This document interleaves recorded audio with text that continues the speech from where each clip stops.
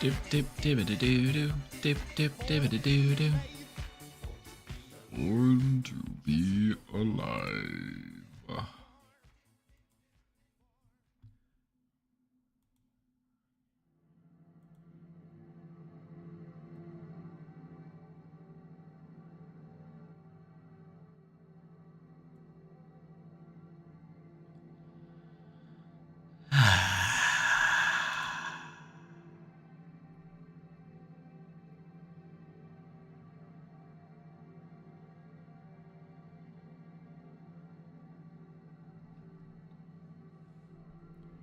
Before we start off, this is something extra just for the early birds here. Something extra for the early birds. I'm gonna walk you through a technique, scientifically backed technique.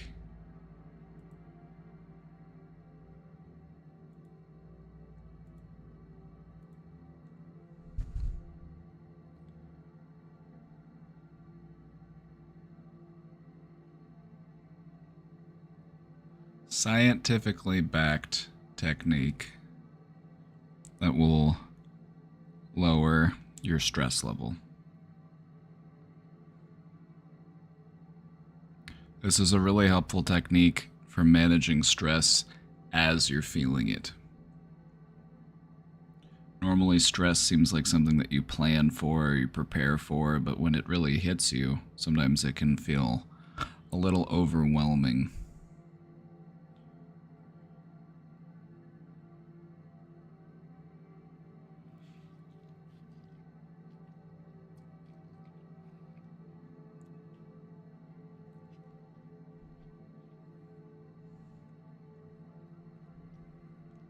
To do this, breathe in through your nose until you feel your lungs are full.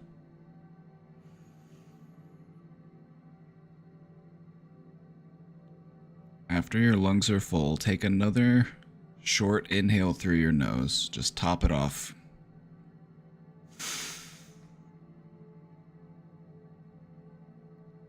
And then slowly let that air out through your mouth.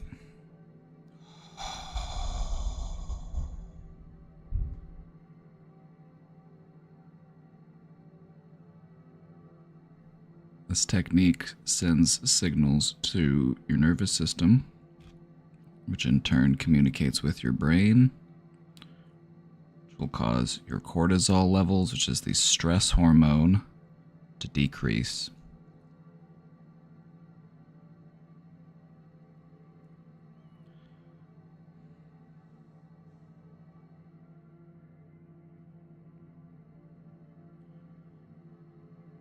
Stress is like any other tool.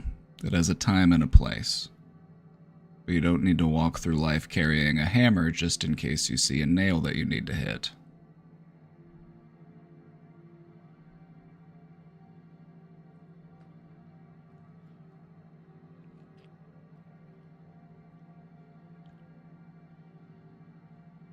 Stress can be motivating.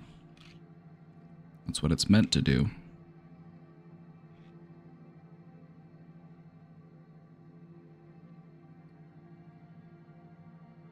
But too much of anything can cause problems.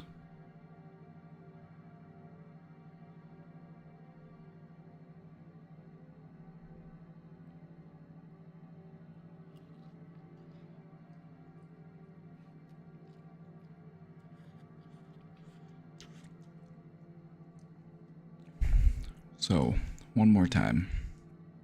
Breathe in through your nose until you feel your lungs are full.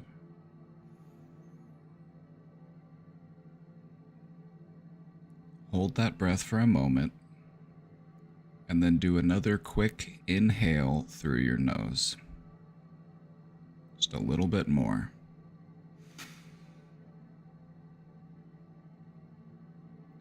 And then slowly exhale through your mouth.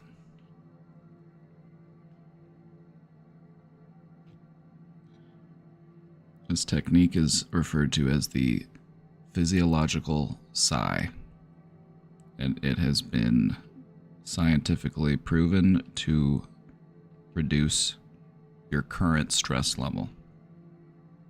So in those moments when you feel like stress isn't working for you and that it's working against you, this is a way that you can help to manage it.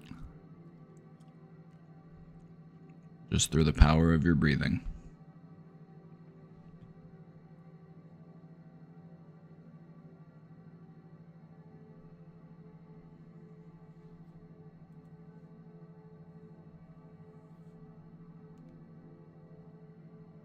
With that,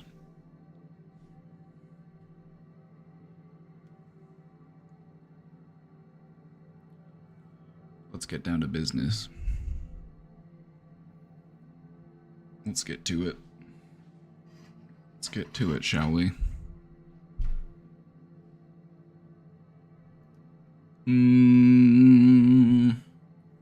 Hello. Welcome back. I was wearing a headband, so I have like a headband lined.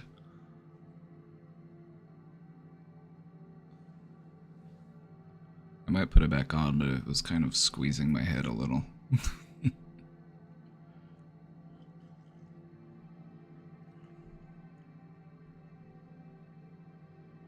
Sometimes people will refer to, and this is in some like cultures and some practices, they refer to those types of bands that you wear around your head. They refer to those as like a focus band.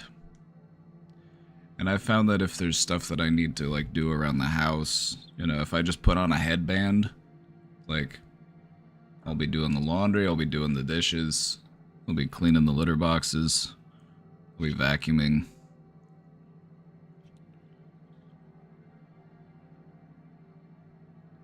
So in some ways it really does just help you stay focused.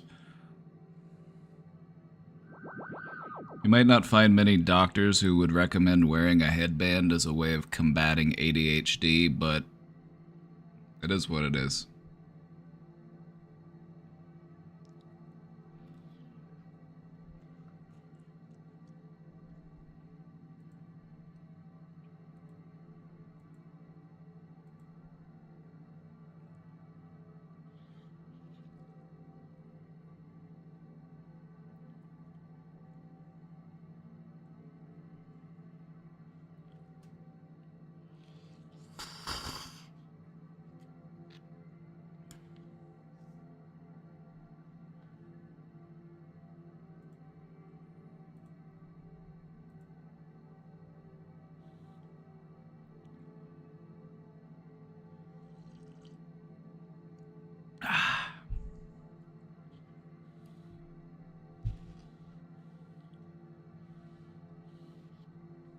How are we feeling today?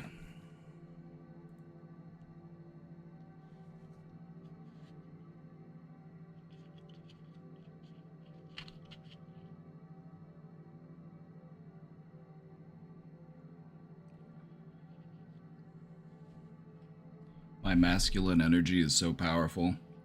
What about it makes it masculine?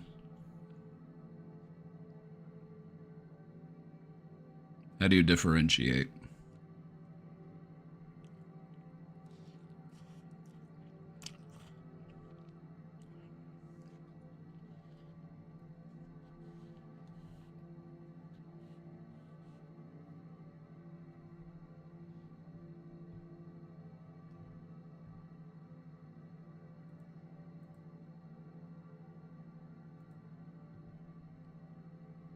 That's not a good question. That's not a good answer.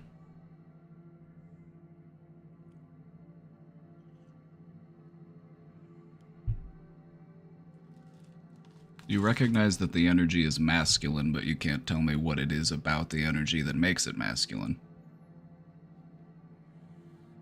You assign a label to something.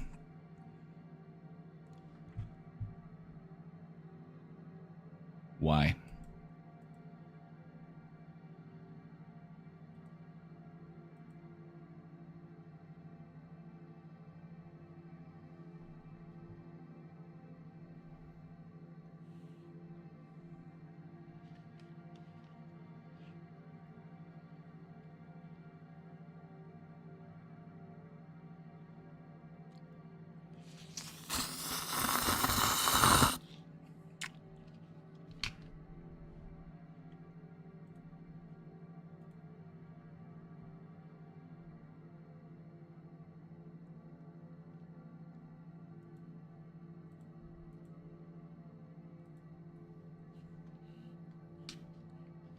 Like, I have my own answer to that question. I have my own image of what masculine energy is and what feminine energy is, but I feel like a lot of those labels and expectations are imposed on us by society, and I feel like energy is energy. How you use that energy. So what is masculinity? Chopping wood? Is chopping wood masculine energy? Hunting deer? Is that masculine energy?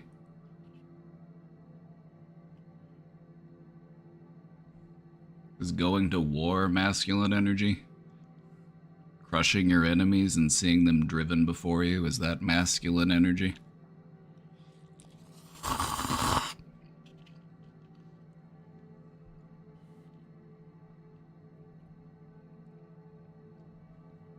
Why?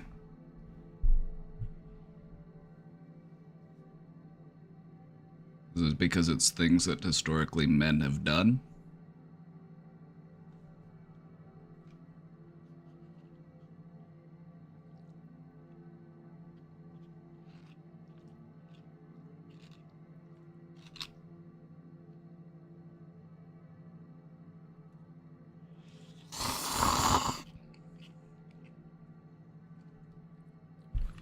These are things that only men can do? I would disagree. I would disagree.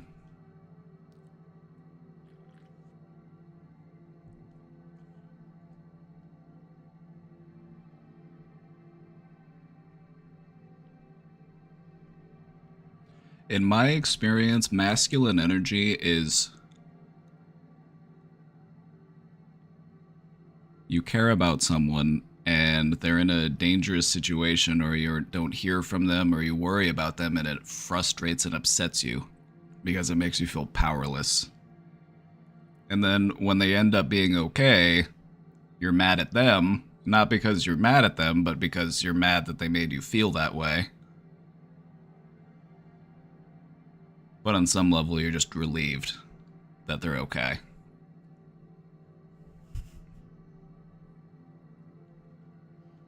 That's kind of what I think of when I think of masculine energy. This desire to protect and to act.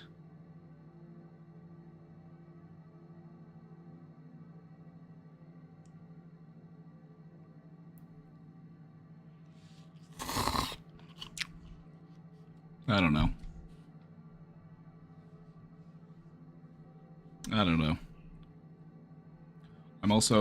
I'm not too keen on telling somebody what they should or should not do, or what they can or cannot do, just because of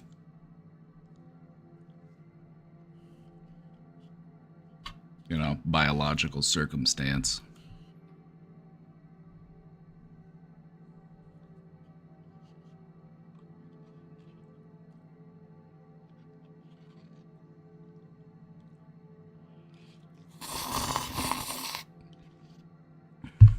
Then again, I've been told I'm a bit optimistic.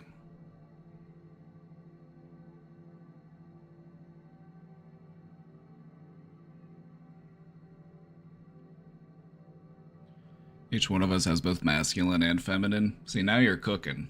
Now you're cooking. This also ties into Taoism with the yin and the yang. There are two equal, distinct, but also mirror energies, and we each manifest these types of energies in different ways.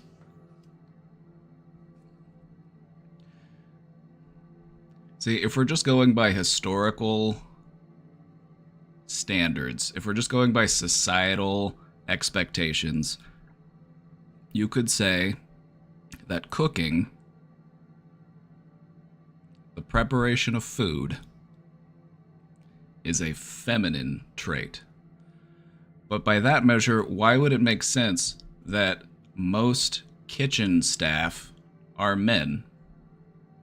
Most chefs working in kitchens are men. If cooking is supposed to be something that women do, why is it that mostly men do it in the workforce?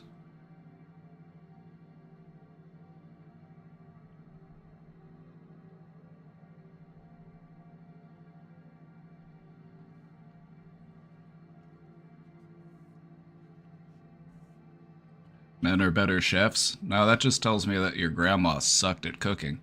And I'm no disrespect to Meemaw. She was a lovely woman, but she didn't know how to season.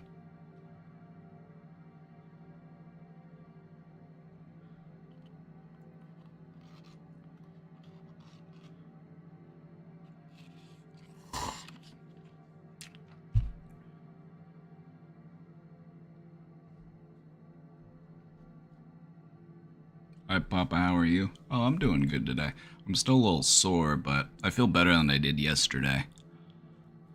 That river kayaking really,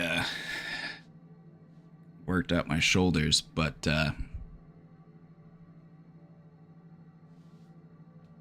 men are just better. Then why don't you kiss one? If men are so great, why don't you give one a big fat smooch? Come here, bring it in. Come here, plant one right on my lips. Come on, bring it in.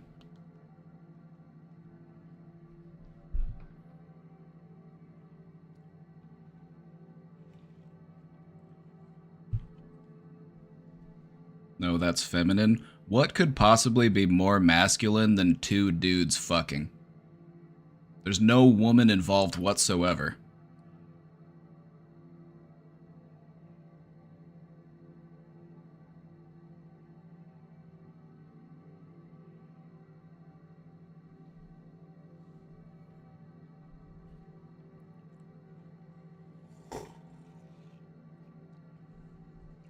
That's true. That's true, GNG. That is what the Greeks liked.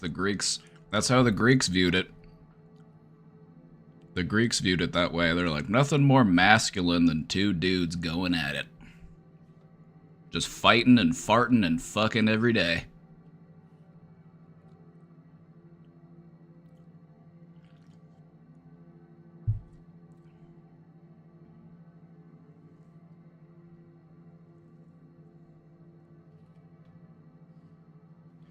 I guess what I would want you to remember is that you don't need to think less of women to feel better about yourself. You don't need to feel as if 51% of the population is inferior to you just so that you can sleep at night. Alright? Women aren't your problem. You are your problem. Your biggest enemy is you. It isn't women.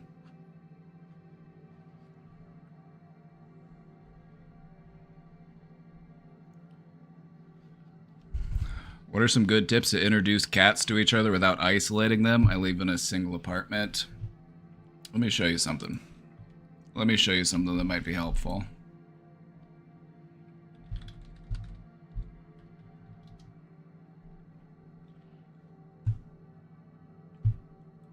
They make these things that you plug into the wall outlet, and it's cat pheromones.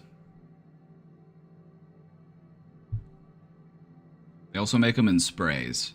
But anyway, they say that they help cats get along.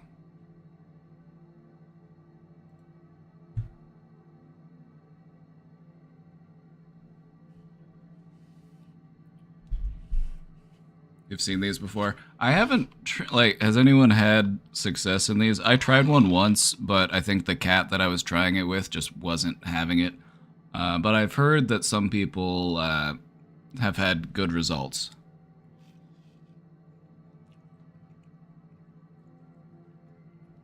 Has anyone here had good results using these before? Like, with anything, like, talking about pheromones, like, your results are probably going to be a little bit varied. Your results are going to be a little bit mixed, but I feel like probably couldn't hurt. Might be worth a try. Another thing that would be important is if you only have one litter box, get a second litter box. Because one of the things that cats will be very territorial about is where they piss and shit. You know, humans are the same way. We have a favorite bathroom. So do cats. So if the cats don't feel like they have to compete over like a litter box, or they don't have to compete over like a food bowl or like a water bowl, then that can go a long way in them not seeing each other as like rivals. So if they each have, you know, their own food bowl, their own little water bowl, they each got their own place to pee, that can go a long way. And then beyond that, what I would do is like, I would set out some blankets or some towels or whatever so that the cats could like lay on them. And then I would switch them. I would alternate them so that the cats can lay on the blankets that the other cat was laying on so they can get used to each other's smell.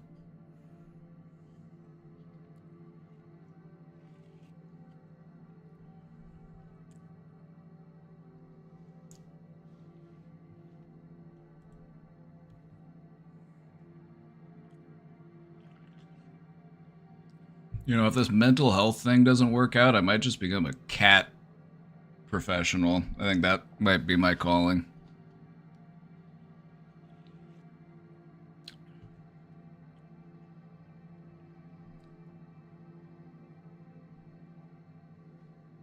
Real masculinity is dating other men. That's the only way to truly appreciate masculinity. I feel like my masculinity is in my ability to love a woman. You know? I feel like there's nothing more masculine than just like supporting women. You know what I mean?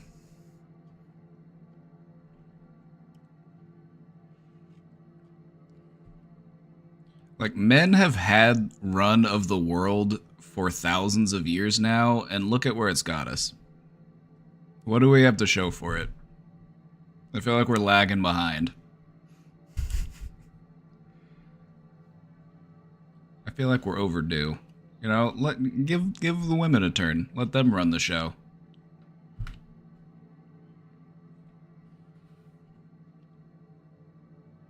They'd probably spend less money on bullets, which I'm all for. You know, why do we need more bombs and bullets?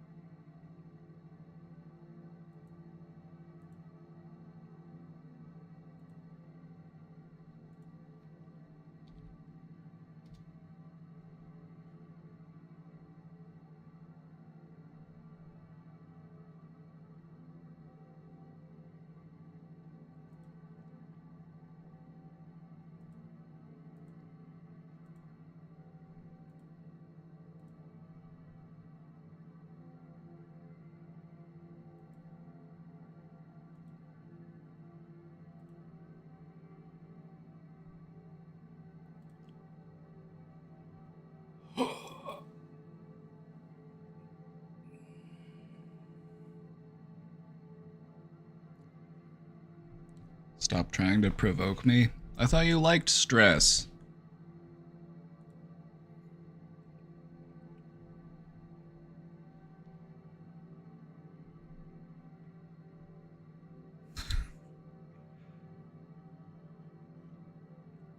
I thought you liked stress. We were just giving you what you asked for.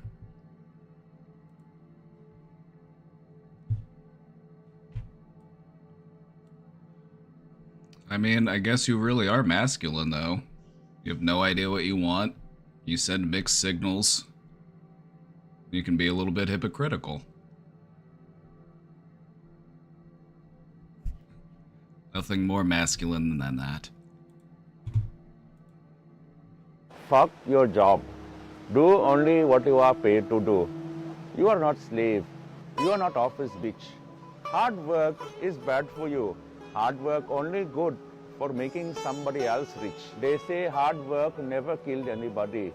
But remember, what doesn't kill you is putting you under chronic stress medication. Work hard, play hard. Bad idea. Work less, play more. Much better idea. Don't stay at work 1 minute more than you have to. When the work is finished, switch off the laptop computer, switch off the phone, switch off the brain. Tell your boss to take their after hours emails and shove it up their ass. You have a life, so live it. And remember, all work and no play makes Jack impotent.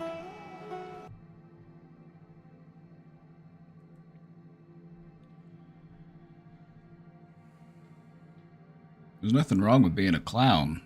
Society loves clowns. That's why clowns have existed for thousands of years. Because we need people who just don't take things so seriously and who are able to, you know, have a little bit of fun. Nothing wrong with that. Nothing wrong with that.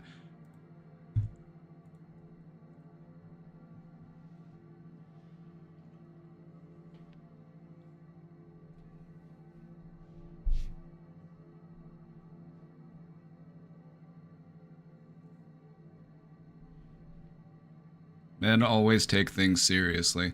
Who taught you that? Was it a man? Did a man teach you that one? Was it Dad?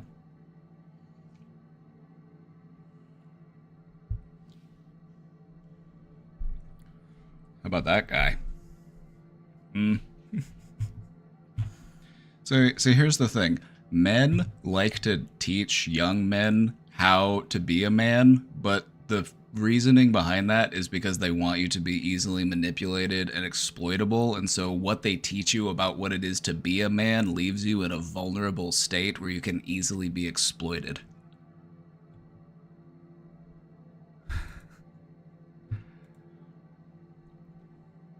It's a grift. It's existed for thousands of years. Old men manipulating young men, telling them how they should act, how they should behave, what they should do, what it means to be a man, but it leaves them in a position of vulnerability. They tell them, no one cares about how you feel, you shouldn't talk about how you feel. They tell them, you know, you need to be serious, you need to be a provider.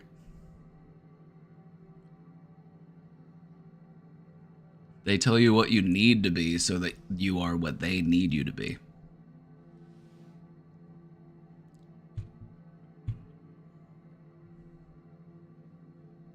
I have faith in old men. I have faith in some old men. But you can't sit here and, with a straight face, tell me that some of the worst people on the planet, historically, and also today, weren't old men. Just look back historically at every war that was declared, every violation of human rights, and tell me that there wasn't an old man driving those efforts.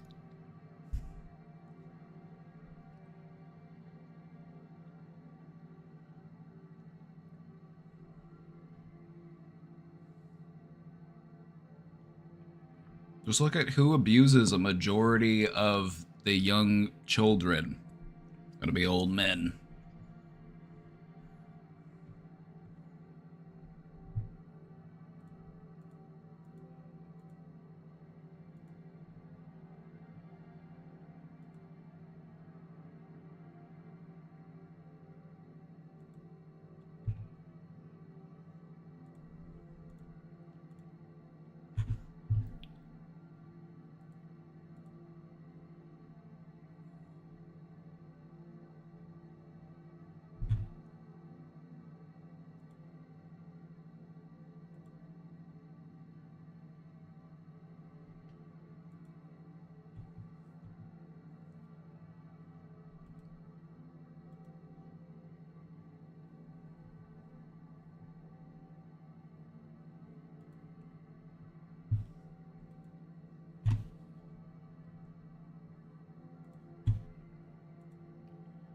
Alright. Let's get down to it, shall we? Let's get into it. Enough talking about men. I'm tired of talking about men.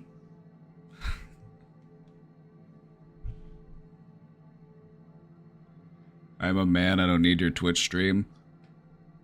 I never said you did. I never accused you of needing my Twitch stream. I like that you're here. I appreciate your company. You know, I give you a hard time, but it's not because I don't like you. I feel like one of the things that men do, speaking of men, while we're still on the topic, one of the things that men do is they give other men shit as a way of trying to encourage them to be a better man.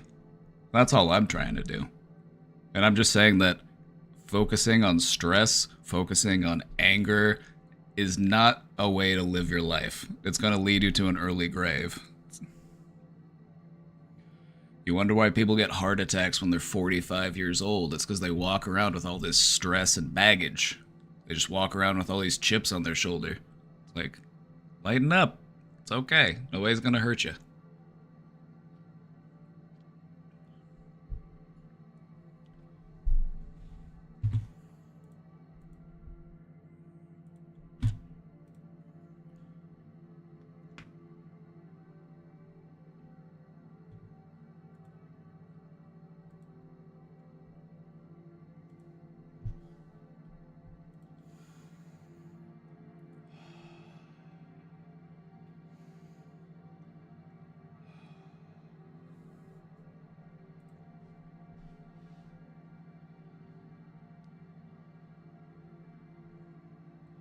See, sometimes I feel like I have to refrain from embracing my masculine energy because it feels like my desire to just smash my opponents kicks in. And it's like, I need to keep that guy at bay. I don't need to be swinging a sledgehammer as I walk through life. You know what I mean?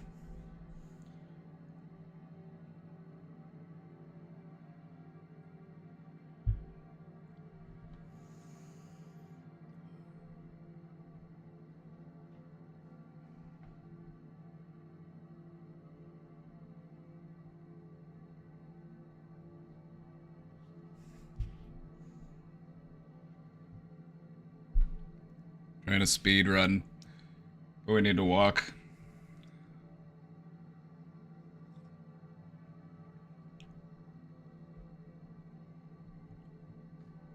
Lil Joshua thinks he's powerful. Alright, that's a new one. That is a new one, I'll give you that. No one has ever in my life accused me of being little. That is a new one for me. I've never been accused of being little before. If you haven't seen, I have a giant fucking head. I'm 6'5", 200 pounds. I'm a big fuck. So to sit here and call me little is just objectively wrong.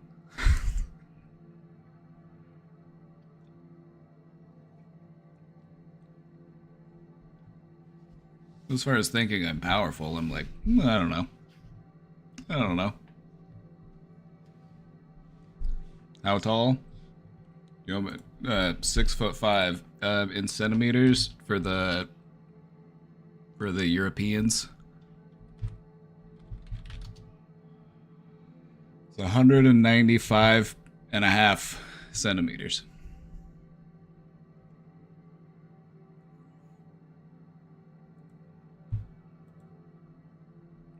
Big boy.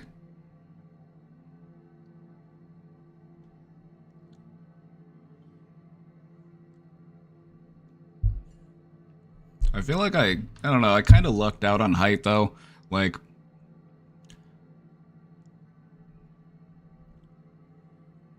aren't I really fat? See, now you're just asking me to take my shirt off, and I will, if you want to see it. If you want to see me shirtless. Have I met Hassan? Yeah, we're the same height. He's way wider than I am, though. The guy's built like a semi-truck.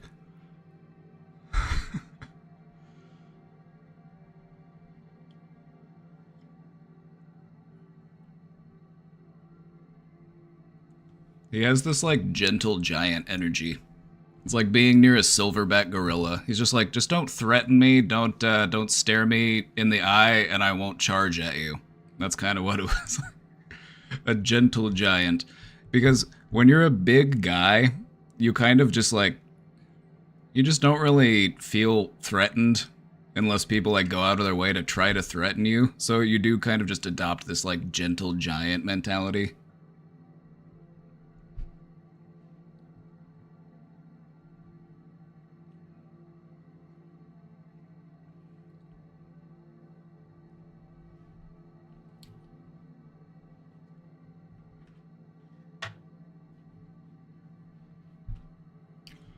All right, let me get back to these questions.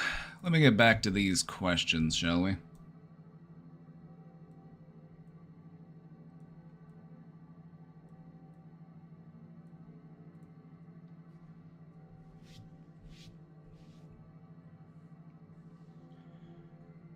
Pure Chess really pushing today. I'm not mad at him for it. It's like, he needs a friend, and I will be his friend. I feel like, you know, when you're a friend, you gotta call out your other friends when they're wrong about something.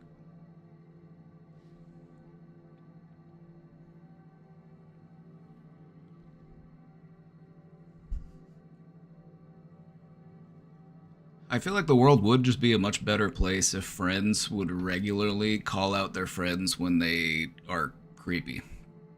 I feel like that's just something that doesn't really happen enough. I feel like it's too often that friends just rationalize or excuse their friends' behavior. They're like, well, he was drunk. He was just upset. Like, I don't know, man. Encourage some accountability. Accountability sounds... Accountability is one of those things that everybody should do. Neither masculine nor feminine. Alright, let me get to this question. Quit distracting me. I'm trying to focus. What are some good habits and techniques to manage OCD self-sabotage?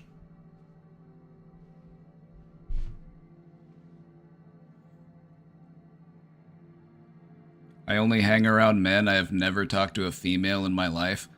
That's the gayest thing I've ever heard. And I have a lot of gay friends, so I've heard some pretty gay stuff. But I always hear the most gay stuff from straight men. Straight men really do say the gayest shit.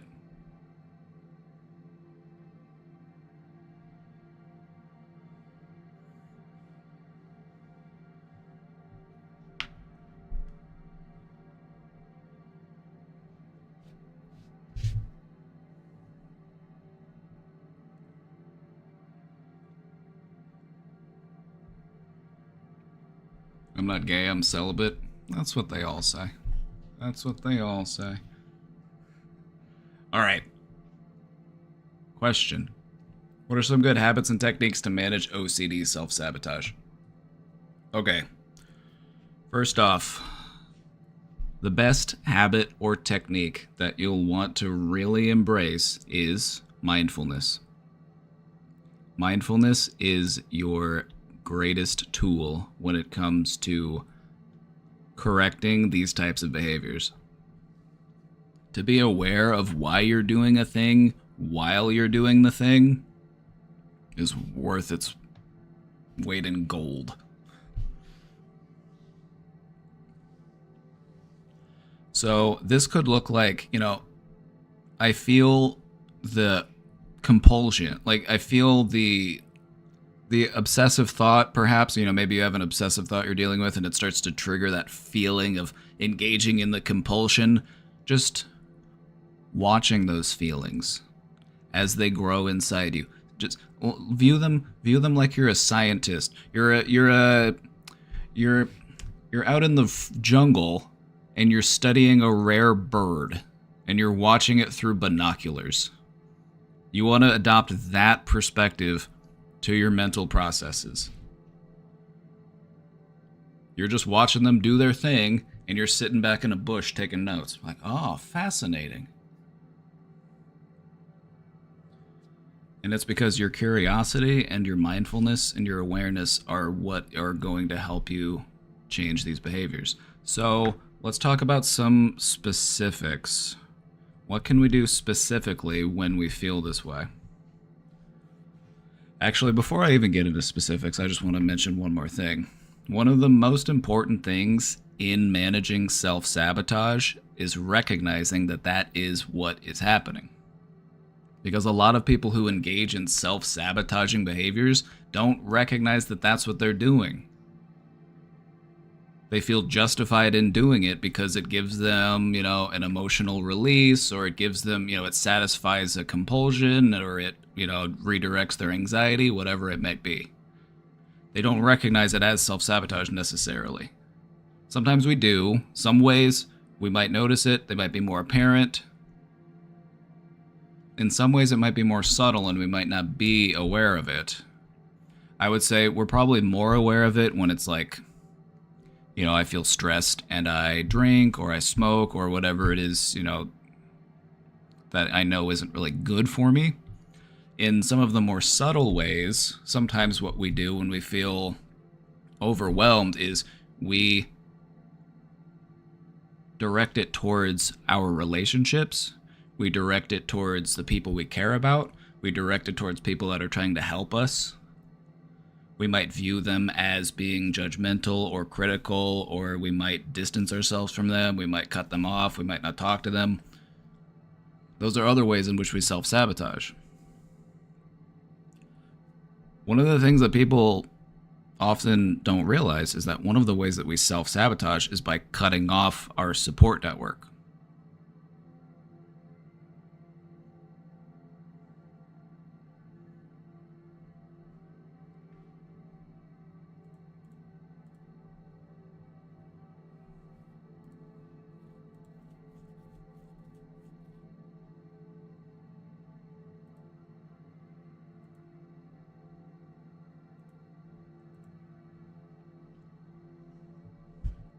Somebody asked a question in chat and I saw it and I wanted to answer it, but I will get to it after this question. It was Apocal Optimist had a question that I want to get to, so I will get to that one here in just a minute. So let's see. Good habits and techniques to manage OCD self-sabotage. If you look at OCD similarly to how addiction operates in the brain, as far as like an urge builds up and then you have to engage in a behavior to satisfy that feeling, which is kind of how OCD works. You have this obsessive thought and then you do the compulsive behavior and then the feeling goes down and then it comes back up and you do it again. This is how you get caught in these rituals, similar to how addiction works. Something that's really important to learn how to do is urge surf, which is to just watch your urge, be mindful of it, note how it feels. It's going to make you feel uncomfortable. It's going to make you feel uneasy. Might make you feel anxious. Just watch it. Just watch it as it grows, comes to a crescendo, and then it fades. Because one of the things that happens, and one of the things our brains do, is we can't persist an urge continuously. Eventually that urge will recede and you have to just watch that, oh yeah, my body can do that. The urge can go away without me having to engage in this type of behavior as a response.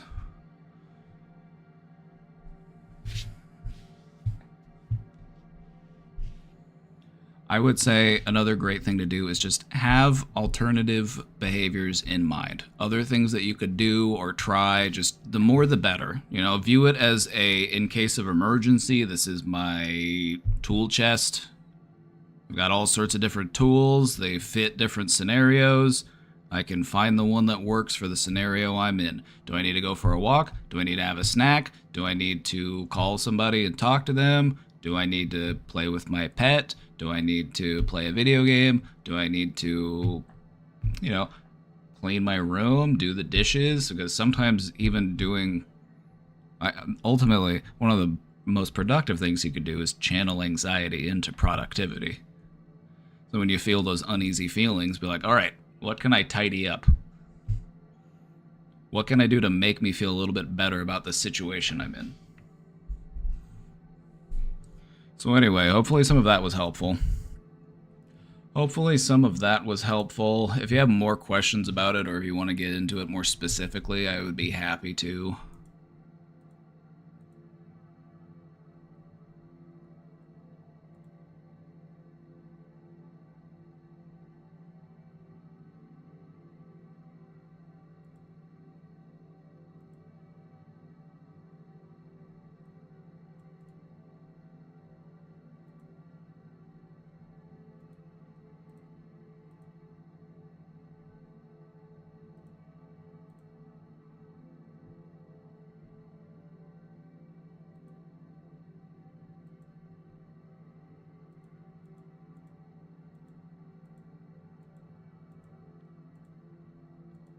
All right. I wanted to take this question that was put in chat earlier by Apocal Optimist. And the question was, when people recognize that they have a personality disorder, do they owe it to others to isolate and minimize the damage they do? And I would say no. I would say no. Because when you learn about how personality disorders manifest and operate, what you will notice is that there are people out there in all walks of life that could very easily meet the diagnosis for a personality disorder. They are in politics, they are in management, they are in all walks of life across the entire span of, income and intelligence and any metric you can really think of. Personality disorder does not discriminate. So, don't feel like you have to isolate and, like there's something wrong with you, or like you're, have an infectious disease or something, because that's not the case. Because when it comes to a personality disorder, the way that you can recover, the way that you can treat it, is by having healthy interactions with people. Especially with people who understand, with people who get it. So that you don't feel like you have to constantly be explaining yourself, or, policing your own behavior or policing your own thinking. So, don't feel like you have to lock yourself away. Don't feel like you have to hide. Come on in, the water's fine. I hope they're still here. They asked us a few minutes ago, but I just wanted to make sure I answered that. Just so you know. You love anxiety cleaning. Anxiety cleaning or angry cleaning, it is the best way to channel that energy. That is the best way to channel, because anxiety, if you just sit there and just are embellishing your anxiety, it will just continue to, chip away at you, and you'll just start spiraling. Channel that anxiety into something productive. Like, is there something around you that you could take to the trash can? Are there clothes on the floor that you could pick up and put in the hamper? Take your anger out on those things. Take your anxiety out on those things. Because just think about how it works to two effects. First off, it gives you something to do. It gives you something to distract yourself. But then also, having a cleaner and tidier place that you're living in makes you feel good. It makes you feel good.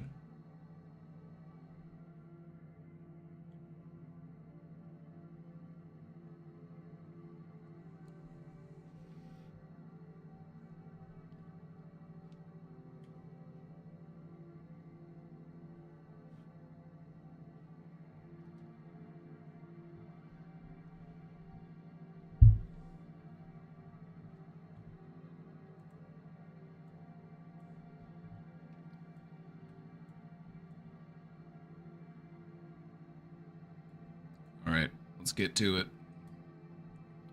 Let's get to it. I want to get this off my chest. I punched a woman once. I agree with Pork Tree. Punching people is bad.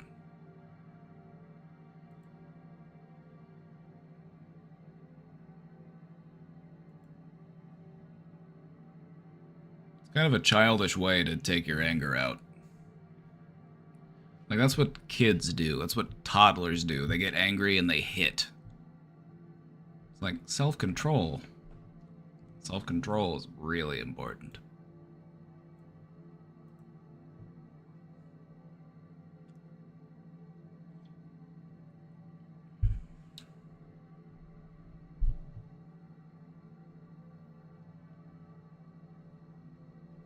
I believe that the punishment for hitting somebody should be that they find somebody bigger and stronger to come and hit you. Just hypothetically speaking. I'm not condoning violence. I'm not condoning violence. I'm not saying to hit anybody. I'm just speaking hypothetically.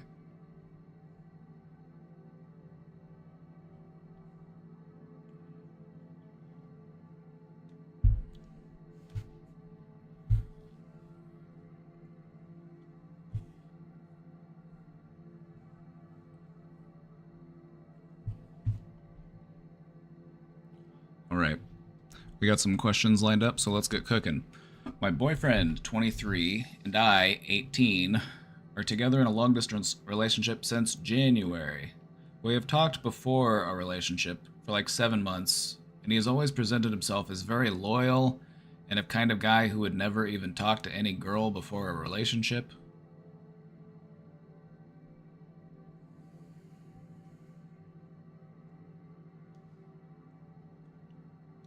We flirted in that time as well, and he asked me for nudes in a joking way, and he has a female best friend too.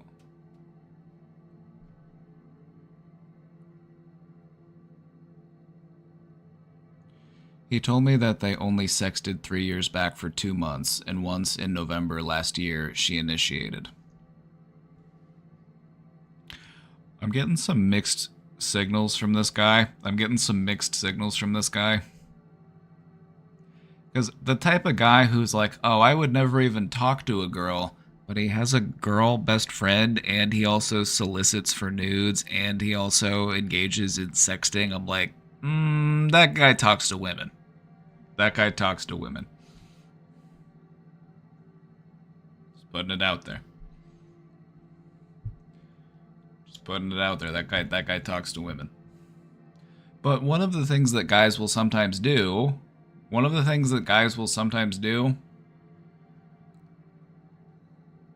they will create the appearance that they don't talk to women as often as they do, because they don't want to be labeled as like, oh, he's just a player, or oh, he's just in it for sex, or he's just in it for this reason or that reason. And so I'm not accusing, I'm just saying to be mindful that that's sometimes something that guys will do.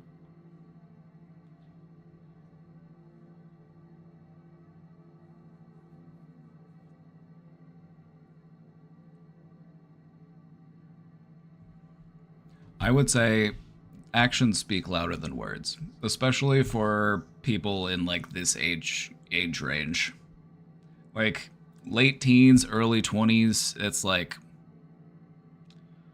there might be a lot of lip service. You kind of gotta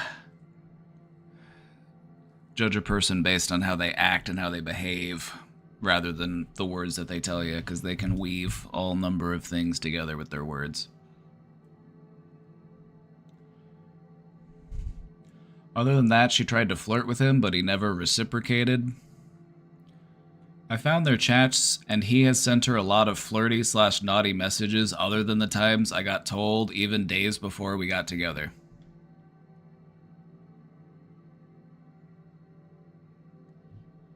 I calls him like I sees him.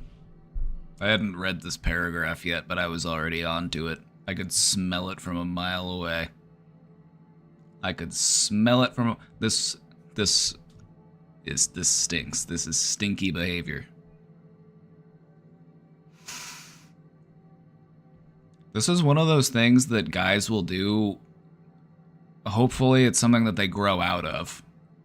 But this is something I've noticed because, you know, I was a young man once. And there's some learning to do in regards to, like, how do I maintain a relationship? How do I healthily communicate with people? And just, like, being friends with other young men and seeing the kinds of stuff that would happen in relationships, it's like, it's a growing period.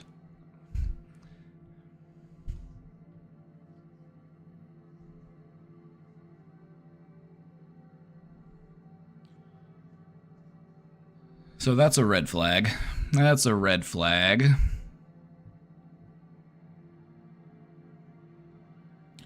Also, I got to know that the whole time we flirted before our relationship, he had a girlfriend, even he sexted with his best friend while he had a girlfriend.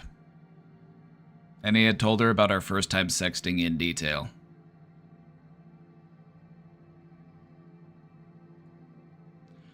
I confronted him because I had developed insecurities about us.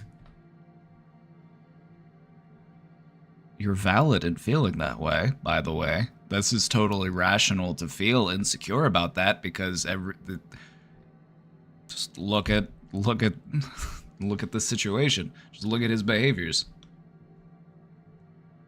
I just don't want anybody to make you feel like you're crazy for feeling insecure, because sometimes that's what people will do. You will say, I don't feel secure about this, and they'll say, what are you talking about? You're crazy. So don't let people make you feel like you are crazy for feeling insecure about this, because you are entirely valid to feel that way.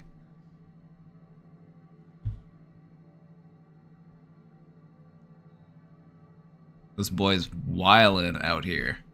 This boy is wildin' out here. What is he doing sexting all these different girls? And he's gonna act like he doesn't know how to talk to a girl. Do you know that men will sometimes do that shit just so that they can get closer to you? They like to appear all innocent and good and sweet and...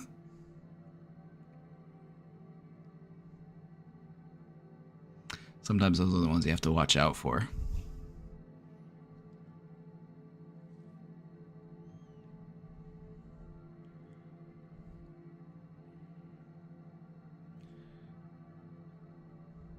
How do you avoid feeling lonely? I'll answer that here in a minute. Let me finish through this question real quick, and then I will get back to you.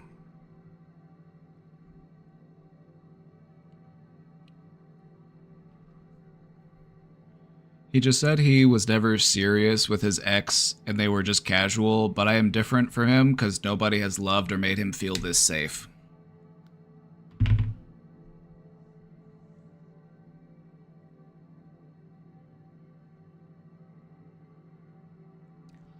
Okay. Let me do some decoding here. Let me just do some translating here. When a man says something like, I've never felt this safe with anybody, what that means is, I've never been with somebody who I haven't been worried is going to leave me.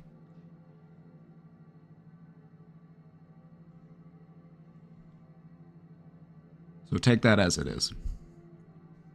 But that's... when a man says that, that's normally what they mean. It's like, I'm not worried that you're gonna break up with me if I do something fucked up. That's why I feel safe. I feel safe to, you know, engage in debauchery.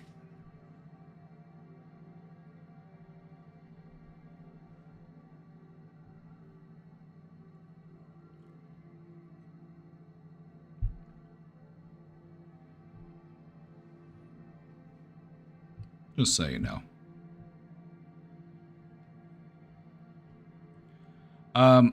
Although he said that this wasn't serious, I would say that he was doing serious things. Are you going to say that sexting somebody isn't serious? Like, no, telling somebody, yeah, I'll go to the movies with you, that's not serious. You know, telling somebody what you want for lunch, that's not serious. Telling somebody something sexual and intimate and, you know, engaging in that type of behavior, how could that not be serious? Anyway. Also, when I asked him why he never told me that him and his girl best friend sexted, he said he forgot.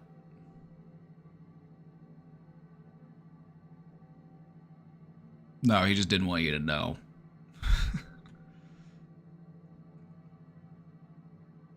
He just didn't want you to know.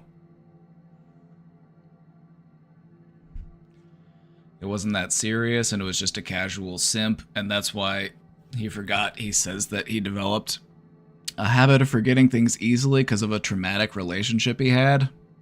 But it was just 15 to 20 days before we got official. Is it even possible?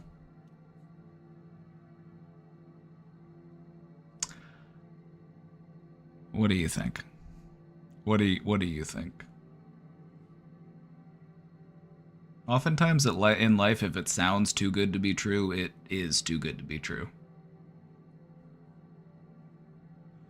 It kind of reminds me of whenever they were doing a deposition or something, and they were interviewing, like, who was it? Like the former attorney general or something. They were talking to some politician, and they were asking him all of these questions about all of this fucked up stuff, and he would just say, "I do not recall."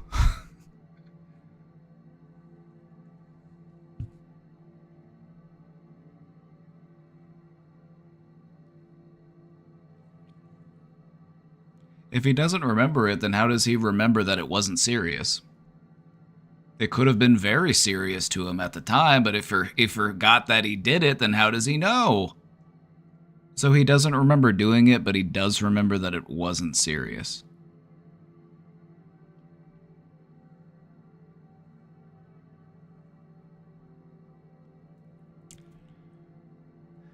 Pork Tree is spilling some truth here as well. This is the kind of like deceptive and manipulative behavior that you will see a lot in, people who are coming of age, this type of age group. You're still cooking up here, right? You're still cooking. You're still putting all the pieces together. And so we tend to be a little bit self-servicing at this time period.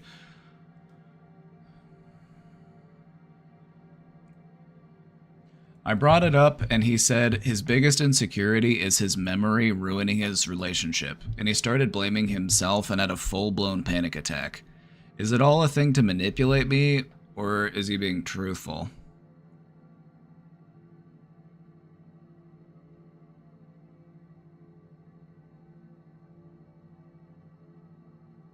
I just want to say that there are more red flags here than green flags.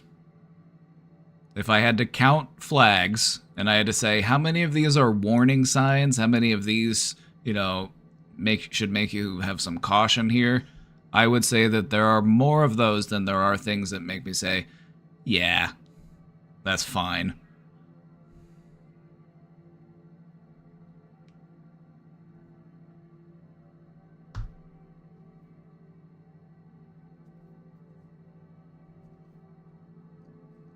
Like, memory notwithstanding, like, he wants to say that, like, his memory is the thing, and it's like, your behaviors that you've engaged in outside of your memory, like, whether or not you remember, it's like, you still did that stuff. Like, you still did all those things, and those things in and of themselves were questionable. So it kind of feels like he's making an excuse. I don't know. I don't know the guy. I don't know if he actually does have some sort of trauma-based memory impairment. But the thing about trauma-based memory impairment is that it normally affects your long-term memory and not so much your short-term memory. It's more like episodic. You might not remember things like from that time period of the trauma or like after the trauma, but it doesn't normally affect things that you did like a couple months ago. But I don't know, maybe I'm not going to say with certainty, but I am just going to say that this doesn't pass the sniff test. Doesn't pass the sniff test, I'm afraid.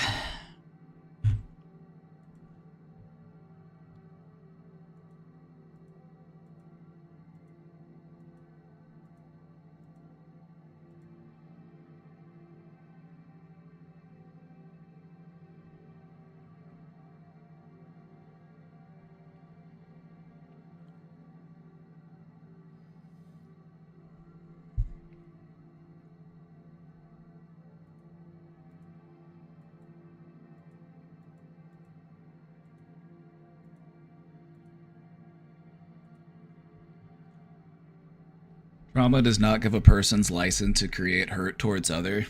Clock it. Clock it. Clock it. That is absolutely true. It is absolutely true.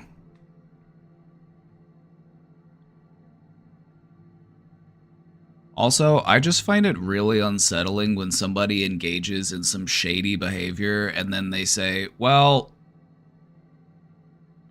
it's because I have trauma. It's like, oh. Like, I get it. And I operate from a trauma-informed perspective. Like, I help people with trauma many times every week. But I just don't like to see people use it as an excuse to validate their shady behavior.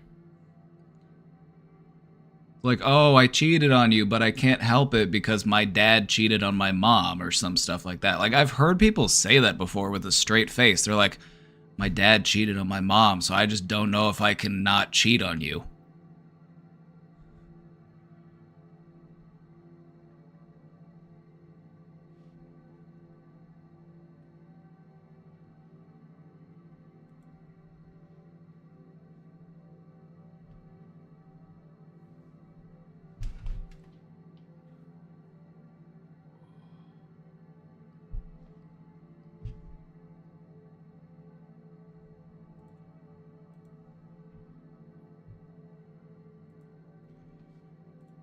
Have you ever hugged a tree for your wellness? I miss hugging trees. Now, this is some hippie stuff. This is what the hippies do. So if you believe in the hippie mindset,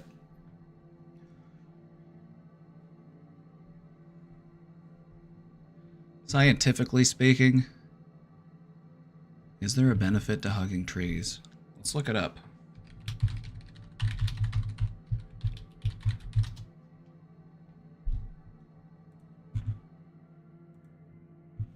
The incredible benefits of tree hugging.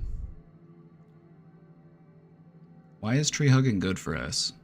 Research shows the real and long-term benefits of spending time in the forest and around trees include reduced stress, improved immunity, lower blood pressure, and accelerated recovery from illness or trauma.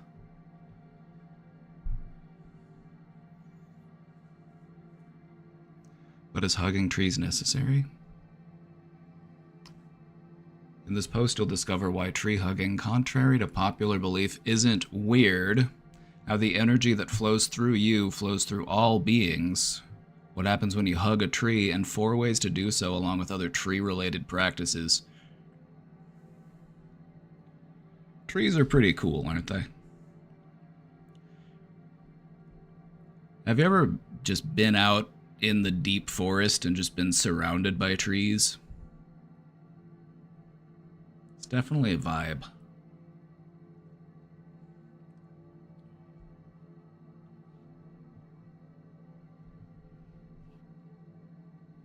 It's definitely a vibe.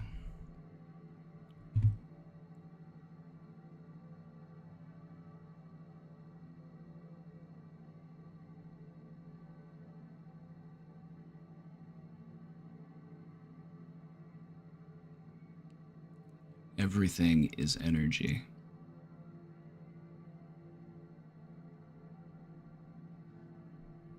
Everything is energy. That's true.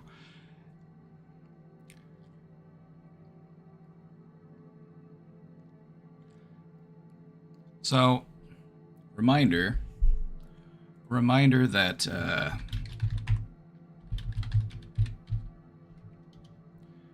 your heart creates an electromagnetic field. So like when we say everything is energy, it's like, okay, hippie, I get it. You took LSD, you took mushrooms, I get it. You know what I mean?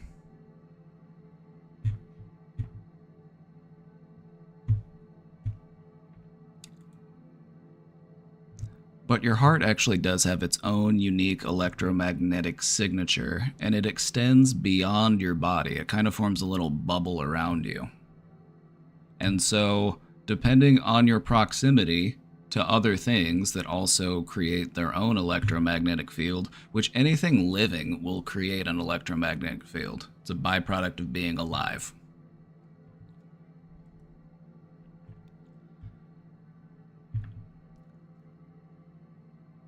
It's that sort of feeling you get of like closeness when you're near somebody that you trust and that you love. And what they're saying here is that when you are in close contact with like trees, for example, they have their own kind of wavelength, and we kind of synchronize with that wavelength.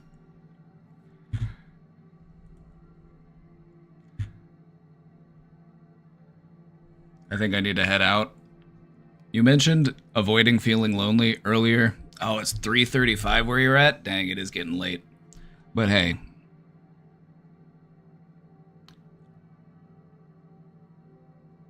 Just remind yourself that you don't need loneliness. Sometimes one of the things that we feed into when we are feeling really lonely is that we feel like we deserve to be alone. We deserve to be lonely.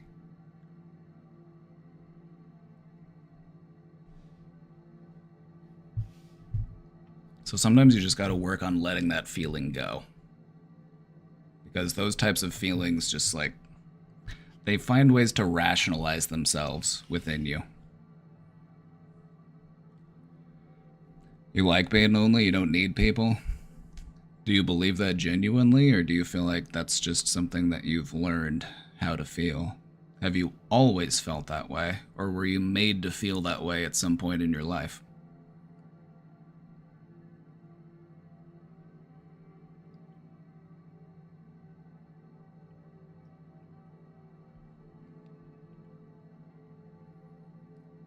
People make me angry.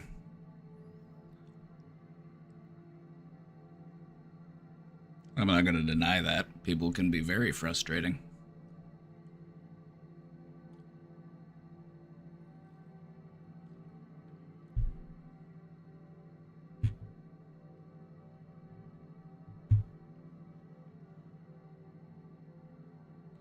There's a Japanese practice known as Shinrin-yoku, or forest bathing. It's good for both physical and mental well-being. So it's basically just a practice of going out into the forest and just immersing yourself in nature. If you have a walking trail or a hiking trail near you, I would recommend going out into the woods, just maybe sitting on a rock or leaning against a tree and just immersing yourself in nature.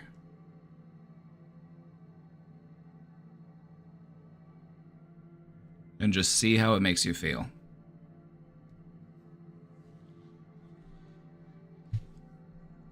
I know the thing that makes me happy, I think I'll never feel again because it's impossible.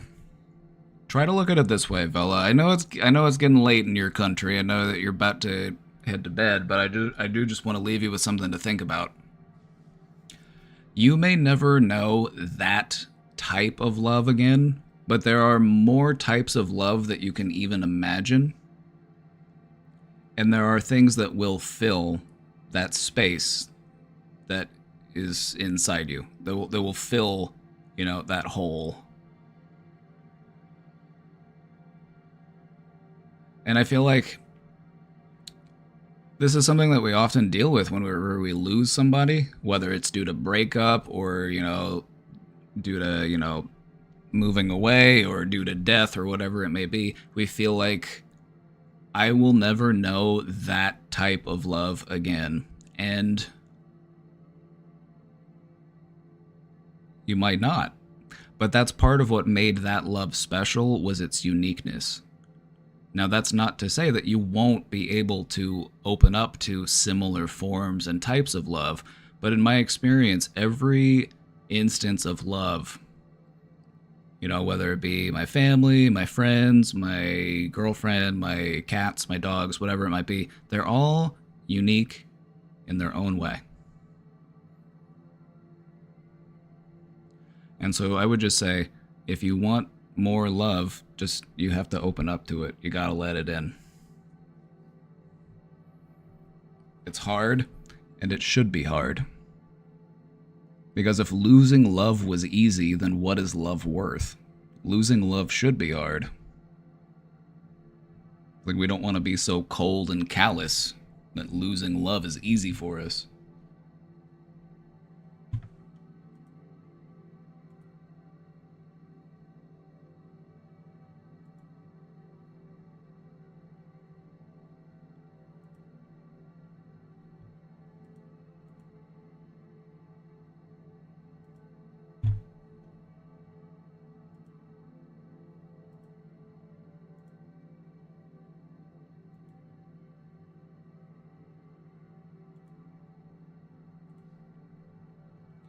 Like, whenever you lose somebody that you love, it should hurt. You want it to hurt, right? You don't want to not feel anything. You don't want to feel good. You want it to hurt because that means it meant something to you.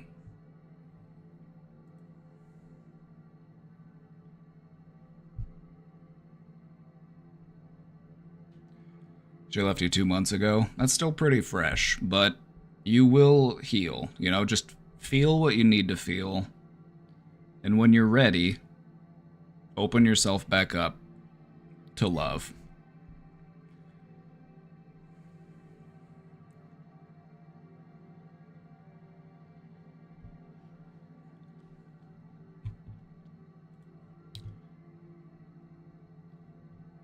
Hugging a tree.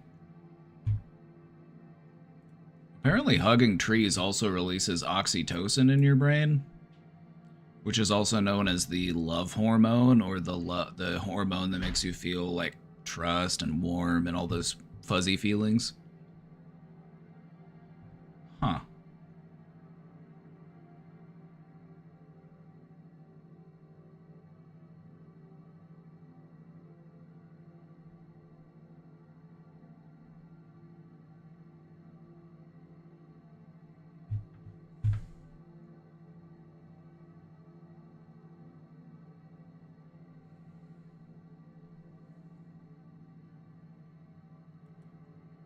Thank you, brother. You're welcome, brother. Good luck out there. It will get easier. Might take a minute.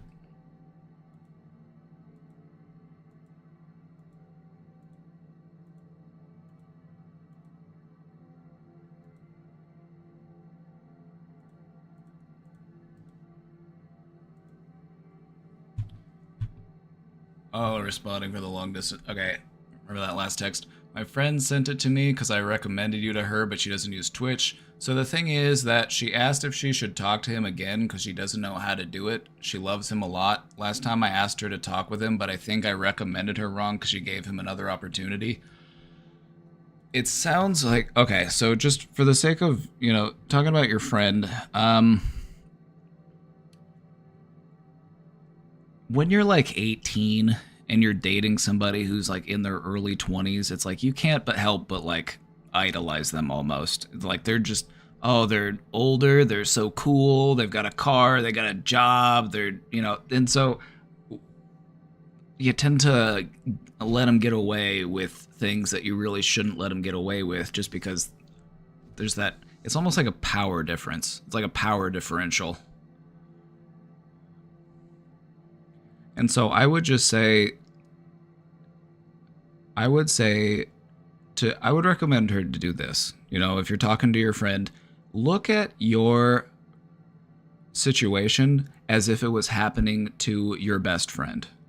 So in her case, imagine that her best friend is in a relationship and she's dealing with all of these same problems. Sometimes it's a little easier to get a clearer understanding of what we should do in a situation if we look at it as if it is happening to someone that we really care about. It's called the best friend technique. Good night. Hey, you're welcome, man. Have a good night. Hopefully see you around.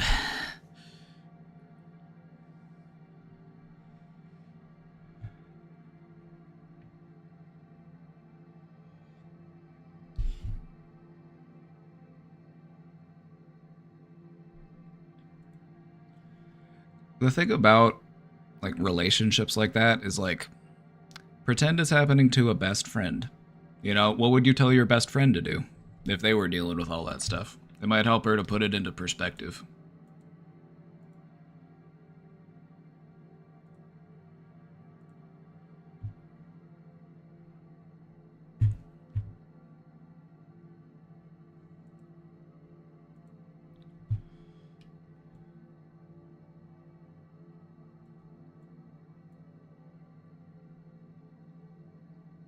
Hey, you're welcome. You know what? Get some good sleep.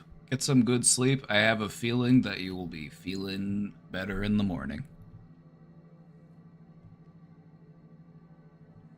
Hey, Papa. Rereading this, it's kind of everywhere, but I'd like to discuss dreams a bit. Alright, let's do it. I got pretty high last night, which I can tell from still feeling it this morning. My boyfriend left for work around 6 a.m., so I woke up and went back to sleep a few times. When this happens, I tend to dream in those final hours of sleeping. That is how it works. That is how it works. Those periods when you're like right on the cusp, or you're like barely asleep, those like, you have these sleep cycles, right? I screen recorded it. Oh yeah, absolutely. Absolutely. Totally fine.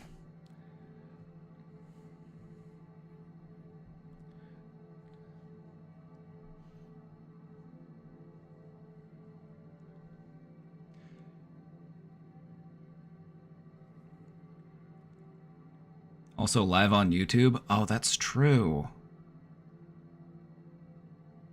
Queen Eclipse, if I start making a bunch of money from this streaming business, I'm gonna start hiring people. I'm gonna start hiring people. I need a head of marketing.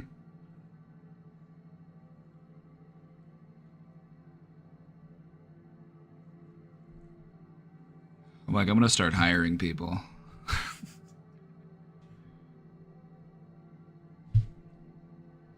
Like right now, it's like I do a lot of this. I just do all this stuff myself because it's like I can't pay people to do it.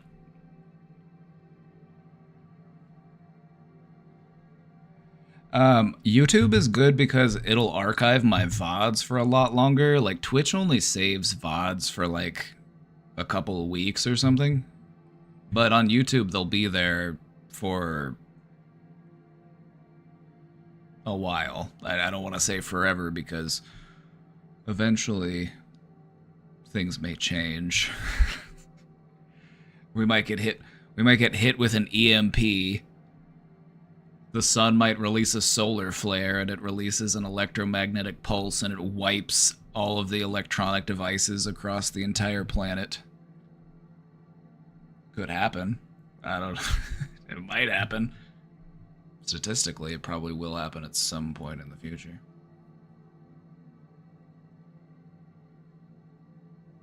I need to do more guided meditations. You are right about that. I do need to do more guided meditations. I like doing them. My problem is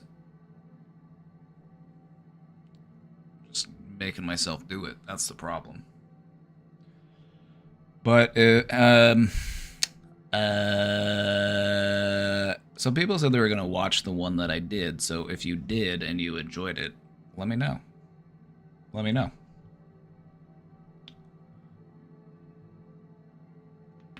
Ooh.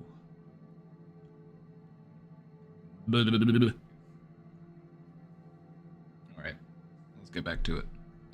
Alright, so we're going to talk about dreams.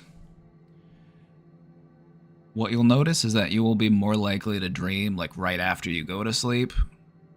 So if you like fall asleep and you're just asleep for a little while, you might go into that REM sleep. But also in those moments where it's like you're just starting to wake up. It's in those moments when you're at your most awake that you actually do your dreaming. Cup? It's empty. It's empty. I drank all my coffee. You're too late. You're too late. I finished my coffee already. I tried waiting for you. You know what's funny is as I was filling my coffee cup earlier, I was like, I had the image in my mind of you saying cup in chat. And I was just like,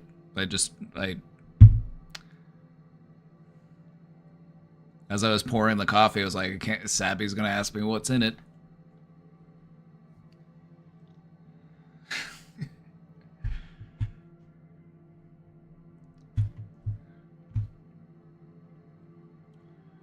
Alright. This might sound so weird, but Casey made it into my dream, and I'm sure it's from watching her with the debate and then going to sleep after. That makes sense. That makes sense. I don't know many details, just the residual feeling, but before I woke up, we were all sitting at a table and someone next to me was talking about something. I don't remember exactly what they were saying, but I do know it moved me in some way and made me cry. Okay, something to take away from that is that even though it happened in a dream, that was still you that made you feel that way. Even though this all occurred within a dream space, that was still you invoking that emotion within yourself. So, embrace that power.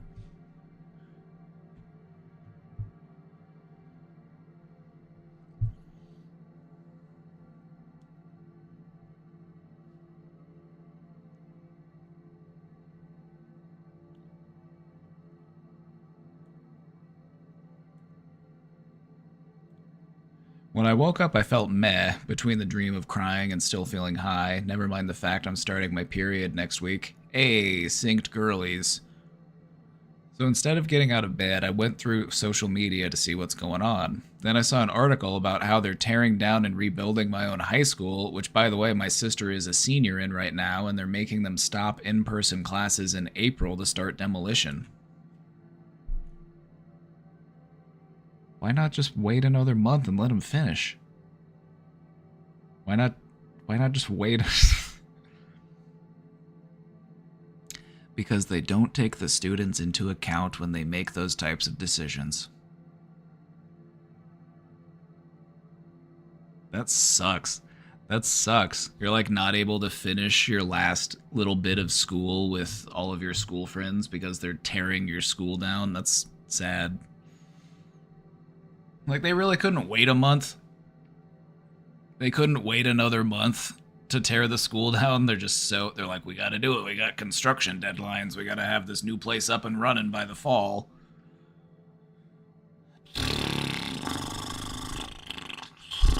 Sad. Sad. It's sad.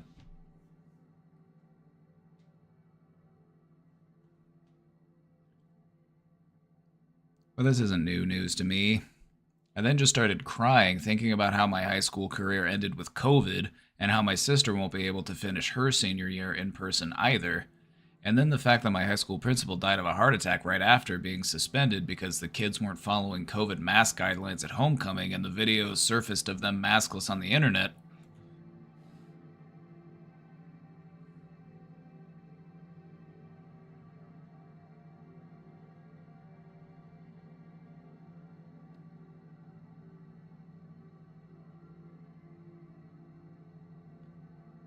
I'm really glad I didn't have to go to school during COVID.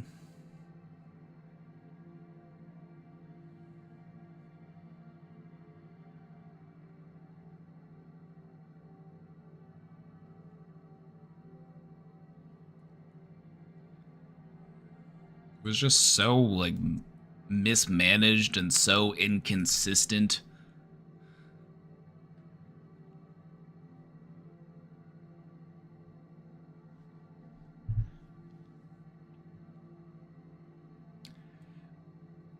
When I was crying, I felt the familiarity of the sadness from my dream, so I don't know. I guess talking about it helps process a bit, but I'm wondering why I'm having these intense feelings at the end of sleep and then carried through waking up. Normally, I'm not fazed by sad or bad dreams because I tell myself they're just a dream, but when the tears move from my dreams to the first 5 minutes of being awake, I'm like, okay, are we alright? Absolutely, you're actually totally fine. Let me tell you about dreams for a minute. Let me tell you about dreams. Let me tell you about sleep and dreaming. So, what happens in your brain when you're asleep? is the wavelength of the electricity that's moving around in your brain will slow down to the slowest waves that they create, delta waves. Normally, your brain, if you were to measure the electricity in your brain right now, it would kind of be like bzzz. It's moving pretty fast because you're awake. But when you're sleeping, it's more like ooh, lower frequency. And what happens when you're sleeping is these lower frequency waves move back and forth across your brain. And what they do is it's like wind, or it's like water moving across a surface, like a terrain, except it's going on inside your brain. And what it's doing is it is clearing away the excess. All of the extraneous details from throughout the day, stuff that you don't need to remember, stuff that you don't need to hold on to. And it clears that stuff up. And it will sometimes, allow you to reinforce the things that are more meaningful to you. This is part of the reason why, like, if you're practicing a skill, but you're just not getting it, sleep on it, and then try again in the morning. Because all of that extraneous stuff, all of that extra detail and stuff that your brain is holding on to will be washed away by the sleep. And so sometimes what happens is during sleep, when you dream, your brain is just a little bit more awake. And it becomes a little bit more aware of what is happening in your brain at that moment. And so you might have things that happened throughout the day pop up. You might have certain types of emotions or feelings or different things pop up. And it is due in part to what happened to you that day. How were you feeling that day? What sort of stuff happened? And it's also random. So it's a bit of a mixed bag. And so what I would say is being in that dream space cleared the way to allow you to really experience this profound. Walls that we put up during wakefulness were down. And then when you woke up, you hadn't had time to build those walls back up yet. And so you were still able to experience the depth and complexity of that emotion because you were less inhibited. Kind of cool, huh?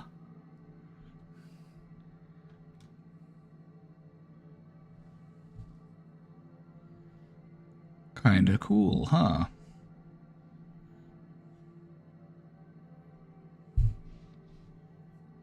So I wouldn't look at it as being like hysterical or anything. It was just a purer state of emotion. It was just there was less interference, less static in the way, because from the time we wake up to the time we go to sleep, we're just constantly adding on things, what did I have for breakfast? What was it like on the way to work? What sort of songs have I listened to? What is the weather like? What clothes am I wearing? What food am I eating? Who am I talking to? Who am I talking to? What are we talking about? And it just piles up, and then you go to sleep, and that all just kind of washes away. Some of it sticks, but most of it gets washed away because it's extraneous. It's stuff you don't really need to hold on to. And I would say that when you free yourself from all of those distractions, it allows you to experience a deeper, more profound, and purer form of emotion. I will compare this to some moments I've had during meditation.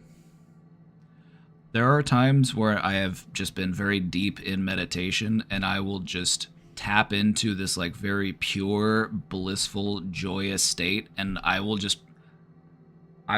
notice that my eyes are just streaming tears. It's like I don't feel like I'm crying. I don't feel like I'm sad. It's just I'm observing that it's happening because I'm just in this place of like, I don't know. It's hard to properly express unless you experience it for yourself, but it's just like you let the walls down and you let the feelings in, and then you realize, oh, they're not here to hurt me. They're actually here to, you realize that I was pushing them away when I should have been letting them in.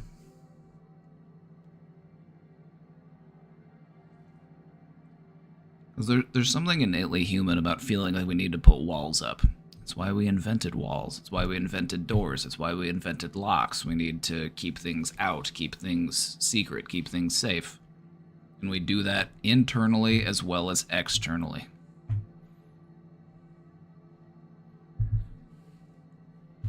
Yeah, feel it to heal it. I'm gonna remain consistent on that one. I'm gonna keep saying it because it is true.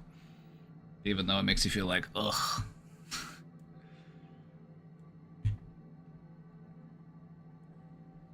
Like, my hand is quite healed.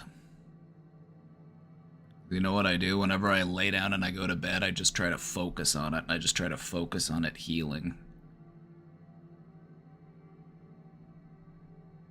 Casey said the other day, she's like, wow, that healed pretty fast. And I'm like, I told you. Like, I told you.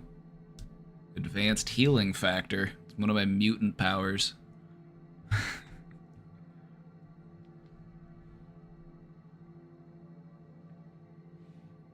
You know, some kids grew up waiting for their letter from Hogwarts. I grew up hoping that I would get my letter from the Charles Xavier School for Gifted Kids, or whatever it was called.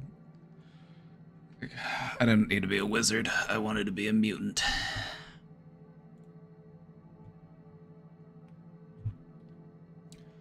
I wanted to say this as a joke in chat, but got scared, so I'm keyboard warrioring here.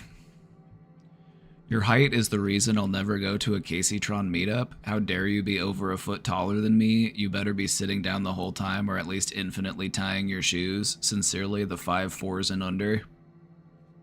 Hey, kings and queens come in all sizes. Like, just hear me out here for a second. I am a 6'5" man living in a world that is designed for people who are 5'8". So I have to squeeze into airplanes. I sometimes have to duck my head. Clothes fit me weird. And so being big isn't all it's cracked up to be. It's like you have to make extra accommodations. It's like your lower back hurts, your knees get fucked up.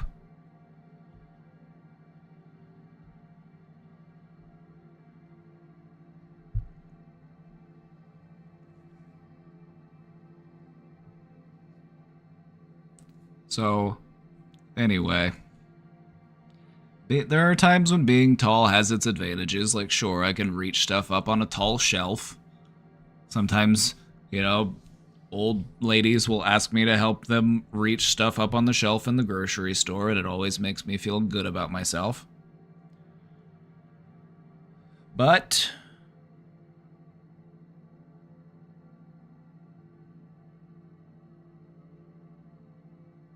physical appearance is one of the least interesting things about a person. Whether it be your shape or your size, whatever it is the least interesting thing about you.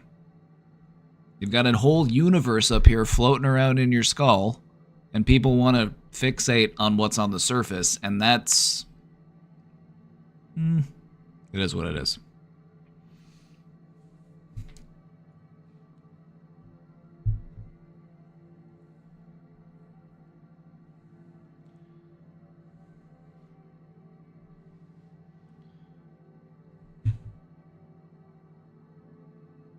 When I took the camera at the zoo, I was like, holy shit, it's a different world up here.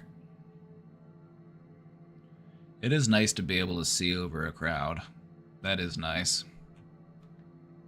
I'm not going to deny that there aren't perks, but I also want to make it clear that there are also deficits.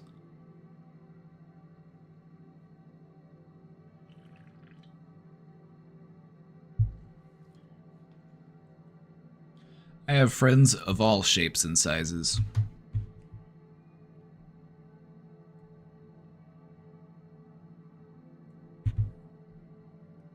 Fly in here. Ooh. Better watch out, fly. I'm gonna try to catch you.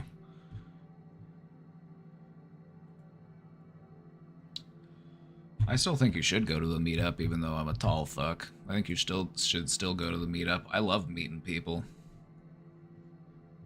I hope to run into some people at TwitchCon. We're going to be in San Diego in like a week. So that's exciting. I'm excited to go to San Diego, mostly. Like, San Diego's cool. As far as the convention, I'm like, I feel like I'm getting a little too old for conventions, if I'm being honest.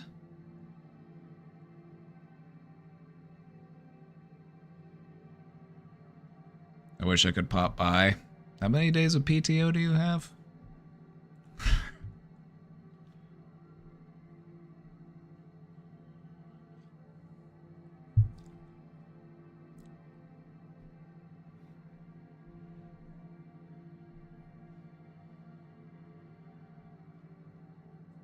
Saying it could happen.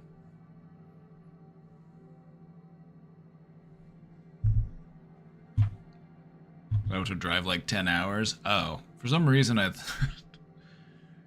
Well, I didn't think you were that far away. New Englanders struggling with meetup opportunities. I want to go back to New England. I like New England.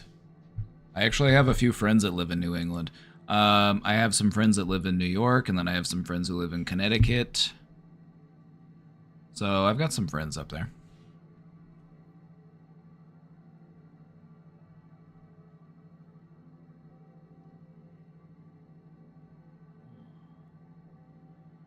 Boston? Never been to Boston, actually. Never been. I think Boston is one of those places where I might go to when I'm older, and then I can be like, I want to go on a walking tour, and I want to see all of the historic buildings. I want to go follow the Freedom Trail. I want to go to Vermont and have maple syrup, because I've heard that Vermont has the best maple syrup.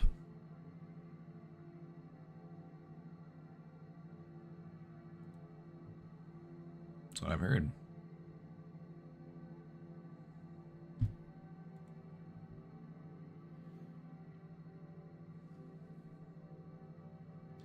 What advice would you give someone wanting to reach out to an old ex-friend? I haven't spoken to them since 2018, and I was the one who sort of cut them off. I was intimidated by them and let my insecurities get the best of me. I saw them on a social media app a month ago after years and thought, wow, I missed out on a good, genuine friend. Thank you. All right. All right. I got you. I got you.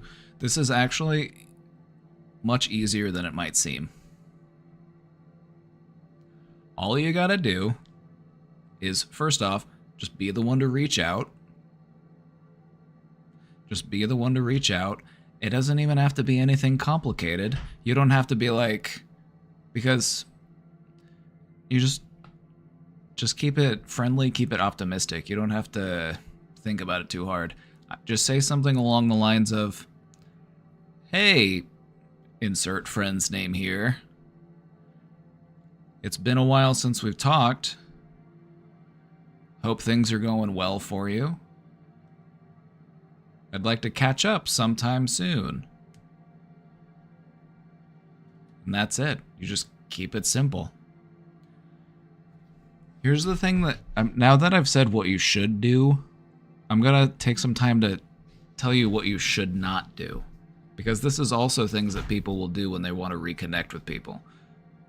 You might find like you need to over-explain yourself, or you need to apologize, or you need to, you know, overcomplicate it by over-explaining yourself. You don't have to.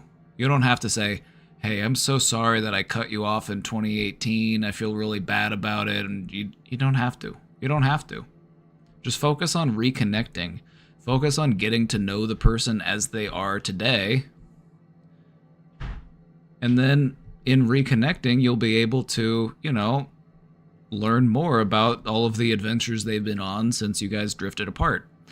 It's a part of life that sometimes we will drift apart from the people that we are close to. As much as we like to feel like we'll be friends forever, that doesn't mean that you won't be friends forever. It's just sometimes you spend some time apart. Sometimes it's months, sometimes it's years. But reconnecting is what life is all about. So instead of focusing on what happened or focusing on what you missed out on, just focus on reconnecting. Like, I hope you've been well. Just let him know you want to catch up. Just let him know you want to talk to him. Or if you miss talking to him, that's okay. Let him know. Let him know you miss talking to him. I would say just keep it friendly, keep it polite, keep it optimistic. You don't have to over-explain yourself. You don't have to, write out a whole paragraph of, oh my god, I'm so sorry, I did this thing 5 years ago. Because odds are they probably don't really remember it. They've had years of experiences and thoughts and feelings in between when they last talked to you, so we'll just focus on reconnecting. Hey, friend, it's been a while. Hope you've been doing well. Hope to hear from you soon. It's my birthday.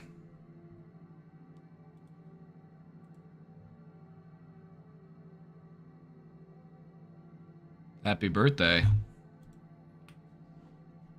Your birthday's on 9/11?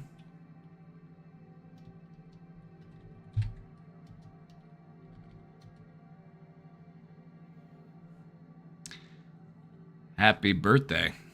Thanks for adding a picture of you in a party hat.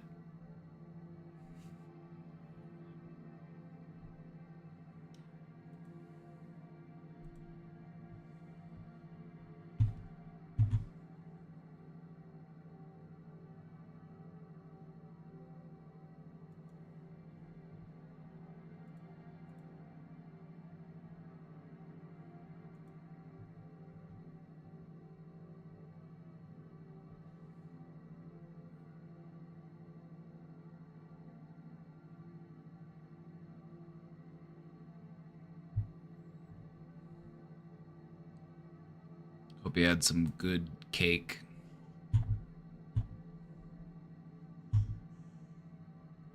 I know it has nothing to do with the topic, but I just spilled milk and cereal on my bed. Hey, we've all been there.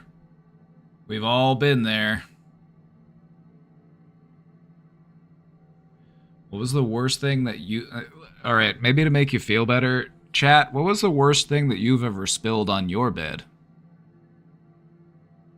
There was a time where I spilled on my bed. I fell asleep and I had a bottle of it was like fruit punch flavored sports drink or something.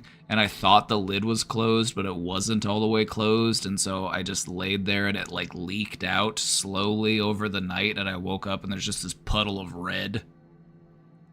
And it soaked through my blankets and it soaked into the mattress. That was terrible.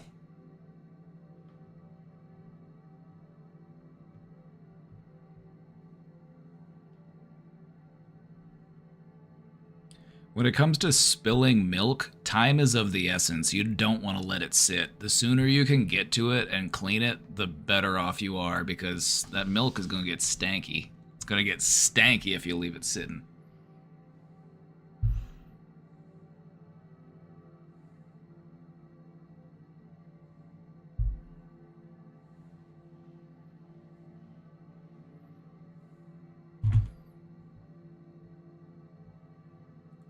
My internet boyfriend doesn't want to take my call. What can I do? Not much. Send him a message and say, hey, call me when you can. That's about it.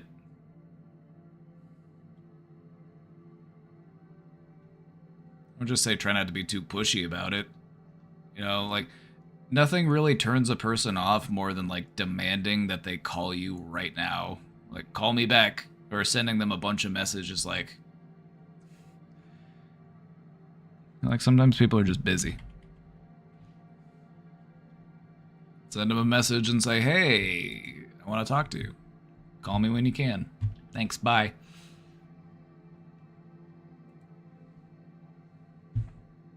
How can I increase my IQ?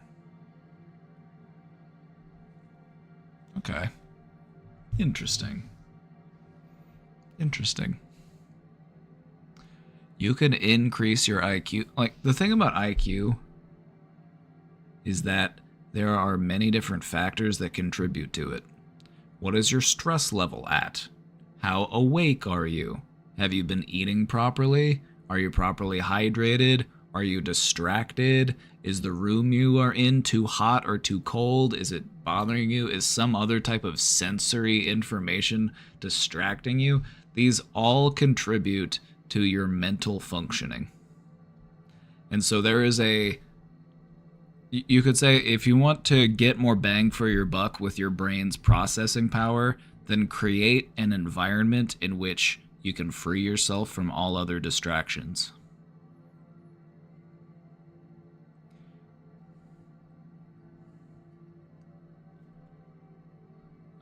Now here's the thing. IQ. In school, I was taught how to administer IQ tests. A couple different types of IQ tests. And the thing about IQ tests is the things that they measure include vocabulary, problem-solving skills, your ability to recognize patterns, your ability to solve puzzles, that type of stuff. Now, one could argue that perhaps this isn't the best reflection of what intelligence actually is. Let's say your car breaks down. Let's say your car breaks down and you're in the middle of some tiny town in the middle of nowhere, and some guy with a 5th grade education is able to fix your car and get you back on the road, and he does it without much problem at all. He's just able to be like, oh yeah, it's probably this thing. Spark plug or a blown fuse or your, radiator tube or whatever. And he's able to get you up and running in no time. Now, if you gave this guy an IQ test, it's like, how would he score? He might not score especially high because he might not have the vocabulary that the IQ test is trying to manage. Like, one of the things on the IQ test in the vocab section is it asks you the definition of the word homunculus. Now, if you're getting your car repaired by some guy out in the middle of nowhere, what are the odds that he's going to know what a homunculus is?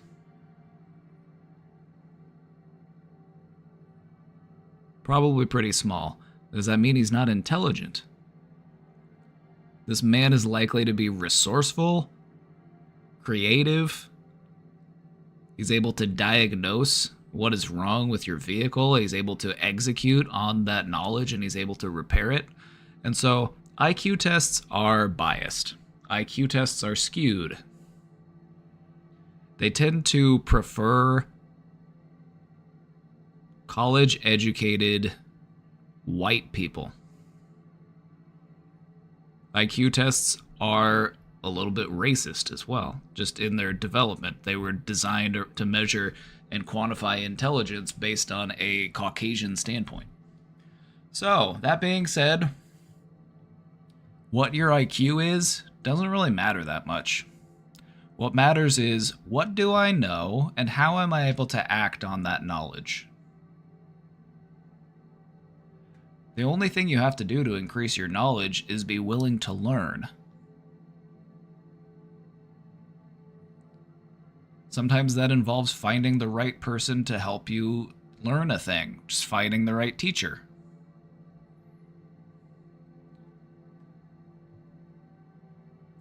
Who has a higher IQ? Let me give you a hypothetical, just so maybe this can change your perspective on IQ. Who would be a smarter person?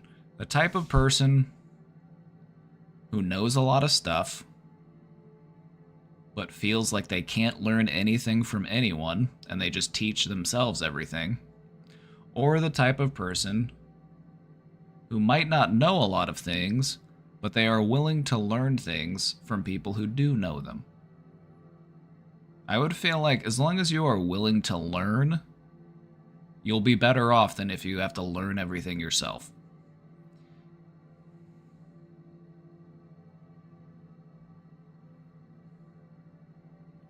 Because, as it turns out, intelligence isn't just about what you know, it's about your ability to access or find out what you need to know as it comes up. Because a lot of IQ testing is it's almost like bar trivia. It's almost like bar trivia.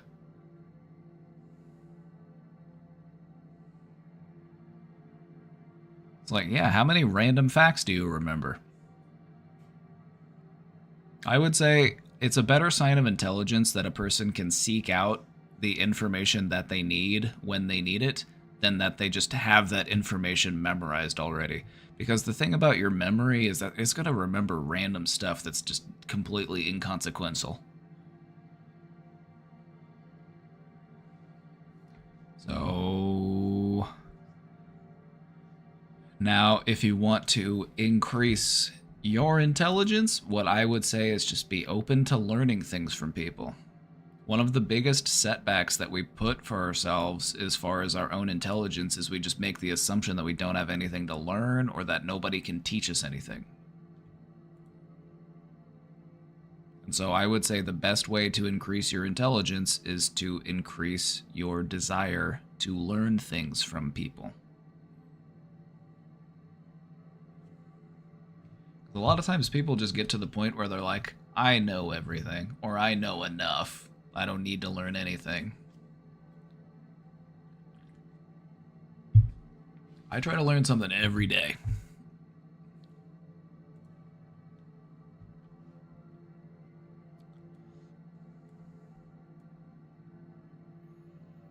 I'm in love with a man on a different planet.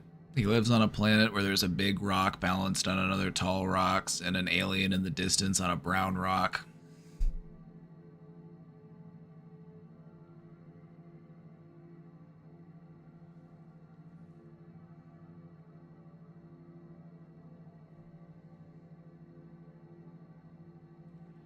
How do I maintain a long-distance relationship with a man dating Casey Tron, on a different planet?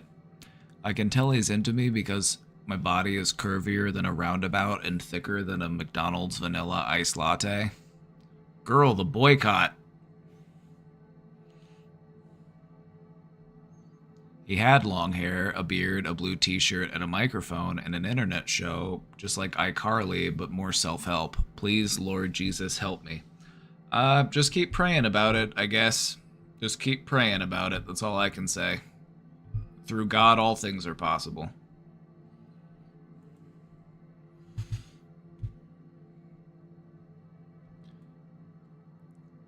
This takes us back to that question from earlier. I think it got submitted into the box as well, but I did kind of answer it a little bit in chat, but I don't mind revisiting it because I feel like we are dealing with a loneliness epidemic. We are living in a time period in which we are more connected with more people than we ever thought possible, but we still feel misunderstood. We still feel like people don't know who we truly are. We feel like we're lacking in those genuine connections.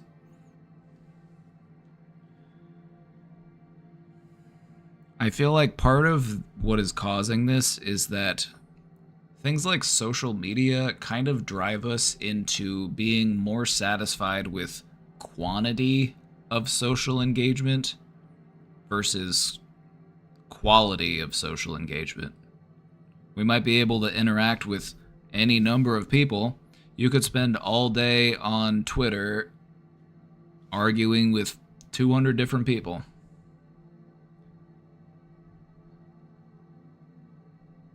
Stuff that you just couldn't do until recently. This is stuff that's only been possible for the last couple decades.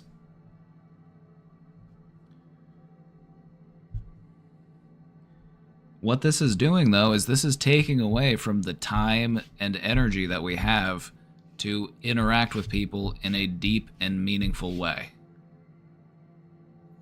You only have so much social energy and mental energy and emotional energy that you can expend in a given day before you're just like, I'm pooped, I'm done, I gotta go to bed. And so, if you want to avoid feeling lonely, it's okay to tell people that you care about that you're feeling that way. It's okay to share that with them. Sometimes you have to be the one to let somebody that you care about know that you're feeling lonely so that they know that they should do something about it. Or maybe they're feeling lonely too and they could let you know.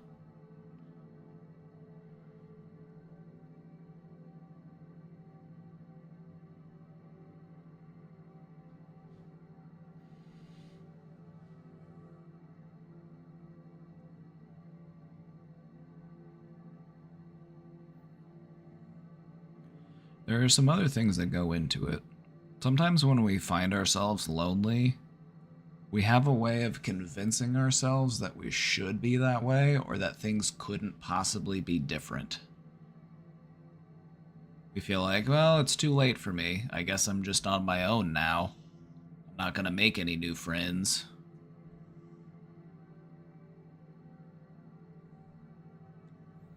What I like to do to avoid feeling lonely is I like to treat everyone that I meet as if I'm already friends with this person.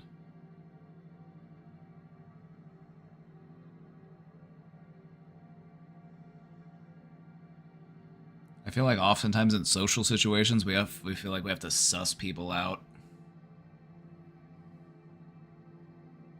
We're on guard. And sometimes it's those walls that we put up, and we put up these walls to try to protect ourselves, but what they end up doing is they keep us isolated. Those walls that we put up to protect ourselves are the same walls that make us feel isolated and alone.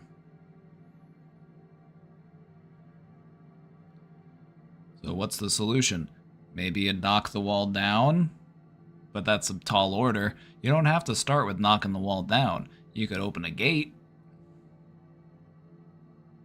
You could put a gate in the wall and start letting people in.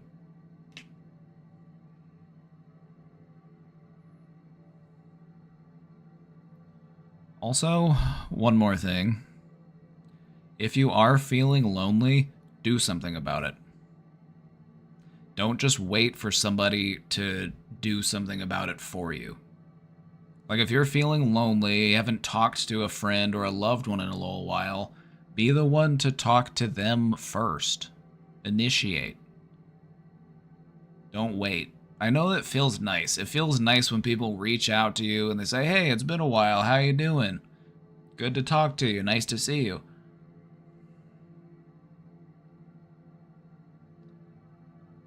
We can't just wait around for that to happen. If you think it feels good to you to have somebody pop up and say, "Hey, long time no see. Hope you're doing well. I miss talking to you. Hopefully we can catch up soon," then I could also imagine that it would feel good to them to do that as well.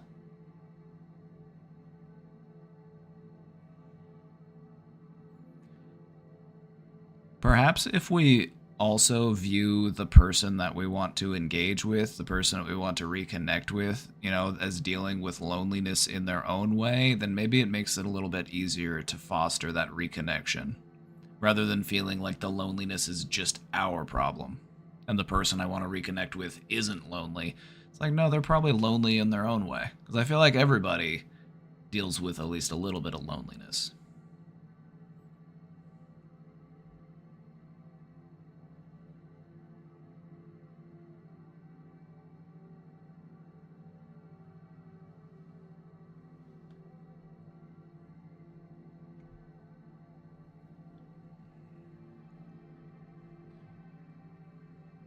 Usually reach out first via text and see if they want to get on a call. It's a solid strategy.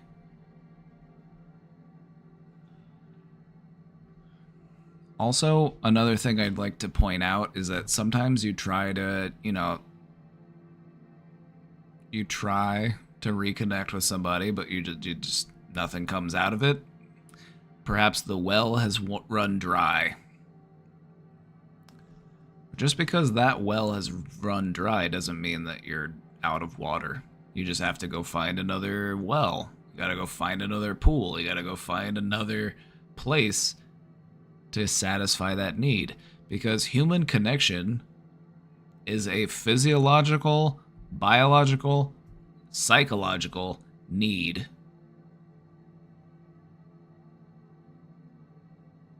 Being alone for too long literally drives you crazy. It literally makes you insane to be entirely isolated. So we need each other. So don't be afraid to reach out. Don't be afraid to reconnect or to rekindle. Connecting and growing closer is what life is all about. So if you want more of that, then be a driving force for that in your life. Be the one to reach out to a friend and say, "Hey, how's it been? Long time no see."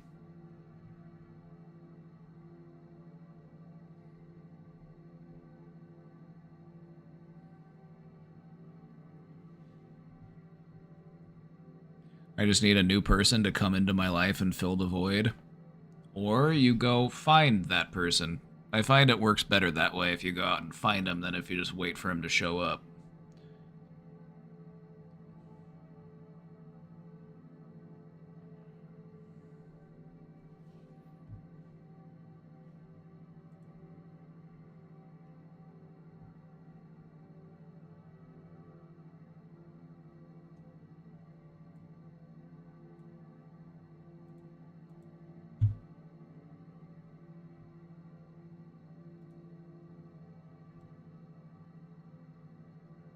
I made a huge mistake, and I hate myself for it. I'm a horrible human being, and I can't sleep or do anything, and I'm not even sure I can actually live with myself anymore. Hey, you aren't your mistakes. Making mistakes is a part of being human.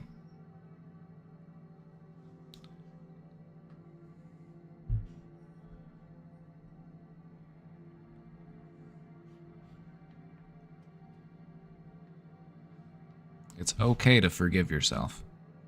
Just so you know. Making a mistake doesn't make you a horrible human being, it just makes you a human being.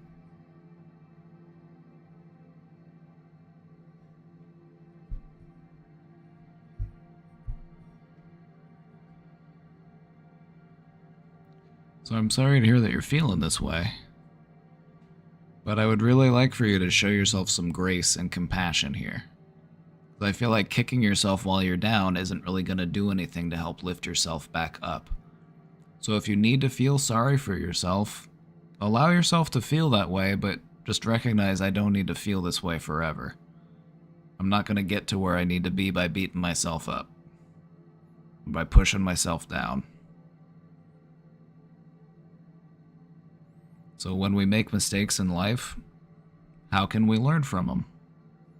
That's why we make mistakes. Is so that we can learn from them, so that we can grow, and so that we can do differently. You are not your mistakes. You don't need to hate yourself for making a mistake. It's tough. It's tough feeling that way.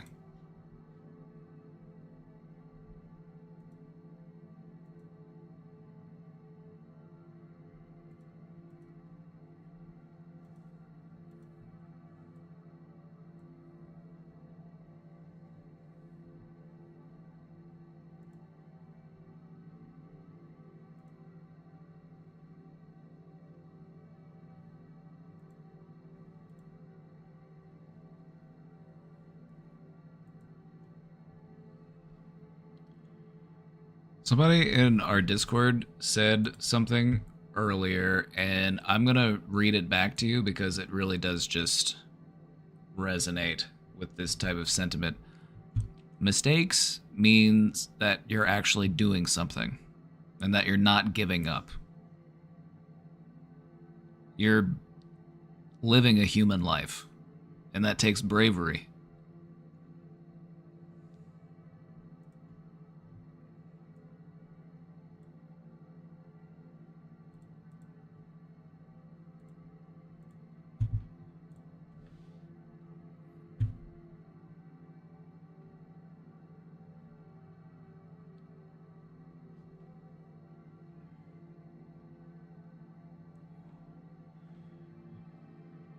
Alright, we got a TikTok.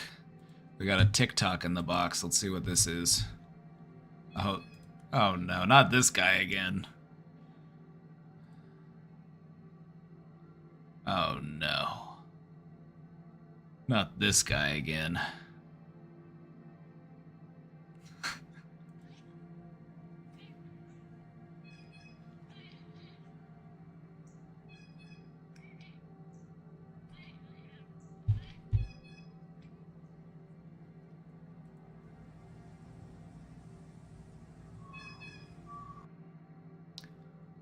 In the other video, I just thought this cat was having a bad hair day, but as it turns out, is this just what he looks like? This cat looks like a haunted stuffed animal. This cat looks like a poltergeist taking over a teddy bear.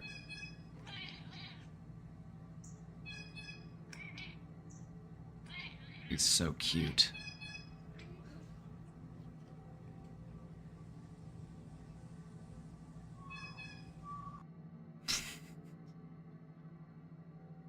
You know what else I find funny is whenever a cat has a face that looks very human.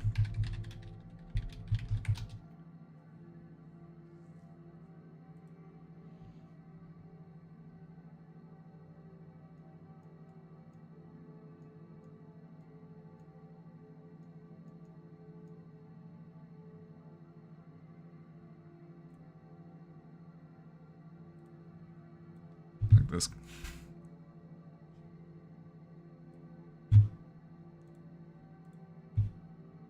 This. You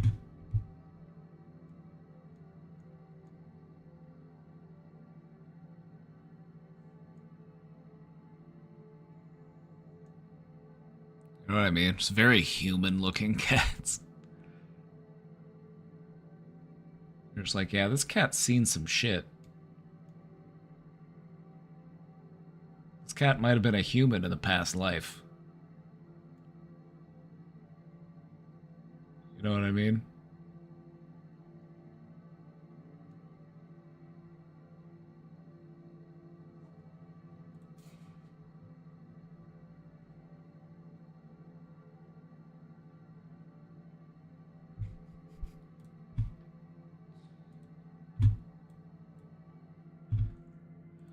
Aren't cats great?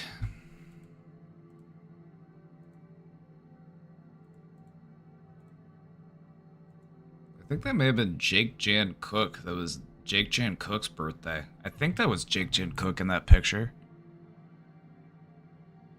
It might have been Jake Jan Cook. It might be Jake's birthday. Happy birthday, Jake.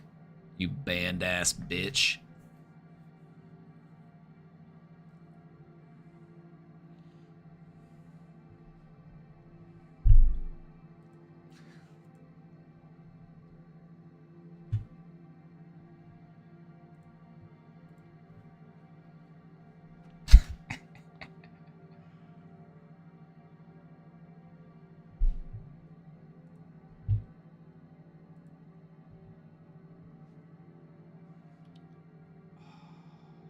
Good stretch.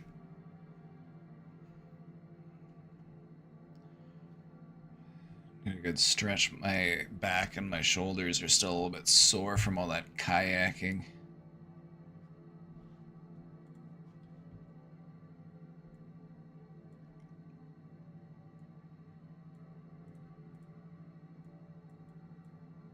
Hi. Some time ago, I gained a bit of autonomy, and now I live alone, far from my parents, who have always been very strict.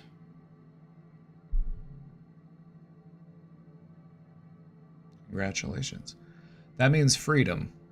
And what freedom means is also freedom to make mistakes. You know what I mean? You do your most learning when you're out on your own.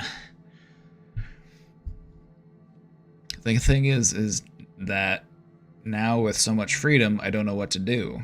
I'm behaving exactly the same as I was when I was with them. Tomorrow, my college classmates are going out to a party, and I'm scared to go out with them or drink because they're things I've never done. My psychologist encouraged me to do it because it would do me good to focus on other things, but I don't know. I'm scared. Hey, here's the thing. If you want a fear to no longer be a fear, you gotta face it. Think about why it is scary for you. It's scary for you because, well, what if my parents find out? What if my parents find out and they get mad at me? They're not gonna find out. They're not gonna know. They're gonna have no idea. I remember, okay, perhaps not as, I don't know what your situation was like exactly, but I can relate to this one directly, okay? Because my dad was a cop. My dad was a cop, and so anytime as a teenager, I would go out and do something, or, there was always that worry of, what if they find out? What if it gets back to them? You know what I mean? And so in order to overcome that fear, your psychologist is correct. Your psychologist is right in this.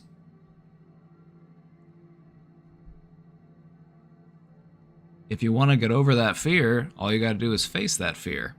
Now, what might be helpful for you is this. I'll go out to the party.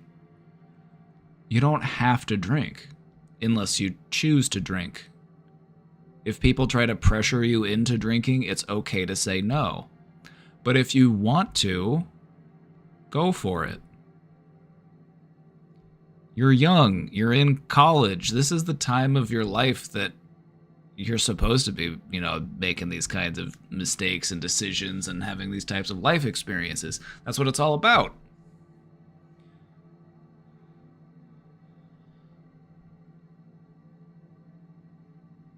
So, what I would recommend is think about how you would feel if you weren't scared of it anymore. Let's say that you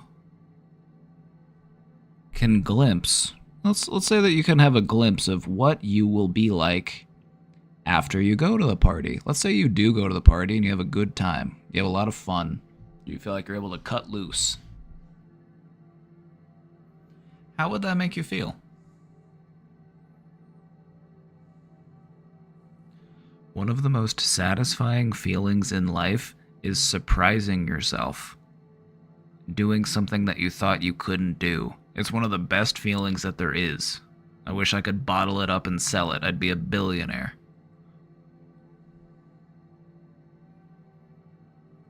You're at a point in your life where you're going to have a lot of these types of experiences. A lot of these types of moments. Is this a gray hair in my beard? Do I finally have a gray hair? I've never had a gray hair before. Is this the first one? You see that? Is that gray or is it just... pluck it? I'm like, I kind of want to so I can look at it. I'm like, damn, I've been waiting. I've been waiting for a gray hair to pop up. I haven't had one yet.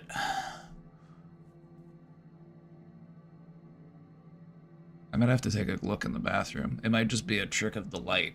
I don't know.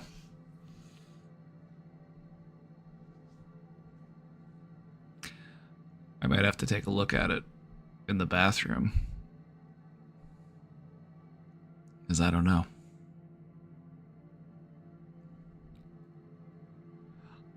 Let me just say this. I think you're going to be just fine. I think you're going to have a lot of fun because, having that strict upbringing can lead you down a couple different pathways.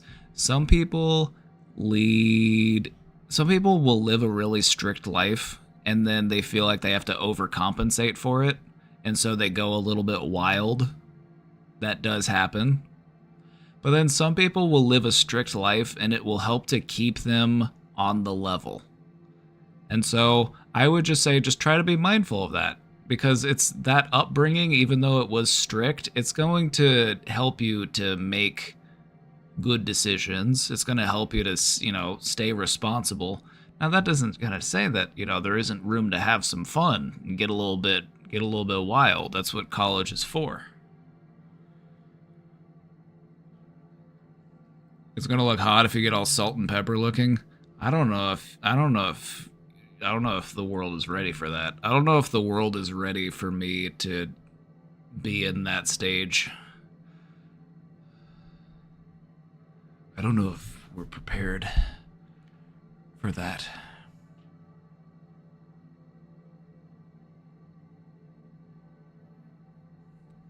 I feel like I'm gonna be one of those guys that ages like a fine wine.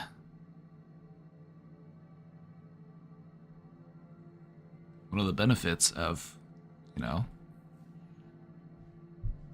staying inside. The sun will age you.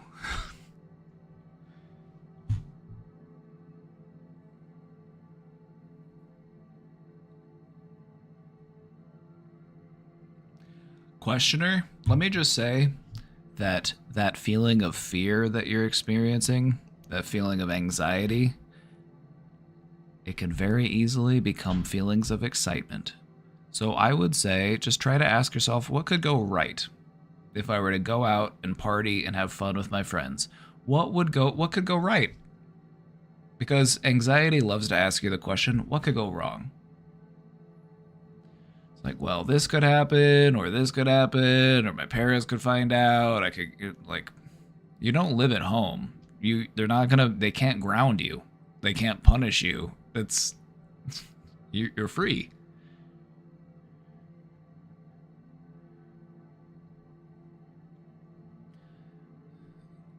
You know, sometimes when you're dealing with a caged bird, you've got a caged bird, and you open up the door, sometimes the bird takes its time getting out of the cage before it starts flapping its wings and flying free. Sometimes it takes a little bit of time to adjust to freedom.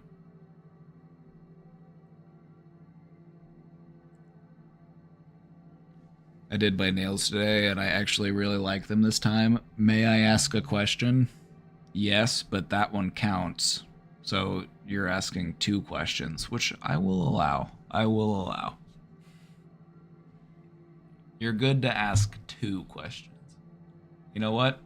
I'll give you 3. I'm kidding. You could ask me as many questions as you want. What bread should I use for wraps? Well, that depends. What are you wrapping? Because my answer is going to be contingent on what it is that you are putting inside of that wrap. We have to take a few things into consideration. Textile, like the tensile strength of the bread, the resistance to moisture, the fluffiness, veggies, meat, and mayo. My go-to for that type of wrap, either some type of flat bread, or maybe even something a little bit more rigid, like almost like a pita.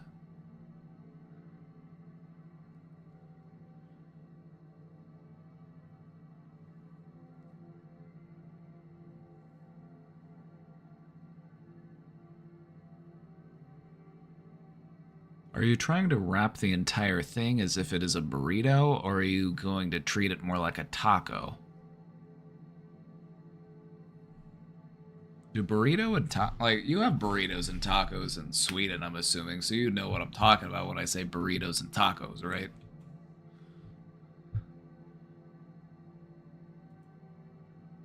I don't know how to actually wrap. It's actually not that hard.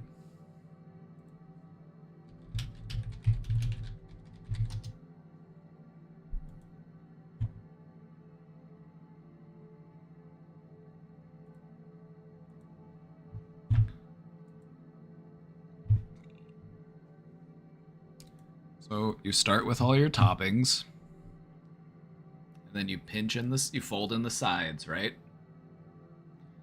You fold into the sides, and I'm gonna break this down for you.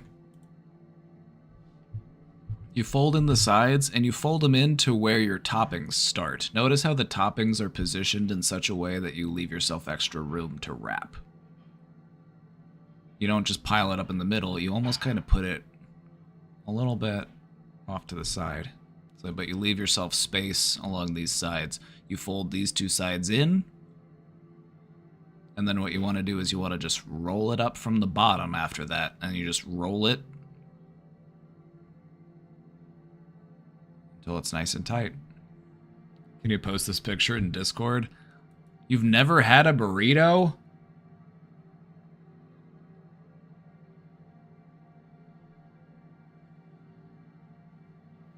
I couldn't count how many burritos I've eaten in my life. The number is probably in the thousands. I love a good burrito. Where do you get a burrito? Burrito. The word burrito, it's a Spanish word. It means little donkey. Because a burro is a donkey, and a burrito would be a small donkey.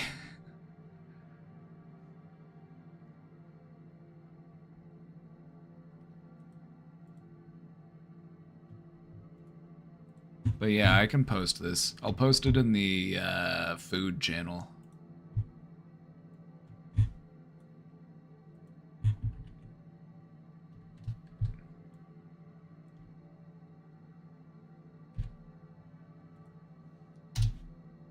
I'll tag you in it.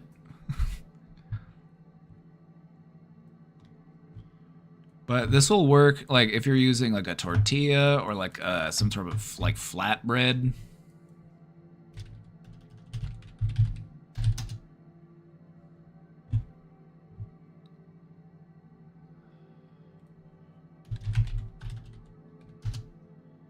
But there also are types of breads that are specifically designed to like wrap stuff up in, and these are normally going to be bigger and they're going to be flatter. And that will give you like the completely enclosed, you know, entirely wrapped type of experience. But another thing that I really like to do is I like to get a nice like fluffy bread. See, this is more like a pita bread, and then you make more of like a taco out of it. That's kind of what I'm into. Part of the reason why people do the whole like shebang when it comes to wrapping up the thing is because they want to pack it up and like take it for lunch or something. That's why you do the whole wrap, is so that it can travel well. But if you're just going to wrap it and then sit there and eat it, then you might as well just make it into a taco. Or like a gyro. I've never not had bread for a single day in my life. Bread is actually something that's like... If you want to get into like culinary history... Bread has a long history alongside humans. It's like, there's a reason why in church they say, give us this day our daily bread. And it's because for a long time, there were people who survived on mostly bread. A proper bread is like nutritionally complete. It has the vitamins and minerals that you need to like sustain yourself. And so for a long time, there were people surviving just on bread. You know what they did in some places when you need to like survive? They just made a different type of bread. They just made something that's called hardtack, which is basically just like a really dried out cracker, which is basically just bread that can sustain for like months or even longer. It tastes terrible.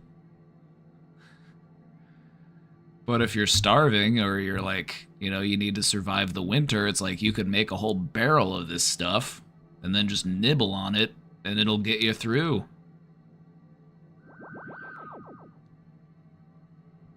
This is also where there are things that people would eat like Depression era or even like pre-Depression. Like this is stuff that people were probably eating like the Middle Ages and stuff. Bread soup. They would make this like dried out chunky bread and they would make like a soup and they would throw chunks of the bread into the soup.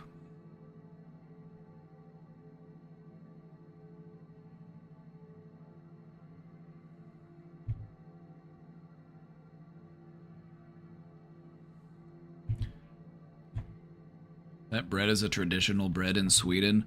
It might be a little different than like hardtack, because this is what people were eating in like the 1800s to like survive.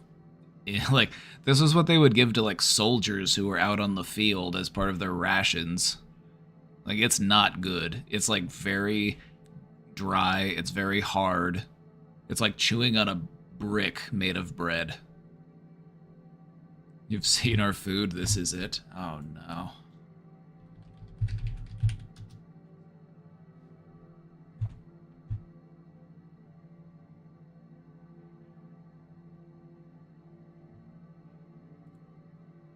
Oh, you weren't kidding.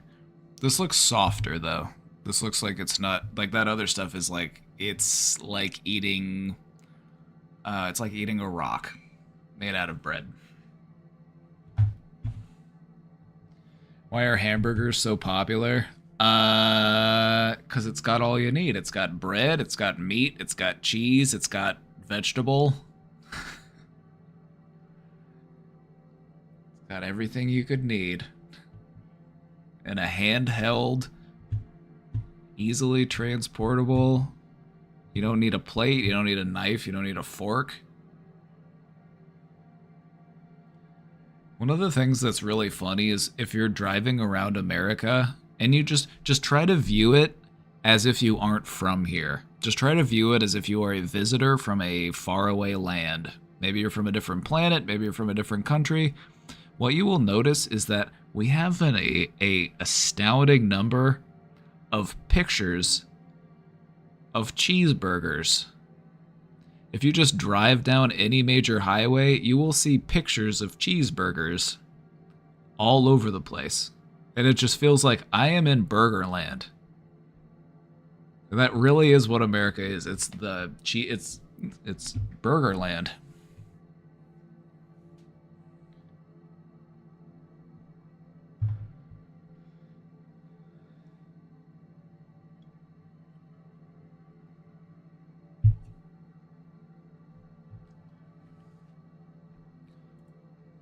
Well, this is what you were talking about. I don't even want to try to...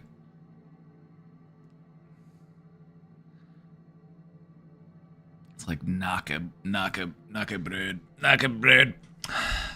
Crispy Swedish bread. See, this actually does look good because it's like crispy and seasoned. This other stuff is like eating drywall paste. It's like eating construction materials.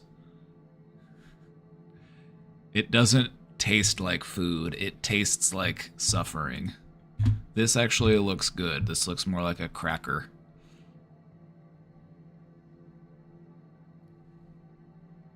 I would try it. There's no bread I don't like. I mean, hardtack, it's really easy to make. It's like, just imagine, you know, a saltine cracker? Just imagine a thicker, more dense, less seasoned version of that. To be honest, I'd probably still eat it.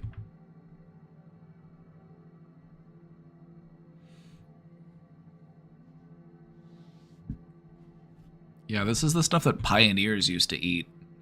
This is the stuff that you would make if, like, you lived out in the middle of nowhere and, you know, grocery stores don't exist and I need enough food to survive for the winter. So I'm going to take all of this excess grain that I have and I'm going to turn it into something that will not get moldy or expire. And the reason why it's so gross is because it's intentionally made to be very, very dry, because the dryness is what helps to prevent it from molding.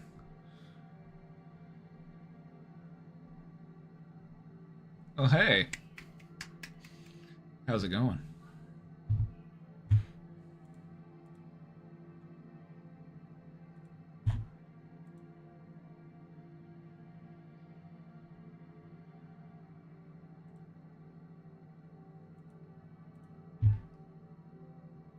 Yeah, whenever I eat hardtack, it reminds me of the Civil War.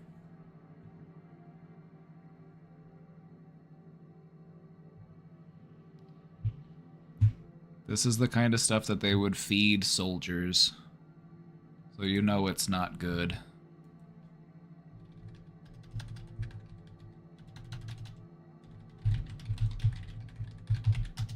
Do they have Mexican food in Sweden?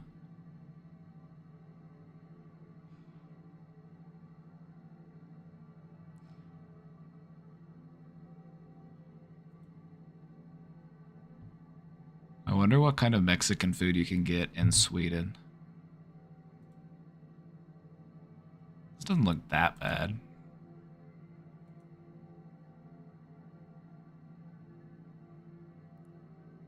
Actually looks pretty good.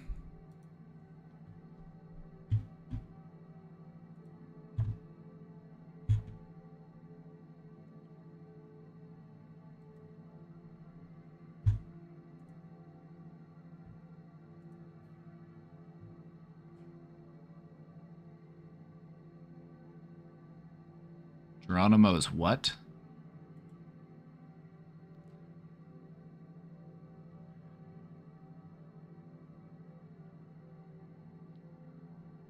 I'm sorry, what? I feel like I can't say the name of this restaurant. Geronimo's what? I'm not even gonna try.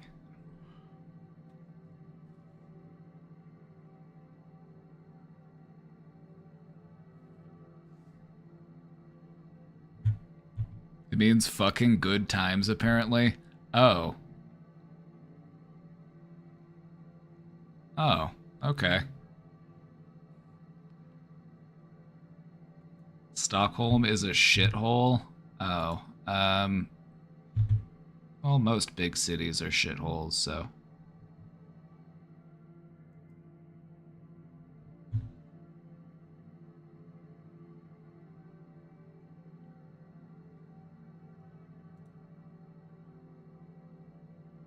The growing popularity of Mexican food in Sweden. Let me just say this. I've tried many different types of cuisines. I've tried food from many different cultures, and, you know, Mexican is near the top. It is near the top. It's up there with, like, Indian cuisine. Like, Indian is probably one of my favorites. Because in India, cooking is like a labor of love. It's like stuff that you'll just be like cooking all day. It's just like simmering, and it's just like very well seasoned. But Mexican food? Mexican food is one of the most popular foods in America. Everybody who, like, you could go to any small town in America and they might not even have a McDonald's because they're that small, but they probably still have a Mexican restaurant there.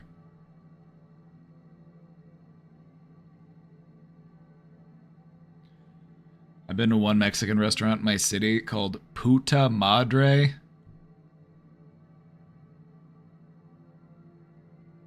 Is that really the name of the restaurant? The name of the restaurant was Vagina Mother?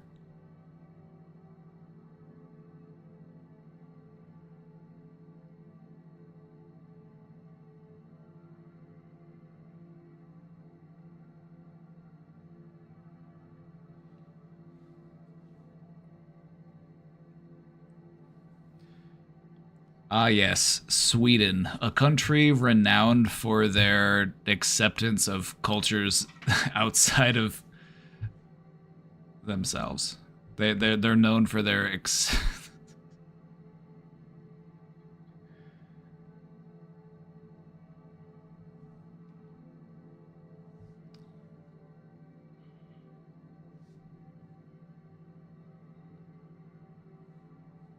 Honestly, Swedish meatballs sounds pretty good right now.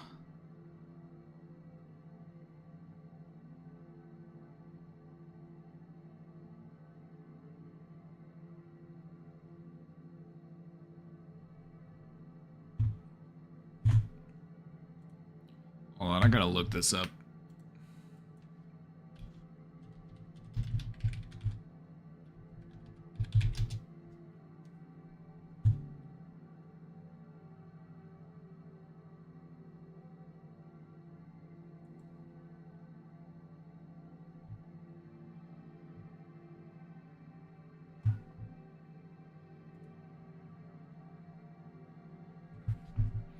There's no way that Swedish is a real language. Look at this. If I want to get rid of it, like, look, boka board.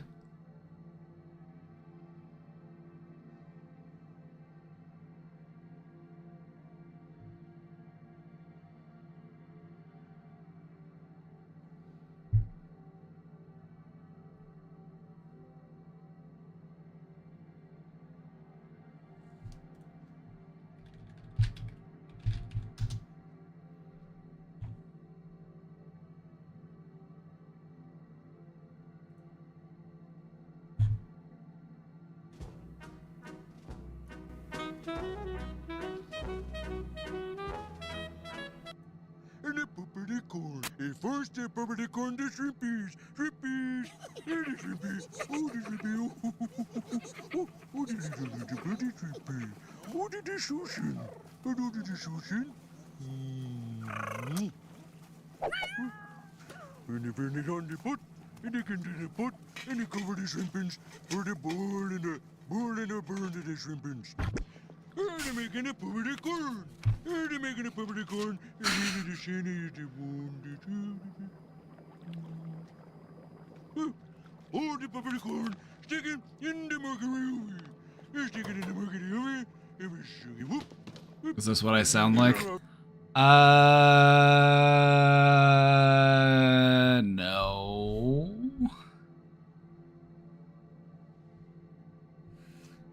This is just what Swedish sounds like to me.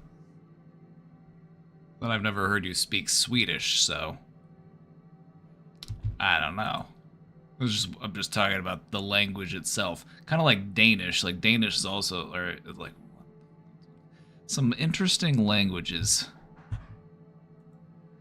Because the thing about them is they're close enough to English to where your brain is able to make some sense of it if you don't speak it, but it's got enough differences that it's just like it's like it feels like I'm reading gibberish.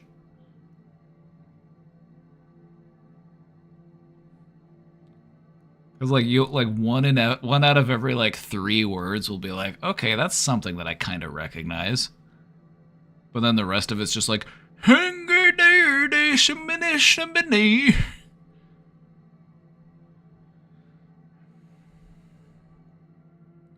German is wild. German is funny because a lot of German words are actually just English words.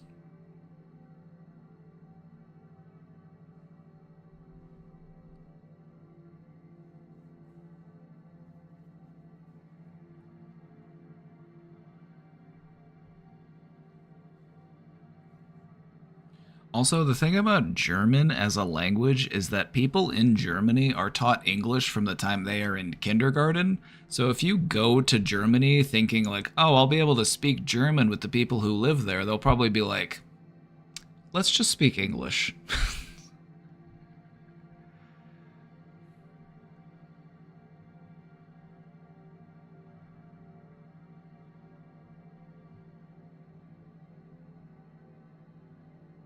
Knowing what gender things are. That's something that I will, like, I can't wrap my mind around it because I grew up with a language that doesn't gender different words. And that's just such a bizarre concept to me, even. It's like, why does sausage need to be feminine? The word for sausage in German is feminine. It's a feminine word.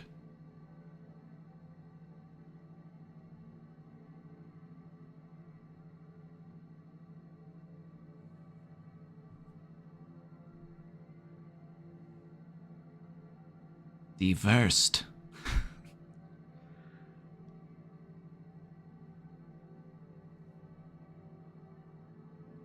I just think it adds an unnecessary level of complexity to a language to be like, oh yeah, there has to be gender cases. It's like, oh, you better make sure that you say the right gender for the washing machine, otherwise we're gonna laugh at you.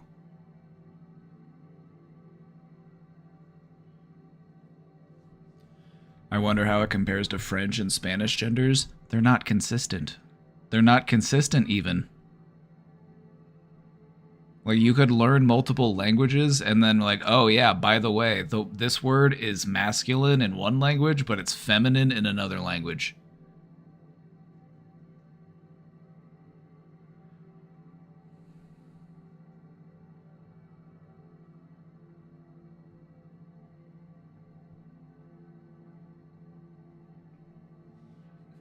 Not even a German can help, right? I'm like, they don't even know why they do it.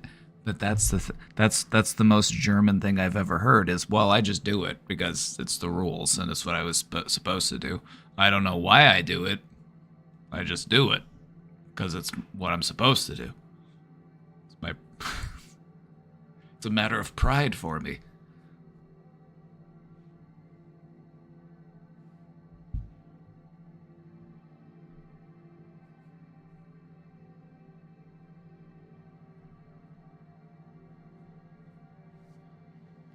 There are these YouTube shorts that pop up on my feed every once in a while, and it's like this British guy, but he'll also like he'll interact with somebody. He'll be like, "This is what it's like living with a German," and it's pretty funny.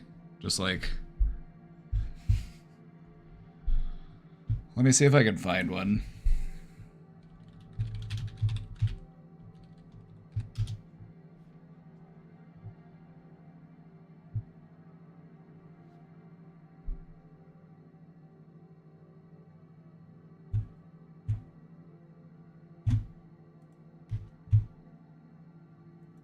Why do you have so many bottles? This is a small amount.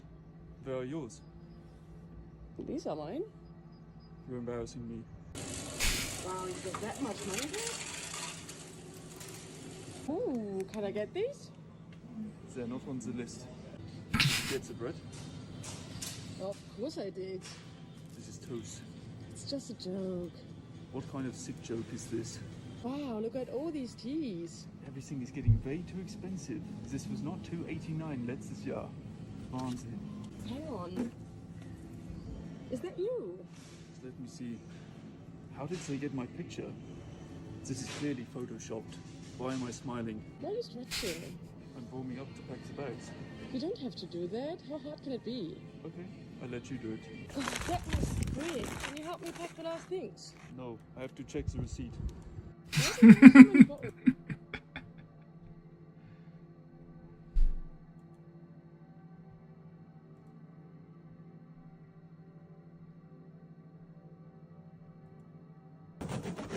What are you doing? I'm just cutting this bread. You know we have a Brotschneidemaschine, yeah? Oh, really? I'll go and have a look. Did you find it? Yeah.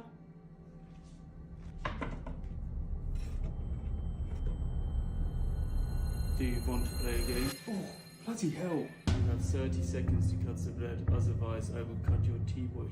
What is? Your time starts now.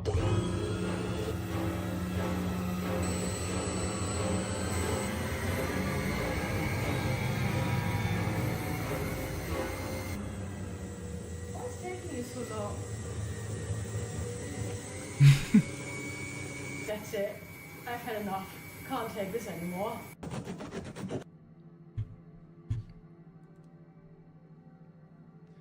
I love the German people.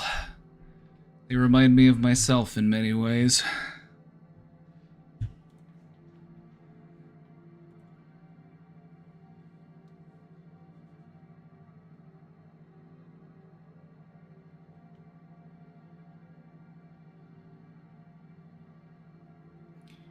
Yeah, I took a couple years of German in high school. I thought it was interesting. I've always wanted to visit. I've always wanted to go to Europe, and I wanted to visit Germany, Austria, Poland, you know, like Central and Eastern Europe. I don't know if I want to go to London, though. I'm not too partial to those British people. I'm kidding. I've got nothing against them. Except for the fact that they colonialized our country and we had to free ourselves through a civil, the Revolutionary War. But, you know, the past is in the past.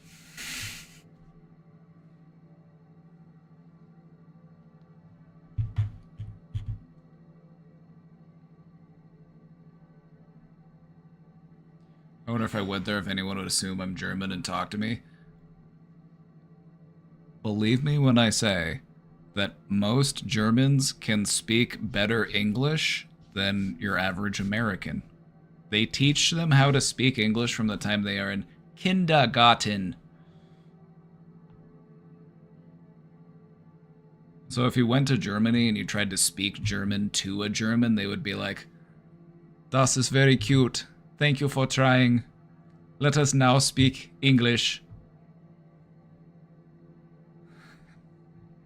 I appreciate your effort. Thank you for making an attempt to speak my mother tongue."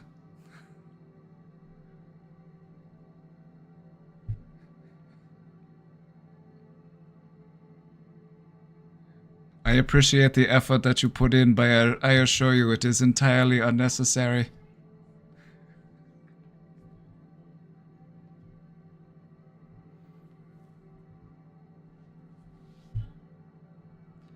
We had some German exchange students come and visit us when I was in high school, and they came and we hung out with them in my German class. And it was so funny because one of the students was like, we were talking about like, "Oh yeah, do you have any pets or anything?" He was like, "Oh yes, I have a pet, but I forget, what is the word? It is for little bird, like this, very colorful, goes like this." And we're like, "Oh, like a parakeet?" He was like, "Yes, this is the word."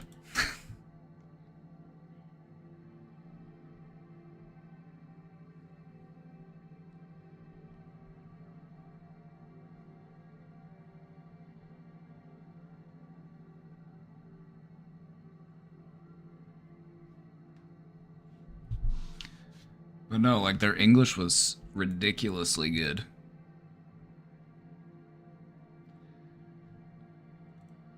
It's one of the benefits of knowing how to speak English is that a lot of people speak it all over the place. And I feel like just from like a linguistic point of view, it's like English, while it's difficult and inconsistent in like its pronunciation and things like that, it's relatively straightforward. You know, there's not a lot of, it's also very descriptive. There's like anything you can think of, there is a word for it.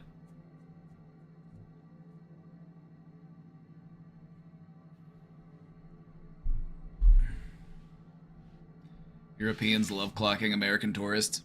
Well, actually, I'm not from America. I'm actually from Saskatchewan. I'm actually from Canada. Oh, don't worry about me. I'm not from the United States. I'm actually from Canada. I'm one of their neighbors to the north. Same thing. Not if you're in France. Not if you're in France. Makes a big difference.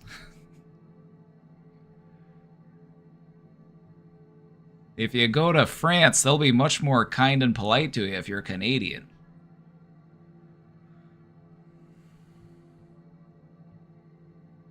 So if I ever go to Europe, I want to get a shirt with a big maple leaf on it so that they think that I'm from Canada.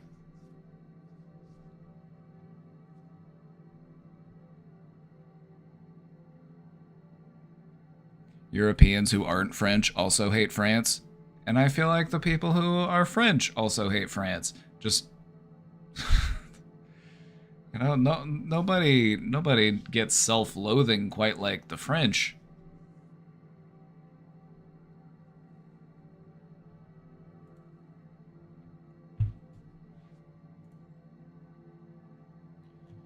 Alright, we got a couple questions. Let's go ahead and dip back in. Let's go ahead and shift gears. I was just taking a little mental break there, having a little bit of fun.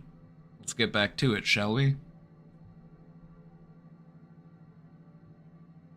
I started college not long ago, and I have a group that I sit with every day. I don't know them too well yet. I don't know anyone else in this city besides them. Finally, I got invited to a social event outside of school. I've been lonely and friendless for many years now. But the issue is, right before I was invited to this event, I got train tickets to my home city to visit family. The event was going to a street food event, an event that's rare where I'm at, and we had been talking throughout the week about how cool that event would be. I just assumed we weren't going because this other girl in the group was going home for the weekend too. But turns out the other two girls are going. So I got expensive train tickets home and can't cancel them. But now when I finally get invited to a social event, I can't go to it. And I've been hoping for an event like this for so long. I feel really, really bad because I got invited just an hour after getting these train tickets to go back home. I feel like I'm going to miss out on getting to know them outside of school. This was such a perfect opportunity to make friends with them. I'm the type of person to ruminate on my thoughts, and I know this is going to keep me up at night. What do I do? You make new plans. You make new plans. The thing about it is, this isn't the Super Bowl. This isn't the grand finale. This isn't the final round. This was just the first invite of many invites. Try to look at it a little bit differently. All right, I want to just offer my perspective on it, and hopefully that will help ease your mind a little bit. You got invited. That's the hard part. You got the hard part out of the way. They've already communicated to you that they like to spend time with you and that they want to do things with you outside of school. And so what I would recommend is taking this as an opportunity to connect with them even more. But like, dang, I'm actually I got train tickets. I'm actually going home that weekend. We should exchange contact information, though, because I want to know how it goes, because I really did want to go. And then you can communicate with them while you're out of town. Just be like, hey, send me some pictures. Let me know how that thing's going. Let me know how it went. You show them that you are interested in what they have going on, and then they will want to connect with you more, because that is how you build friendships. It's just by persistent interest. They're not going to blame you for not going. Just maybe when you get back, just try to find that next thing that you could do together. Whether it be, going out and getting coffee, going out and grabbing lunch, going out to a park, just. But this is also an opportunity to give you, an opportunity to stay in touch. You do have to be a tad persistent. That's what relationships are all about. Like watering a plant. You gotta be persistent, otherwise it's gonna wither. And it's gonna, you gotta give it what it needs to persist. So I would just look at it this way. You've got the hard part out of the way. You've already started to make friends. And you're already getting invited to things. This won't be the last thing that you're invited to, I guarantee it.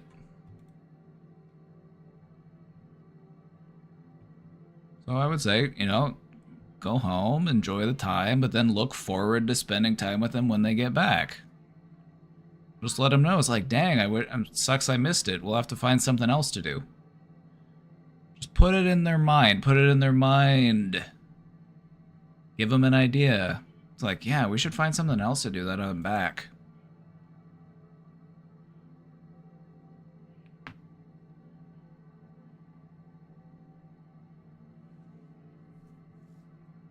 Also, let me give you a tip. Let me give you a tip. This is a friend-making tip oriented towards college people. All right? One of the things that you start doing when you're in college is you start going to the store. More so than you would do when you were younger. Because, oh, I need a new pair of socks, or, oh, I need to get some snacks. I need to get, a couple different odds and ends, whatever it may be. Go to the store with people. Like, hey, I need to run to Target. I need to run to Walmart. I need to run to wherever. You want to go?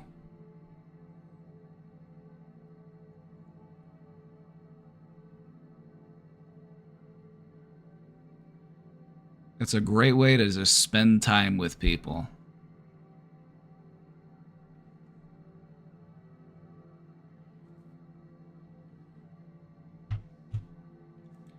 And it's a great way to expand your friendship beyond campus. So there's that. There's also, hey, I'm going to go get some lunch. You want to go? Hey, I'm going to go grab a coffee. You want to go? And if they say no, it's okay because they're not obligated to tell you yes. They might have other plans or they might not be able to. So just because somebody tells you no doesn't mean that they hate you and they don't want to be your friend. It just means, all right, well, maybe next time.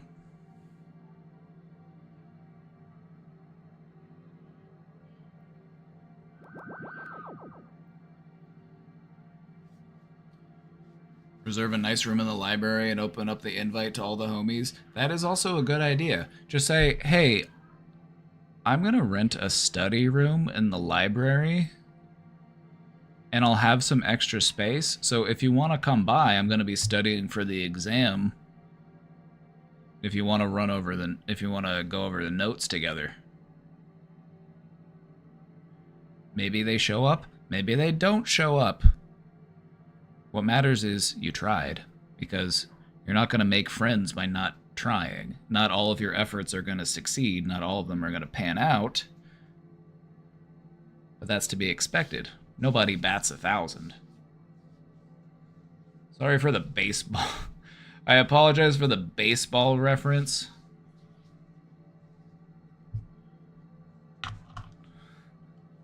But it works. Not everybody makes all their shots, is what I'm trying to say.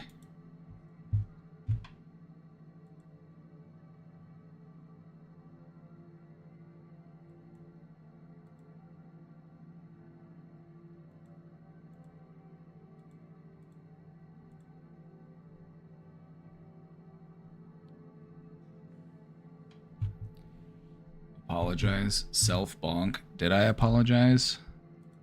Well, I gotta hold myself to a certain standard. Can't let myself off easy.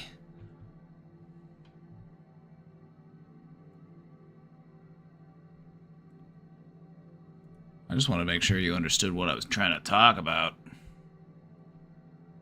Also, here's the thing. One more thing. One more thing, college friend. One more thing. One more thing, college friend. When you're at college, they will have events and these types of things more often than you can realize.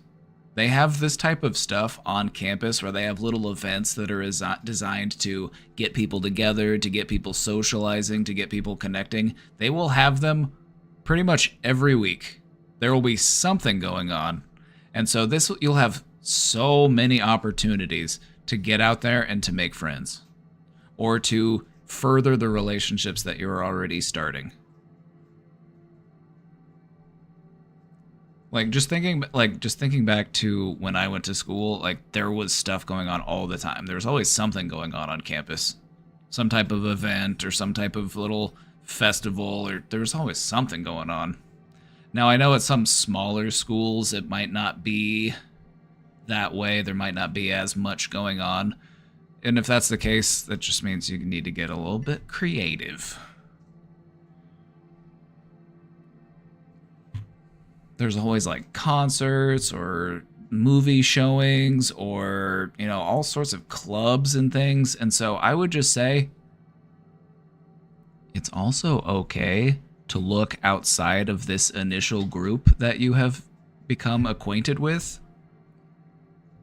They don't have to be the be-all, end-all of your friends. You can actually look outside of that as well. Cast a wide net. Cast a wide net and see what you catch. Hi. Hello, Sniff This Pit. How's it going?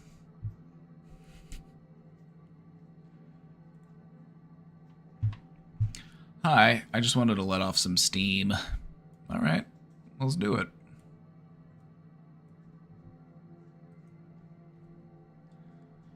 My father often uses this example to justify his sexism. Here we go. Here we go. He says that women are like candy, and says that if you had to choose between a shelled candy on the floor and a wrapped candy, which would you choose? My father uses this example to justify why women should cover up. I have tried to explain to him what is wrong many times, but he doesn't listen and it drives me crazy. Although in the end, I always do whatever makes him happy because I don't like to see him upset.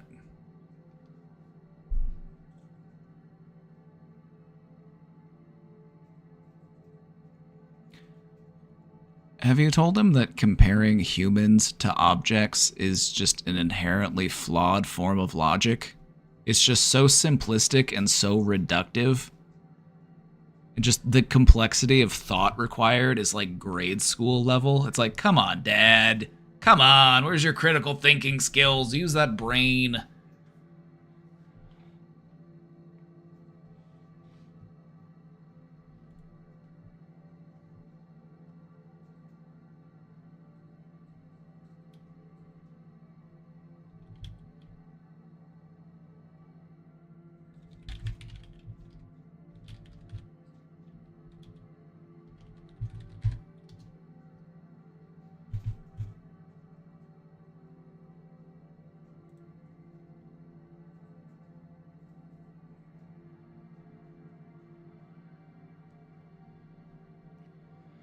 The thing about comparing humans to objects is that it's reductive, it's insulting, and it's unfair.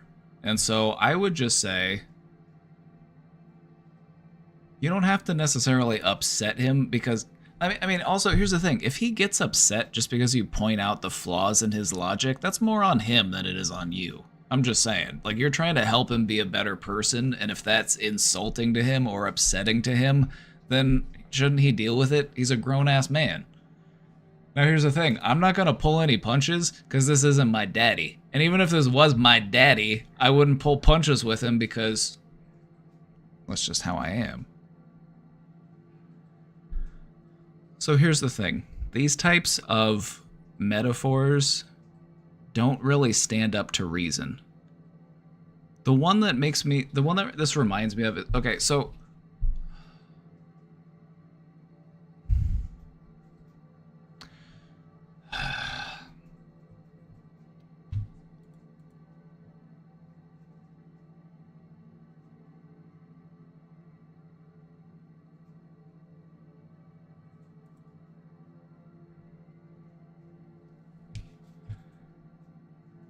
comparing people to inanimate objects is insulting.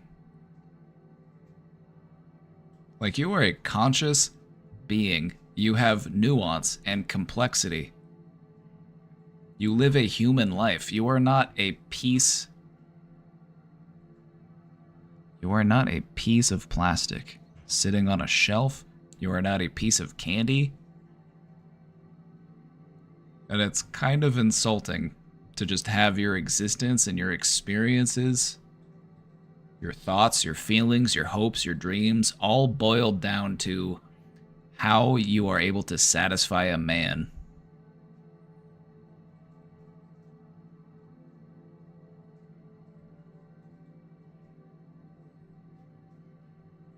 If he makes this analogy again, I would just ask him, are you planning on eating me?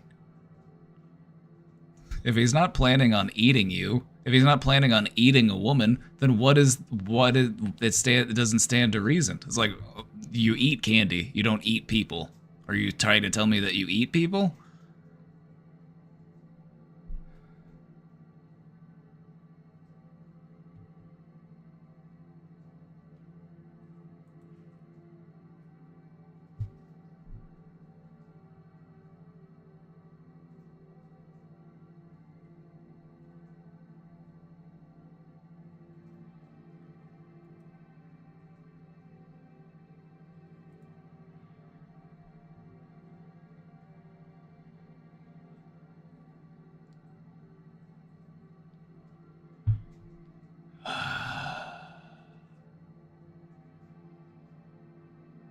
So like, okay, maybe your dad's a hard-working man. Maybe he works a physical manual job and he really, works himself. He's like, well, Dad, wouldn't you rather have a tender piece of filet mignon than have a rough and tough piece of top round steak? It's like, okay, if you're gonna compare people to food, I can turn it back on you. Maybe turning it back on him might hopefully maybe that'll get, maybe if you speak his language, it's like, okay, well, let me compare you to food, Dad. It's like, what would you rather eat? A nice juicy cheeseburger or a dried out piece of boot leather? Like, well, I'd rather eat the cheeseburger. It's like, okay, then maybe you shouldn't talk about candy. Compare him to a piece of meat and see how he feels. It's only fair. He does it to women. Just see how he likes it. But, okay, so here's the thing. You show his reasoning back to him, right? Compare him to a piece of meat. And if it makes him get upset, or if he's like, well, actually, it's not that way, and be like, now do you see how you can make a woman feel with your words? The point is you want to rile him up a little bit, but you don't need to get upset. You don't need to yell at him. You don't need to really feed into it. The whole point is, I'm just trying to show you how you make other people feel with your words by using your logic and reflecting it back on you. So yeah, compare him to a piece of meat and see how he likes it.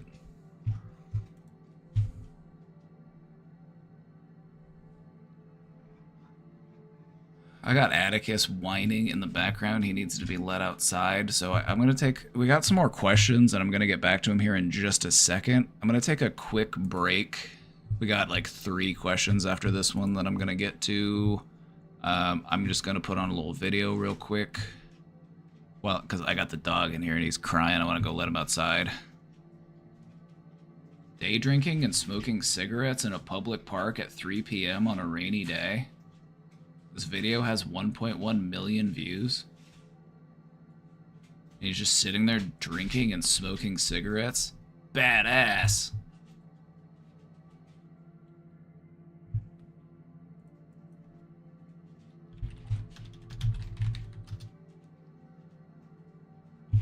Atticus stream appearance. Atticus, come here.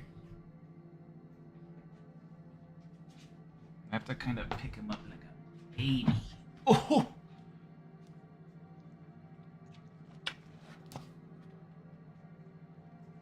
Go outside. Let's go outside. He needs to go outside. Alright, we'll be right back.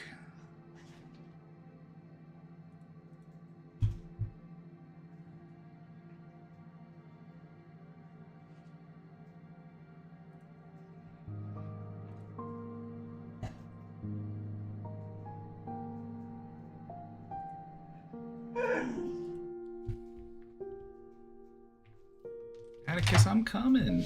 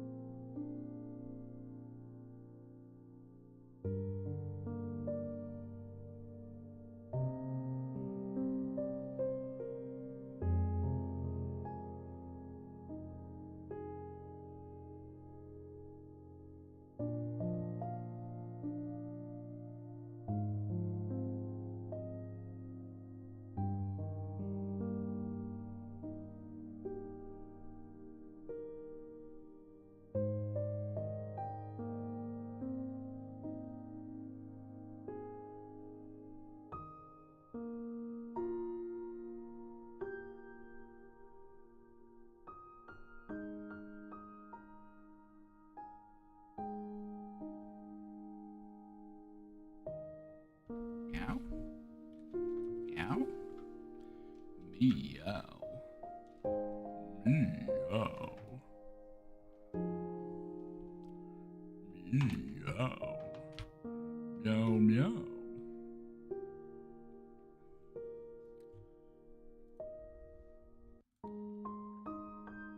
Isn't this so peaceful? Isn't this so peaceful? You could just put this on your TV. Just put this on the TV as background noise.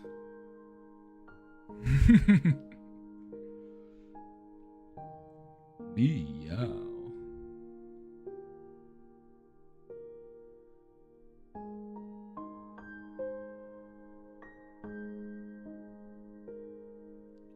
I would describe this as heavenly.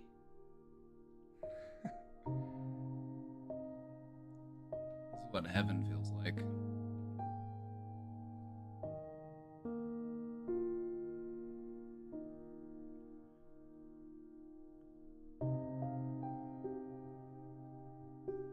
Oh, boop.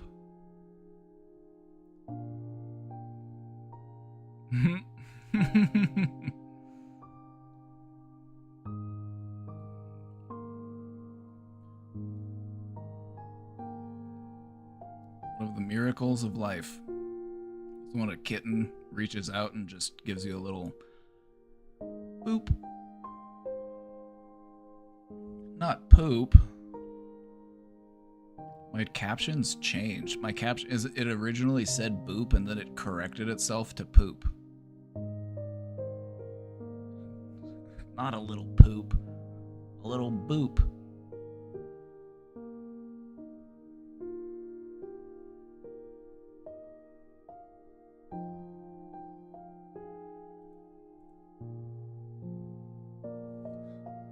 Wow, what a contrast, this picture of me versus me right now. I'm like, I look like I've been through it. I've been out in the wilderness. I look like I just got back from an ayahuasca retreat in the Amazon.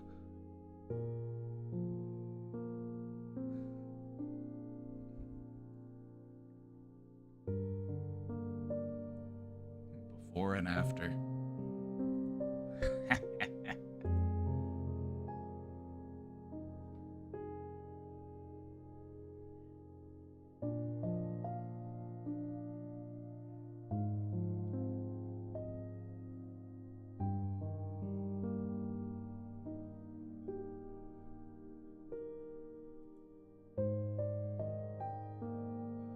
I would say it's very masculine when you are comfortable enough in your own identity to say, that's a cute little kitty.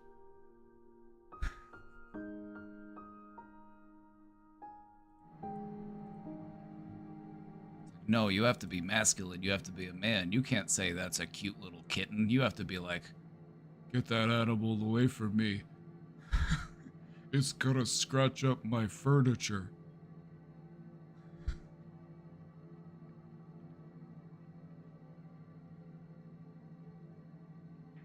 I'm just poking fun. I'm just poking fun. Bringing it back to what Chess Lover was saying earlier. Is that my manly voice? No, this is my manly voice. I just talk like this. I'm just circling it back. I'm just circling it back around to what we were talking about earlier. Like, I'm gonna be honest. You know, I disagree with a lot of Chess Lover's views and opinions on the world, on himself, on his place within it, but I can't help but feel, you know, like I like the guy. I like the guy, you know what I mean? Like, I want to see him do well. I want to see him happy, friendly. I feel like we're getting there. You know what I mean? I feel like we're getting there.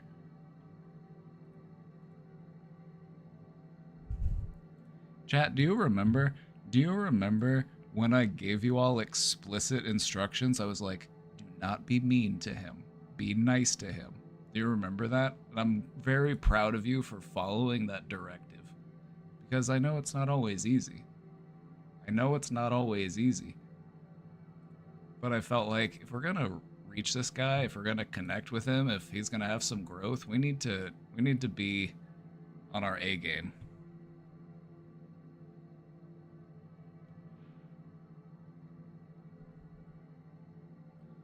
Here's the thing.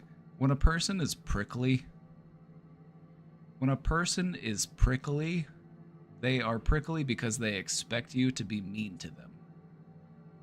Also, you could probably never be meaner to that person than they already are to themselves. A person who is prickly is meaner to themselves than anyone else could be. They do that as a way of protecting themselves. So if you're going to be mean to them, you're just reaffirming their own beliefs and their own worldviews. They say, see, I was right to be prickly in the first place. It's like, no, kill them with kindness. I don't think he actually believes some of the stuff he says. I agree, because anytime I ask him to explain it, he can't. He won't actually explain it whenever I ask him to elaborate. I was like, what is masculine? What does it mean to be masculine? Then I had to start giving examples before he was like, yeah, that's it. I was like, but seriously, just think about it. What makes something inherently masculine? I can't find a good answer to that question.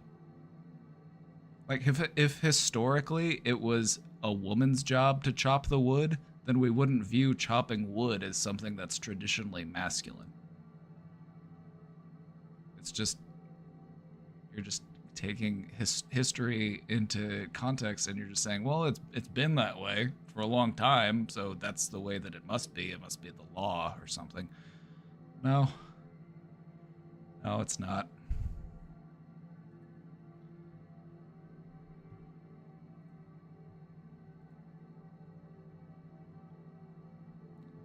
All right, we got some more questions. Let's get to it. Also, take a look at men's fashion in 1600s France, right? Or even more recently, in even around the time of the Revolution, like people were still powdering their faces and wearing makeup, and that was viewed as masculine. Or even look as recently as the glam rockers of the 1980s.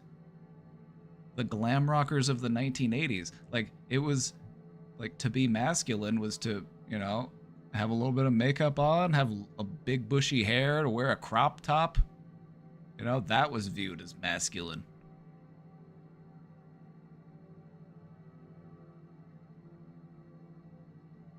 So yeah, I don't feel like there's anything out there that is inherently for only one gender or one set of genes to be able to do. It doesn't make any sense to me. It's like anytime I ask somebody why, they just can't really give me a satisfying answer for it.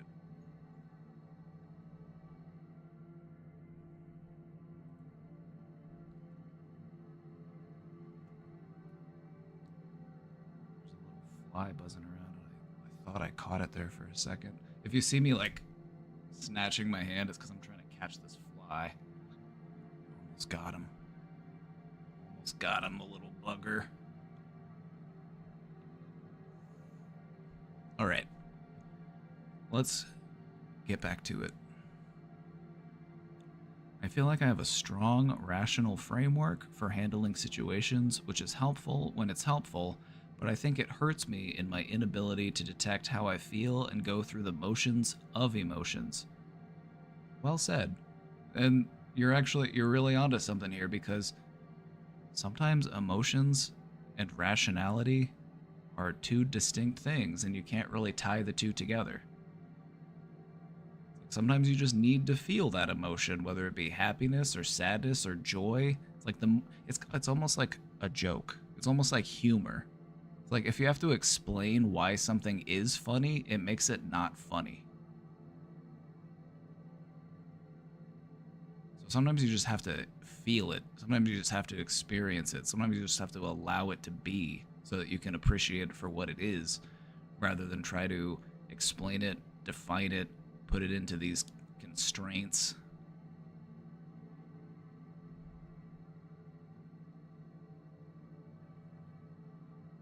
I find myself bottled up and all these emotions stored in my body. How do I approach change if I don't know the first place to start? I feel a really strong inaccessibility to be able to cry or anything like that, and I don't know what to do. Alright, I got you. And it's actually easier than you might think. All you have to do is sit down, close your eyes, and think, how do I feel right now? Don't hurry to answer that question. Give yourself time to process that answer. Give yourself 5, 10, 20 minutes to just focus on that one question. How do I feel right now? And just let your emotions wander. Just let them go. And the thing is your brain will have things that it wants to point out to you, that it wants you to feel, that it wants to experience. Let it do that. It's trying to make you think about certain things for a reason. Or maybe it's bringing up things that you feel like you're ready to let go of.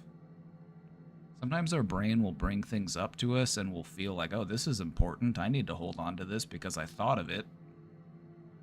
Just because you think of something doesn't mean it's something you need to think forever.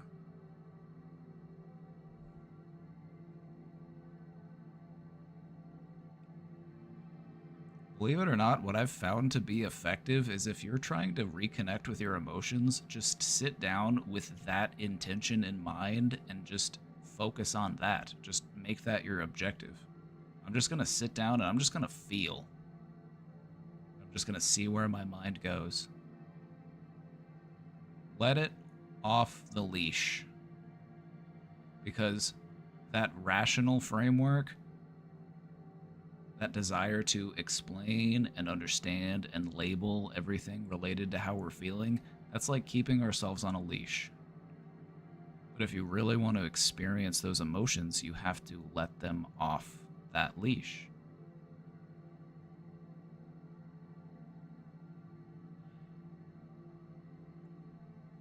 You know, if you're viewing your emotions as something that are bottled up, these things are stored away, these things are, eventually they're going to find a way out. So I would say it's better to do it in a controlled circumstance. And just allow them to be let free.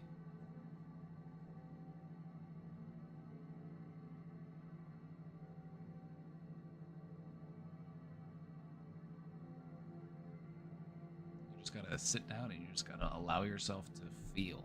Just view it as something that you're practicing. Just view it as a skill. That's all you gotta do.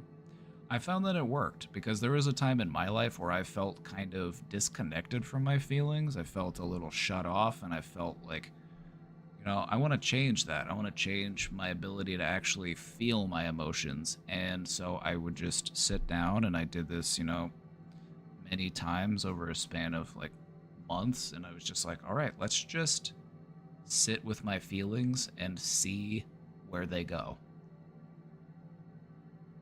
Just watch them. Just watch them. See where your mind goes. It might take you to some painful stuff. It might take you to some stuff that's difficult or uncomfortable to think about, and that's to be expected. There's going to be some bumps along the road. But once you get past that, once you get through the thick of it, what you'll realize is that your brain and your body, it wants to feel relief. It wants to feel at peace. It wants to feel good. And if you can sort through all of that other stuff that's holding you back, your mind will default to a place of joy. That's where it wants to go at a base level. It's where it wants to be. Let it go there, and let it figure out how to get there. Meditation is going to be your best friend in this.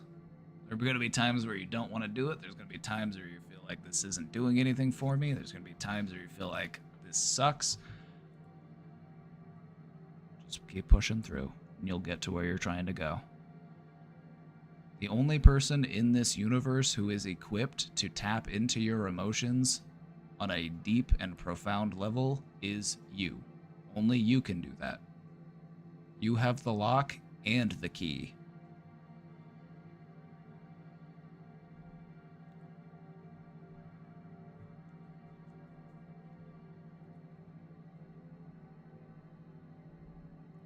TikTok time. All right, here we go. Let's see what this is about. My wife is Nigerian, guys. Instead of saying no, look what she says. Baby, a friend of mine is selling his motorbike. Should we buy it? Bro, trouble is sleeping. Let's not go and wake it. Let's not let the devil use us as an example, I beg. Why? He said it's a good investment. Which friend is this? The one that wisdom has been chasing him, but that one can run. That friend is the friend that can fry egg on his head. Be going, please. Common sense and that one don't know each other. I love it. I love it. I love those sayings. It's like wisdom's chasing him, but that boy knows how to run. That's so good. That's so good. I love it.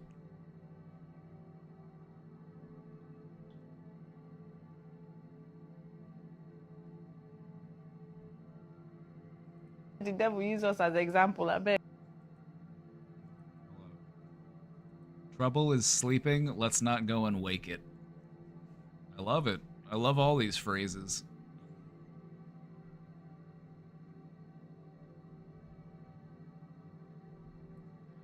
I find what I struggle with is my reactivity to other people's doomsday fears because they're valid and I don't want to get pulled into my own doomerism.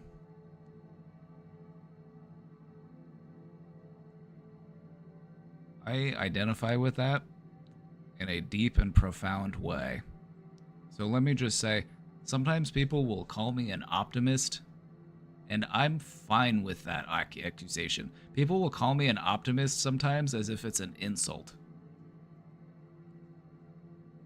And I'm okay with that. Because what I try to do is lead by example. You know, I might not be able to make you not a doomer, but I can show you that there are other ways to live.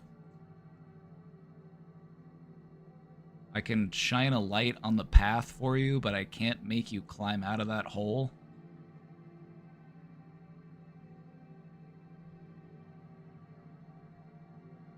And so whenever I see people, you know, falling into this pit of despair, I try to make my light shine a little bit brighter.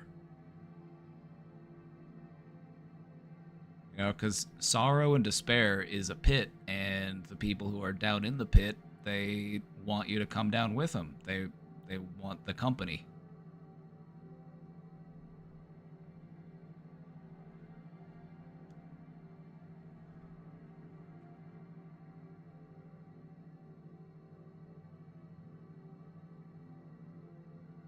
Trouble is sleeping. Let's not go and wake it. I love it.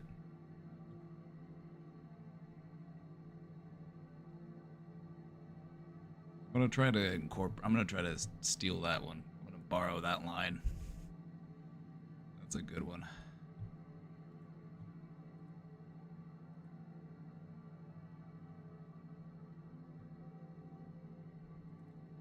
Why do I get so worried to share ideas thinking people will take them? This is an interesting question, and this is something that we all probably find relatable in some ways. So let's talk about it.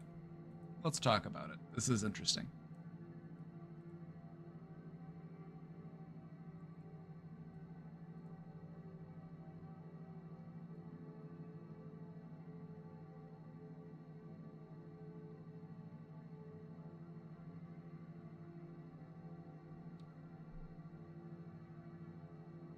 This type of fear is a normal type of fear that a lot of people deal with.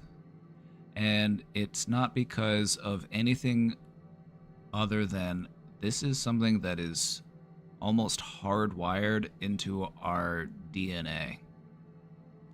And if you think about it, it's kind of like this is kind of like a squirrel brain type of fear. They're like, I've got a nut. And if other squirrels find out that I have this nut, they might try to take that nut from me. And so I need to keep it to myself. And so here's the thing. In order to step away from this fear, what we need to do is take a look at the value that comes from sharing ideas. And if you're able to inspire somebody to act by sharing an idea with them, that is a good thing.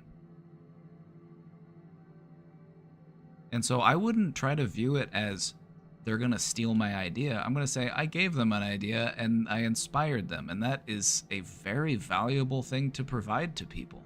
Inspiration. It's such a valuable thing to give to people.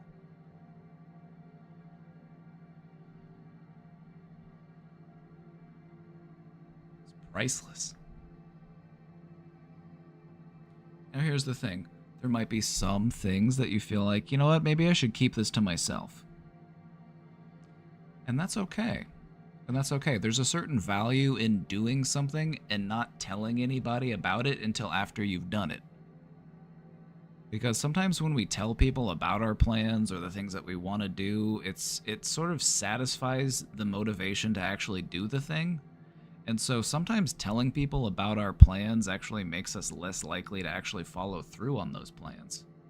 Because we find a certain level of satisfaction in just sharing the idea that we lose the motivation to actually follow through and do the thing. And so there is a value in keeping ideas to yourself until you actually are able to follow through on them. But I feel like there's much more value in sharing ideas. Because just look through history. Look through history at all of the wonderful ideas that people have had that we are blessed that they did share with us. Like the invention of insulin, the invention of the polio vaccine, all manner of modern medicine and technology. It's like, it's good that people chose to share those ideas rather than keep them to themselves. Because if we keep ideas to ourselves, they could die with us. And we don't want that to happen.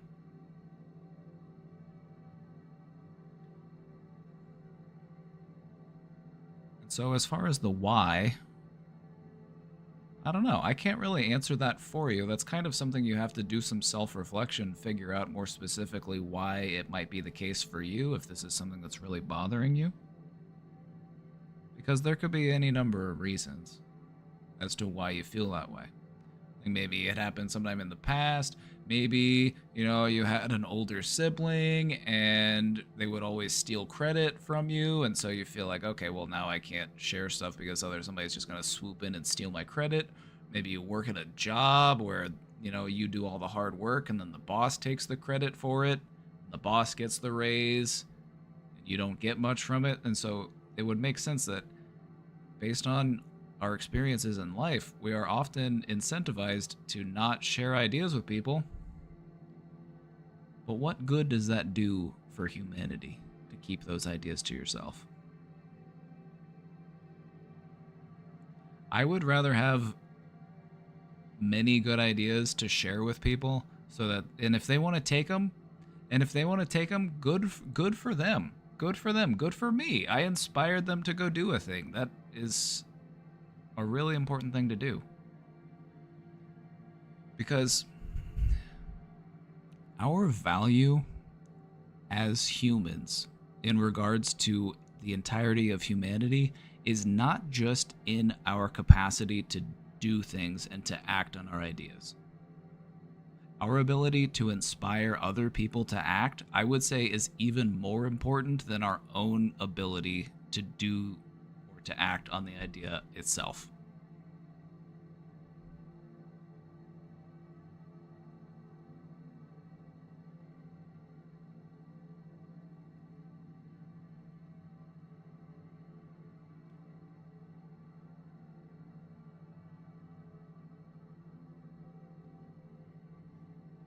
Also, there's nothing wrong with sharing in an idea. You don't have to be the only person to have thought of that thing or to do that thing. And also, just based on the number of people in the world and the amount of thinking that people do on a daily basis, it's almost a guarantee that any thought you have, somebody else has already thought it. If you've already had an idea, somebody else has probably had it pop up at least once. It's just statistics. It's just probability. So I would say if you want to overcome this, I would try to look at the value that exists in sharing an idea, that exists in collaboration, because that's where our strength really comes from as a species, is our ability to work together and to share things. And so it makes sense that, you know, you might be dealing with that fear because it feels like I'm giving something up, I'm, you know, whatever it may be. But I would just try to reframe it and change the way that you look at it. Like, if I sit here and if I give people inspiration to go and do something remarkable and wonderful, I can feel happy for them. I don't need to feel like envious or guilty or shameful or jealous or whatever because they did the thing and I didn't do the thing. I should be happy that I inspired somebody to do something cool. I don't need to have done it myself necessarily.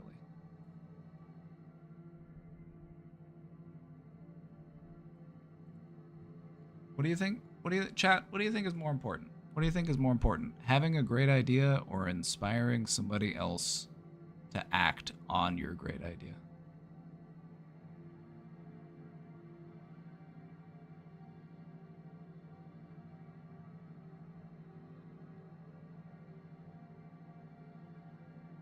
Also, it's important to remember that multiple people can execute an idea. It doesn't have to just be one person that does it.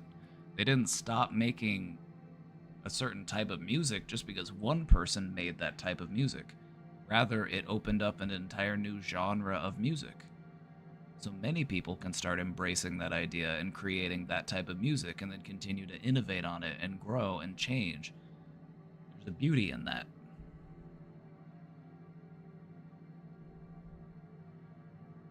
Depends if money is involved. Well, just tell them to pay you. Tell them to give you 10% for coming up with the idea. Get it in writing. Have them sign a slip of paper.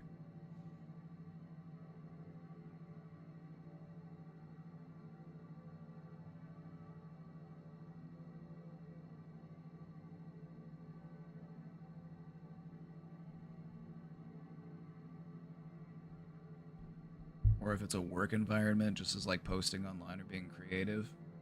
Now, see, you're really onto something here, because one would think that for a healthy and productive and innovative work environment, collaboration and the sharing ideas would really be a keystone of that. But the fact that people living in a capitalist system are so incentivized to secure their own wealth at the cost of the progress of our species, it just kind of shows that we're not really on the right path.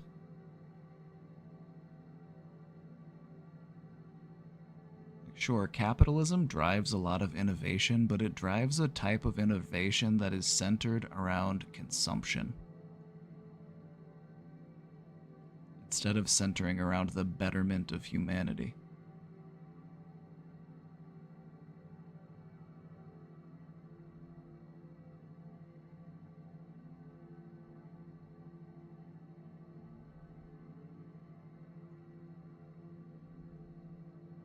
I couldn't imagine working in a cutthroat, every person for themselves type environment. I've heard stories that oh yeah, sometimes in law school, like if it's a really competitive law school and there's some like specific historical case precedent that's in like one copy of one book, it's like I've heard stories where people be like, oh yeah, somebody ripped out those pages of the book. They went to the library and ripped out the pages so no one else could have them. Like, that level of competition does more harm than good. Individual advancement should not be the priority over collective advancement.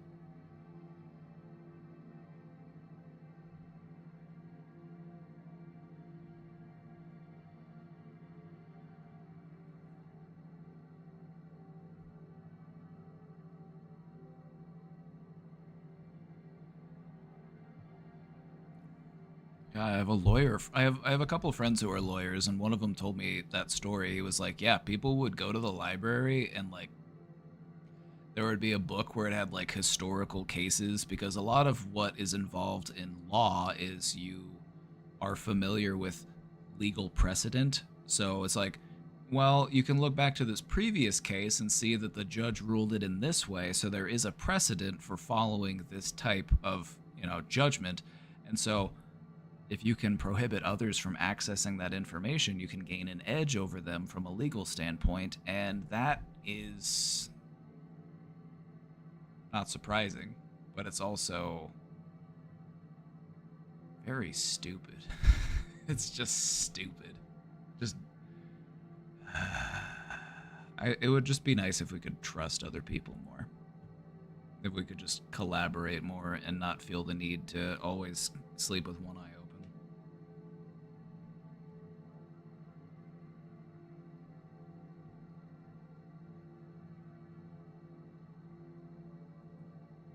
This is why we need digital open source books. Yep.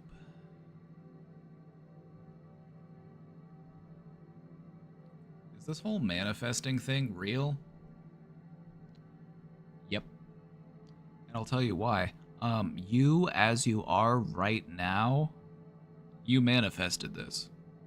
Everything that is going on in your life and in your mind and in your body and in your physical surroundings, this is all due in part to your manifestation.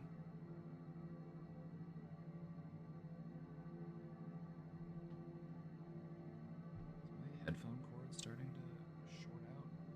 My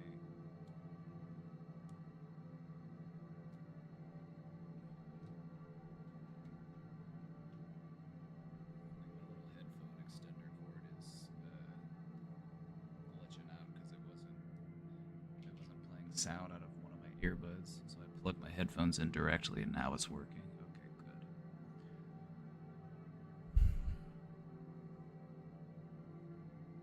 Your thoughts create your reality. If you believe that you are on a bad path and that things aren't going to go your way and that you're only going to be miserable and you're only going to be worse and things are just going to get worse for you, you're not going to have any friends, you're not going to have any joy in life, that will happen. That will come true. You will have manifested it. Have created a self-fulfilling prophecy. And if that is true, then the opposite is also true.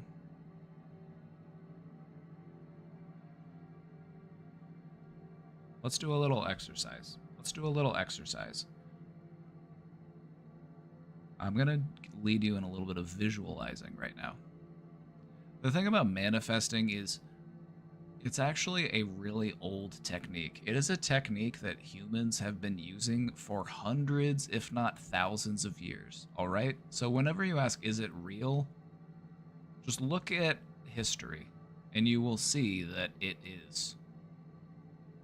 And it's what many teachers have tried to teach people. But it's the thing about it is it almost sounds too good to be true, so you become suspicious of it, and you're like, it couldn't possibly work that way. But let me show you. Using your mind's eye. Using your mind's eye, using your inner eye, your imagination, whatever it might be. I want you to picture yourself not as you are, but as you want to be. It's easier to do this if we don't go too far ahead. I would say don't go farther than like a year ahead of yourself, because anything beyond that becomes a little bit loose. It becomes a little bit ambiguous. It's a little bit harder to pin down. And so the closer you are to right here and right now, so maybe if you're looking at yourself in a month, in a week, 6 months, I would say a month is probably a good amount of time. So let's do a month. For the sake of this exercise, let's look at ourselves 1 month the future. 1 month of progress. 1 month of heading in the right direction. 1 month of trying to get to where we're trying to get to. So it would be October 11th. Fall is here. The leaves have started changing colors. It's hoodie season. Halloween decorations are popping up all over the place. The smell of pumpkin spice lingers in the air. Envision yourself 1 month in the future. 1 month of working on yourself, on prioritizing your own wellness, prioritizing your joy, your happiness. 1 month practicing letting go of the things that no longer serve you. How does it feel to be that version of you? Describe it as if it is present. And so if you in 1 month feel content, joyous, happy, peaceful, say it as if it is happening right now. I am peaceful. I am happy. I am content.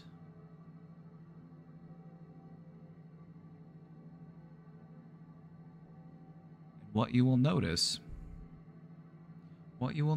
is you might not feel those feelings in an intense way, but you will feel perhaps a little tingle, a little bit of a hint, like a smell that passes by on the breeze. Catch a little whiff of it. So what does it feel like? What would it feel like a month from now? And let's say you've had a month of practicing, a month of letting things go, the things that have been weighing you down. You're focusing on, making meaningful social connections, letting go of guilt and shame, taking better care of yourself. How does it feel to be that version of you?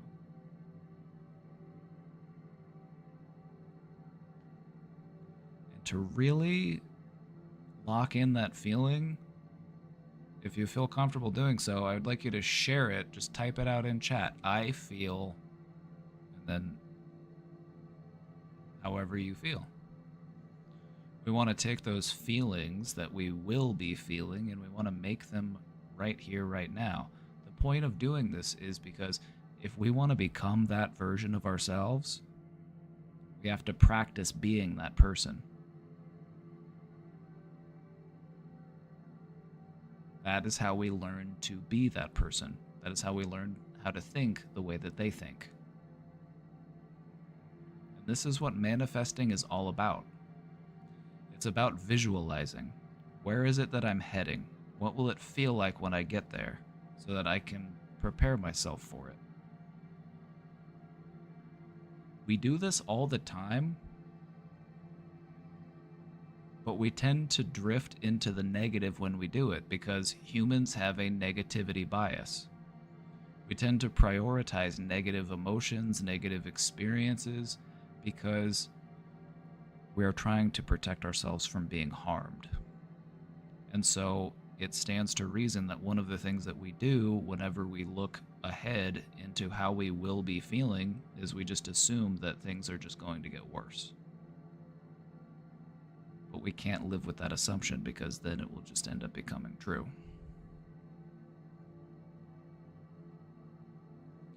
And so look ahead into a time, maybe a month from now, maybe a couple months from now. If you feel like maybe a month isn't enough, maybe look a couple months ahead.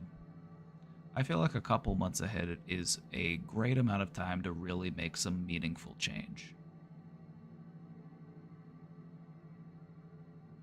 So maybe this is you a month from now, maybe this is you next spring.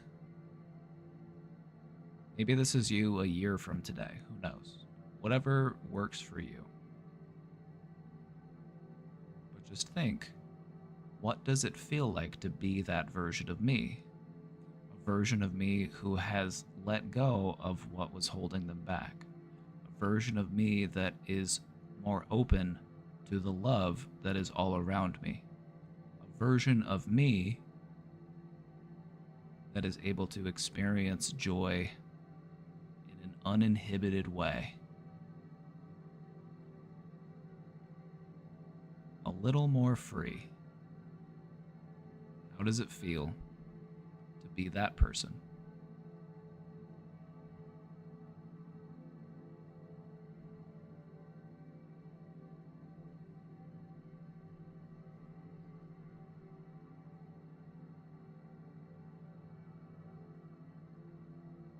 And you don't have to take my word for it. To quote the great LeVar Burton, you don't have to take my word for it. Just look at all of the works of all of the great teachers throughout history.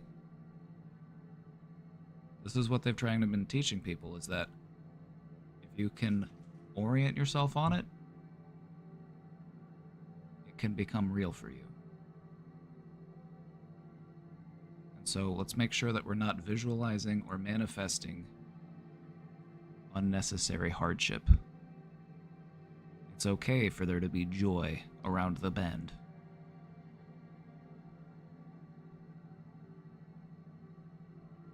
Is Casey just calling for me? Is Casey calling for me? Does she need something? Oh, she's calling me again. Okay, hold on. Let's see what she wants.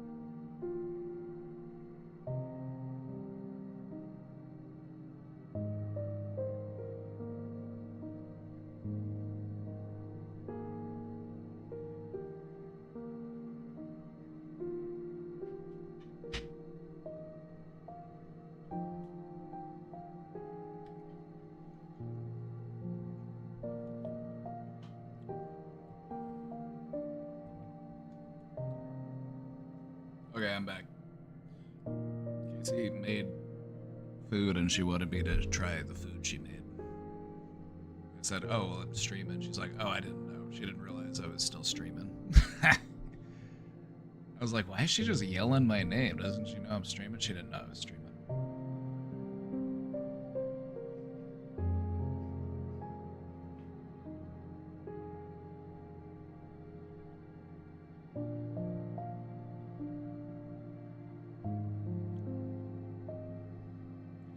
Chat, if you followed along, if you tried that visualization exercise that we did,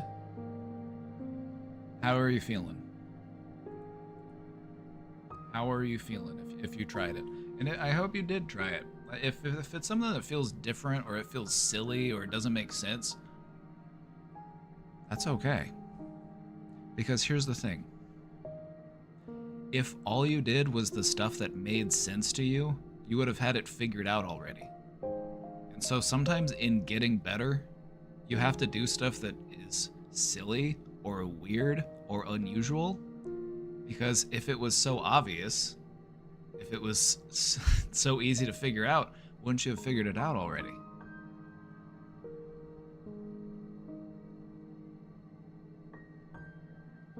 I'm smiling, but I don't know if it was that or the cats. Maybe you're smiling because you're happy.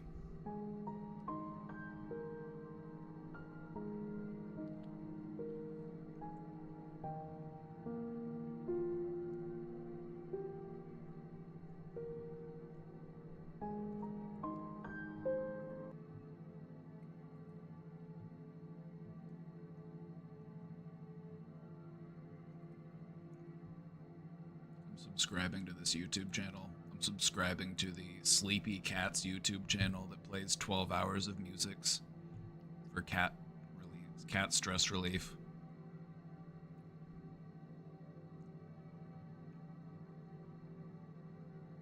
There's 210 people watching right now. Maybe I'm gonna pull numbers like that one day.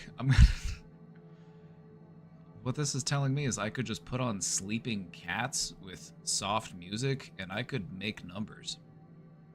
I need to get myself at it. Like, what am I doing here? Like, just replace me with a cat and some soft piano music. What am I doing here? What do I add to the equation? I haven't had a chance to look yet. Is this a gray hair? It is, I'm kind of excited because I've never had a gray hair before. So I've been waiting to enter my salt and pepper era.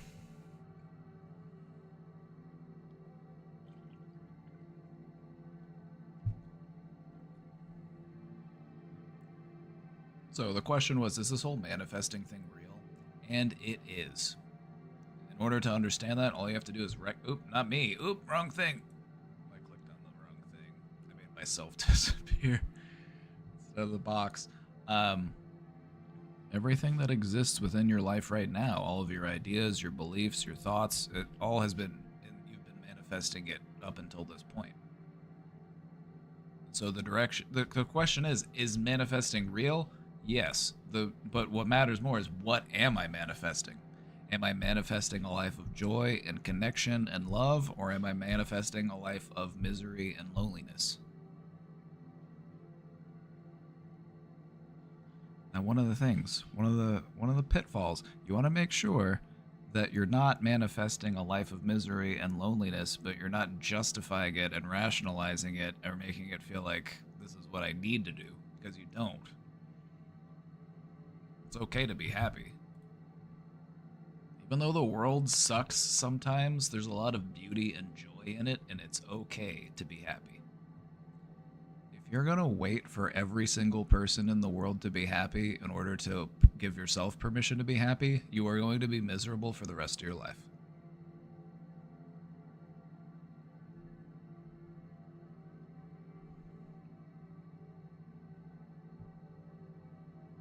I think that was a good one. I think that was a good one. Put that on a t-shirt. Put that on a t-shirt. Make it into a short.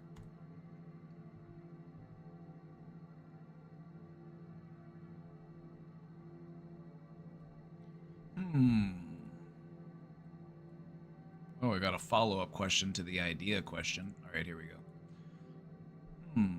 And when do you know it's the right time to share an idea? Let's say I want to give an idea to someone, but worry about how sharing it would be perceived if not done in the right moment. All right, I got you. I actually, one of my best friends, my buddy Aaron, he's the type of friend who is like, we would sit down together and we would just share ideas, and we would just talk about ideas, and we would brainstorm with each other, and it was just such a fun and cool dynamic that we had, where we would just show interest and ask questions and allow each other to, through our collaboration, expand and build a bigger idea than what we started with. And so, if you want to share an idea with somebody, I would do it this way. I would say, hey, I have an idea that I want to share with you. So let me know when you have some time so we can sit down and talk about it, okay? I'm excited to talk about this with you. Just communicate your excitement to them and allow them to match your excitement. So you're not saying, hey, I need to talk about this with you right now. Just say, hey, I have a cool idea I want to talk about with you. Let me know when you have some time to chat. Do some scheduling. And then they'll be like, oh yeah, I got some time. Maybe they have some time right then. Perfect. Or like, actually, I'm about to head to class, but I'm free later if you want to talk. Okay, cool. We'll talk then. Because what you will find is that if you have a friend and you tell them, hey, I want to spend some time with you doing something in the near future, let me know when you have time, and like, yeah, they will find time. They will be able to work you in. So yeah, when it comes to finding the right moment, allow them to help you find the right moment. You're saying, hey, when would you have some time to talk about it? They'll be like, well, I'm free tomorrow night. Perfect. Maybe we could do it over dinner, or maybe we could, just flexibility is an asset in life. So just, don't avoid overthinking and just, improv. It's all right to wing it.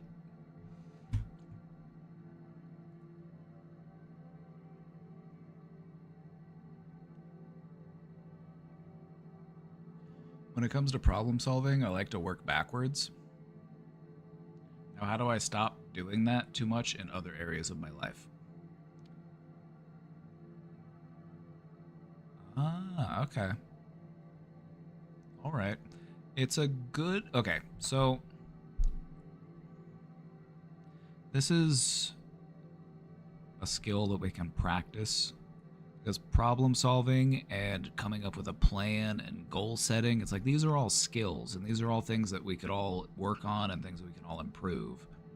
We don't have to live with this assumption that we are as good as we will ever be at problem solving or creating a goal, because it's simply not true. It's a skill just like anything else. Playing an instrument, juggling, whatever. You can be a better goal setter. You can be better at prioritizing tasks or coming up with a workflow. These are things that are skills that we can develop. So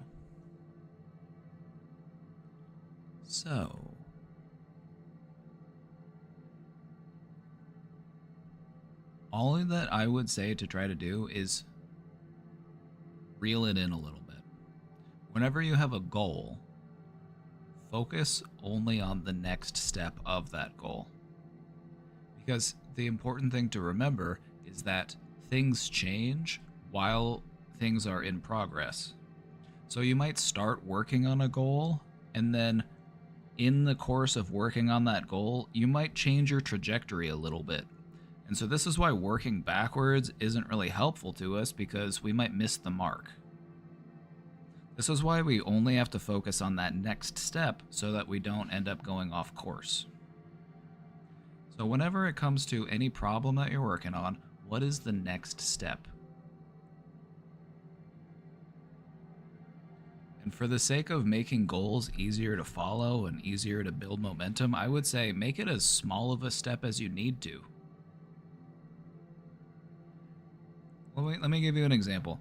A lot of people have anxiety when it comes to making phone calls or like scheduling appointments. Let's say they have to call the dentist or they have to call the mechanic or whatever. If that is your goal, is to go to the dentist, the first step in that goal is find the phone number that you need to dial. That is step one. All right, I found the phone number. There we go. What is the next step? Dial the number. And what after that? Press the call button. Dial the number. I Need to do that? When do you want to have it done by? There's probably still time to do it today.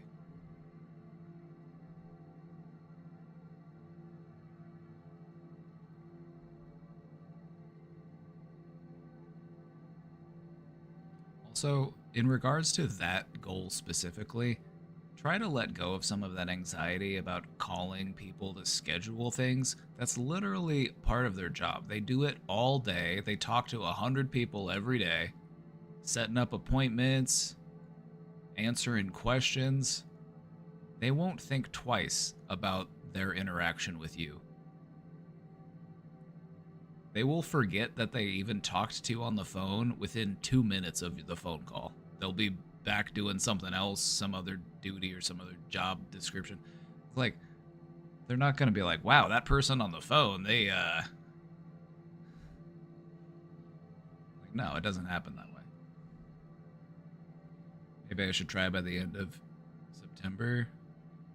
Girl, do it tomorrow.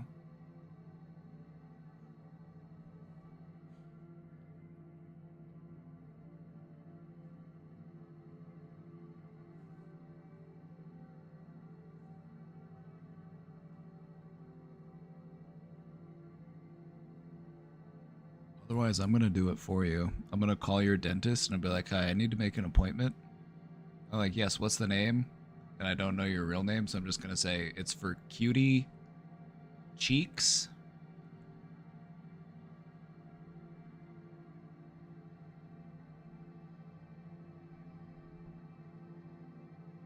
Well, it looks bad to request off, so it shouldn't notice, I feel.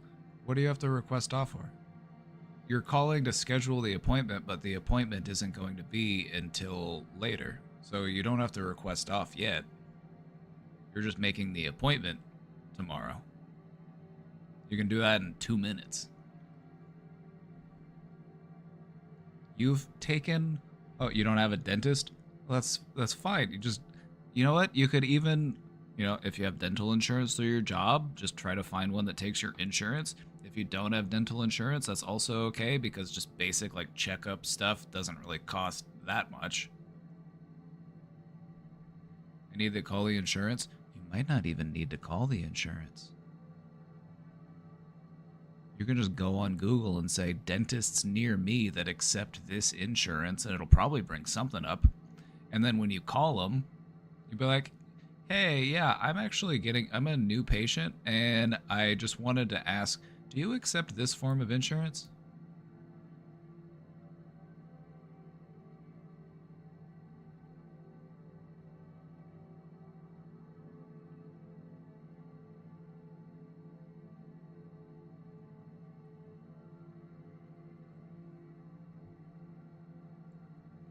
Just need to find a reputable dentist, I guess. That's why you gotta be Googling. You can look at all those reviews. I would say that tomorrow you could take 20-30 minutes to look up dentists and reviews and to find one and to even call them. I feel like that's something you could do in under an hour. You've probably taken longer and more stressful bowel movements, if we're being honest.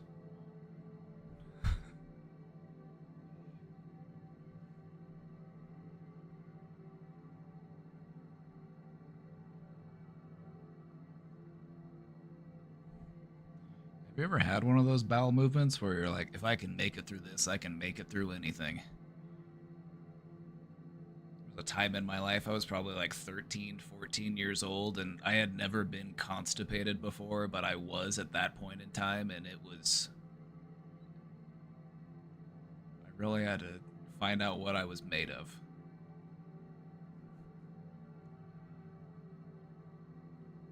I would say that was a character-defining moment in my life. You need to do the same. You know what I think? Accountability buddies.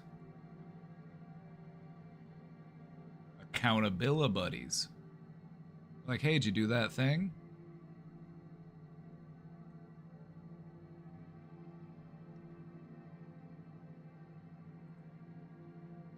So yes, when it comes to problem solving, I understand where you're coming from in saying that you like to work backwards, because sometimes it makes sense, you know, when we're problem solving, we want to focus on the solution, and we feel like, okay, there's the solution, that's where I'm trying to go, and so I need to focus on that, so how do I get there? Let's work backwards from there.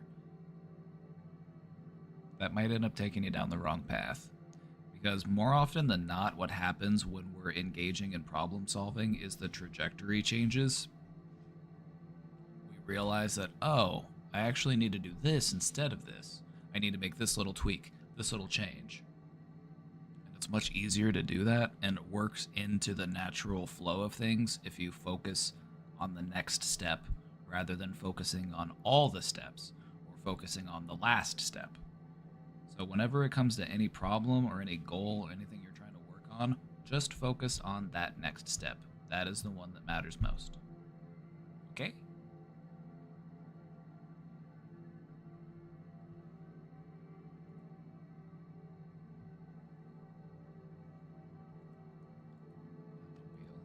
Hi, Joshua. I am gay. Hi, gay. I'm dad.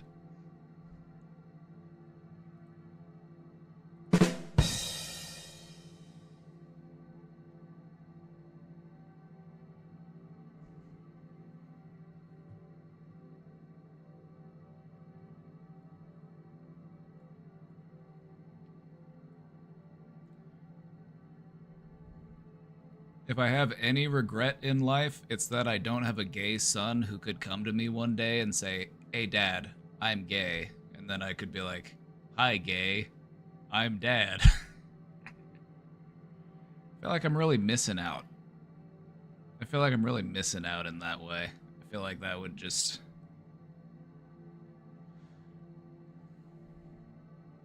Because that is how I would handle it, I think.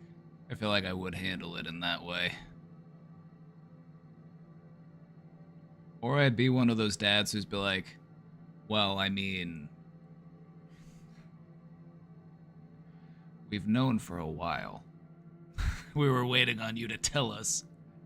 Or something like, surprised you didn't tell me sooner.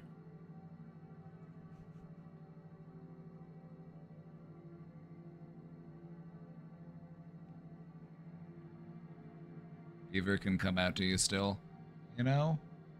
He might. I don't know. I don't know. I'm not sure. We'll have to see.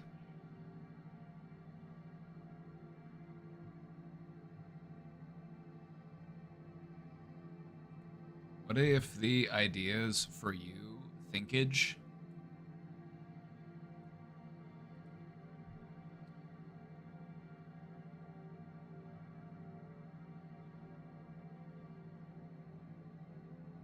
The idea is for me?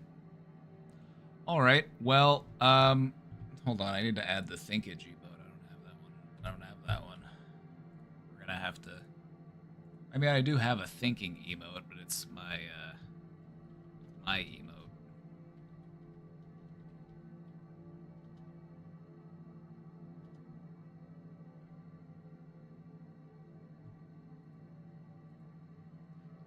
Alright, here's the deal. If the idea is for me, and it makes me $1 million, I'll give you 10% of it. I'm comfortable with that arrangement.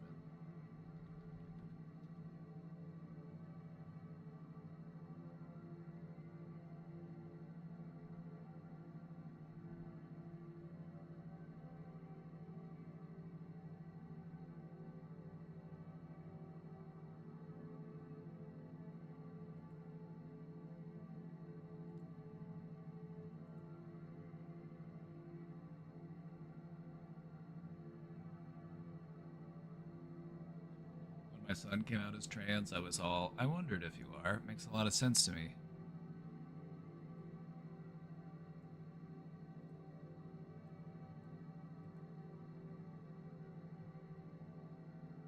Like, I couldn't imagine your child, you know, sharing something about their identity with you and being anything other than, like, supportive and happy for them for, like, embracing their identity. You know what I mean? Some people just get so hung up, some parents just get so hung up that their kids aren't just little carbon copies of them. It's like, no, this is they're a unique human. They are their own conscious being. They're gonna have their own ideas, their own beliefs, their own feelings, their own desires, their own dreams. And you should be happy to see them live those dreams, rather than try to make them live your dreams.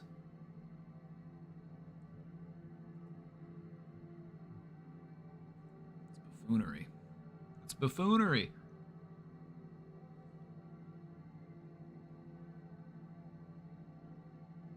It's buffoonery. What if the idea's for me? I'm always open to taking ideas.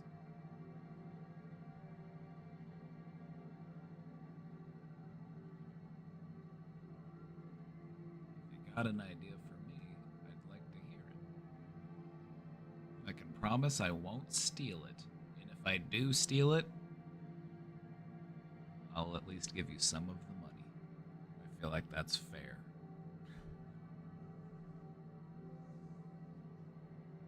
I feel like that's not a bad arrangement. I feel like that's not too bad. Alright, I'm about to get ready for dinner, but we've got another question here. So we'll see. This might be the last one we take for today. If another one comes in, then so be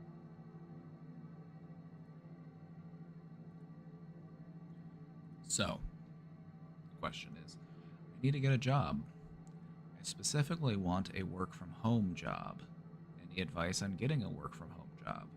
I've applied to places and it's discouraging to not even get a call back. All right. I'm going to share with you the advice that I believe to be helpful, and I will give you this advice being mindful of how the workforce and the work environment is constantly changing and constantly evolving. I don't want to present advice to you in the way that older people advised me, in like, now you just got to go in there with a copy of your resume and give them a firm handshake and you're good to go. Because that's the kind of stuff that they used to say you need to do. You just need to go in there and you just need to It's like, no, it doesn't work that way anymore. And it hasn't worked that way in a long time. So let me share with you what I believe to be helpful. The key word here is assertiveness. Because you have to view the job application process a little bit differently from how it used to be. Nowadays, the job application process is your application is swimming in a sea of other applications. And you have to do something to make it stand out. And oftentimes to do that, you have to be the one to initiate with the workplace rather than the other way around. And so what I would advise is contacting them either by phone or by email, whatever is, appropriate to the circumstance. And I would say things such as, hi, my name is insert name here, and I'm calling because I submitted an interview, or I submitted an application for this position, and I wanted to know if you have had time to review my application.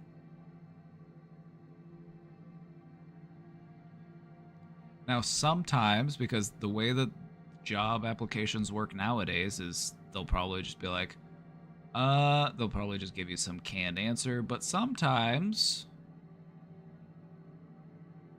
they will respond to that. So like, even I'm giving you this advice and I'm trying to be mindful of the fact that not every employment place operates the same way. Some places do it in a very like robotic and mechanical way, and like to assert yourself and to try to actually impose some humanity into the process is viewed as bizarre and strange to them. So your mileage may vary. But what I've found to be true is that if you show interest, it can help you to rise above the rest because there are a lot of people who will just blindly submit the application and then wait to hear back. But if you submit the application and then you call and you ask about it, then that might help you improve your chances at getting an interview. And I'm not going to say it will, but it might. Could I share some advice with you that might be a little bit less than ethical?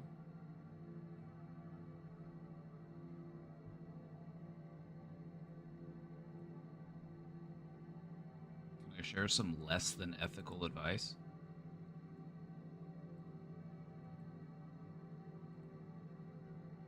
I'm going black and white for this. I'm going into the gray zone for this. All right? Because the advice that I'm about to give, it's in a moral gray area, okay? We're entering the moral gray area. Less than ethical advice, lie plus exaggerate on your resume. Not that. That's not what I'm saying to do. That's not what I'm saying to do. Let me offer you some gray advice. If you take an online course, one of those free online courses at a university, which they have many, there are some at many different prestigious universities, you can put on your resume that you studied a certain subject at a certain university. You don't have to mention that you got a degree because you didn't get a degree, but you can still mention that you studied at that university. That is a thing that you can do. Because it's technically true. Also, another thing that you can do, and this is where we're really dipping into the gray area here, so just bear with me, okay? Call the place that you applied to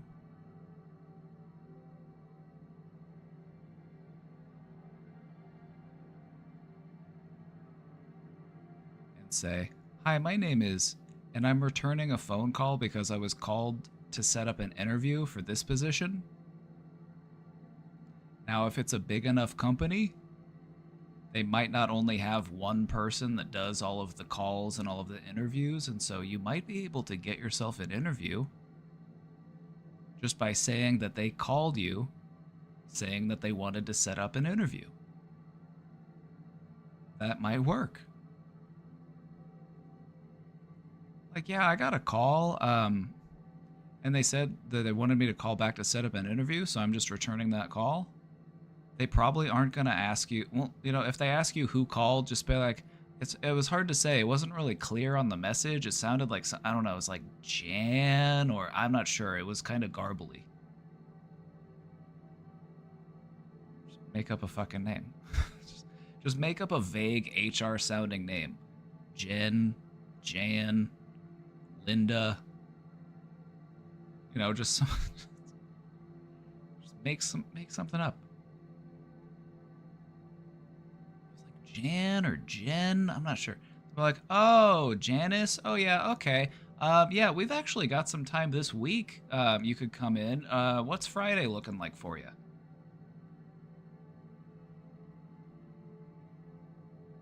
So that could work. All right. This next one is going to dip even more into the gray area, and this one only works for jobs that you will be doing like in person. Well, actually, this could work for any job that you would interview in person. Show up at the place and say, "Hi, my name is, and I was scheduled to come in for an interview today." Yeah, it's 1:45.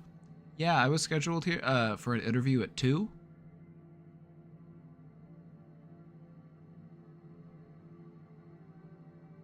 Like, oh, who set up that appointment for you? If they do ask, just be like, oh, I forgot. I'm really bad with names.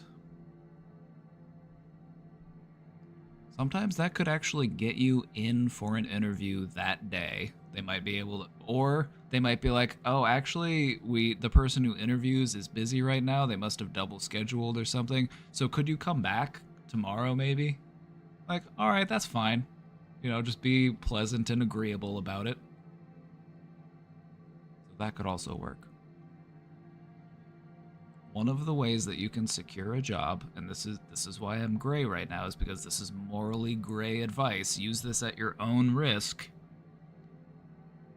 If you're having a hard time getting in for an interview, just make the job feel like they already are supposed to be interviewing you. Like, yeah, they called and told me to come in. They'll probably believe you. Anyway. Follow these at your own risk. This is a gray area, all right? All right. Don't get me in trouble. Don't get me in trouble. We entered the gray zone.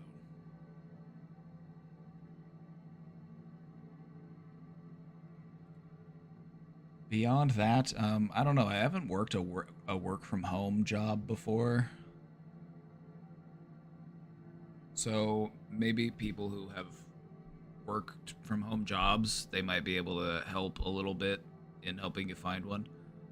So I would just talk to people who work those kind of jobs and maybe see what they did or what worked for them. Also, sometimes when getting a job, it's not what you know, it's who you know. And so if you have, you know, connections with somebody who does a work from home job, they might be able to help and put in a good word for you. So that's also a thing to do. That last one is risky. It's not illegal. It's just morally gray. It's not illegal to do that. It's not illegal to show up at a place and say, "Hi, I was supposed to be interviewed today at 2 and it's 1:45 because you want to show up early for your interview." That's why you show up at 1:45 and say, "Oh yeah, my interview is at 2 or my interview is at 2:10 or whatever." You know what I mean? Just don't show up at noon, because nobody schedules interviews at lunchtime.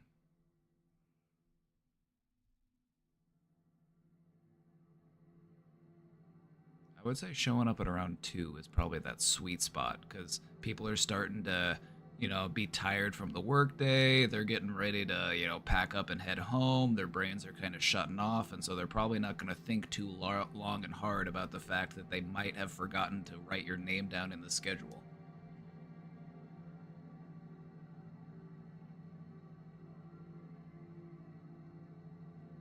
Not illegal. The worst they can do is say, "We don't know who you are. Please leave." And then you're like, "All right, my mistake. I must be at the wrong place."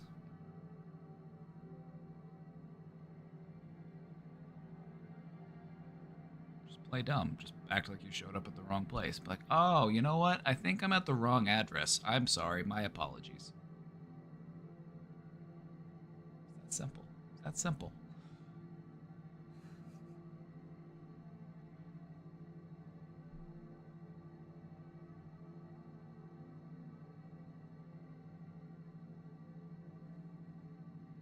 Just don't tell them that I taught you that one. Don't tell them that was me. Tell them you came up with that on your own.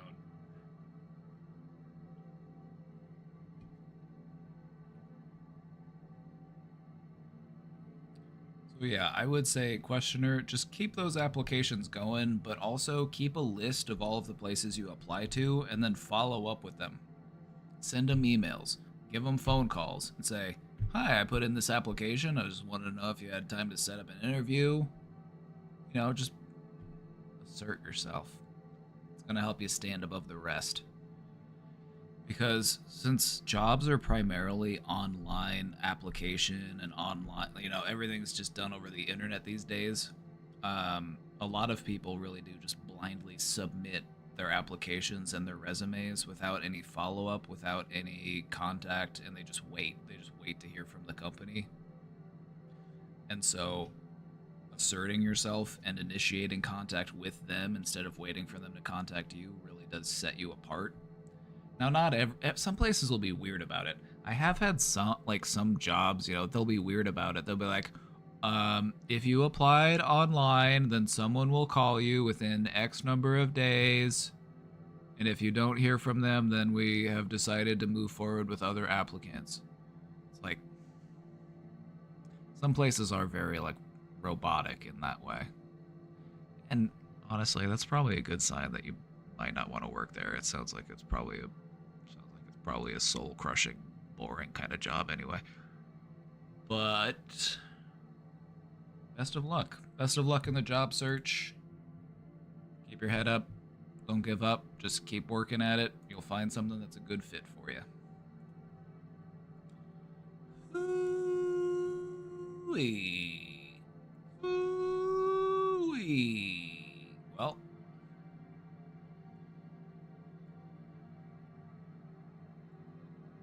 Well. Here we are again.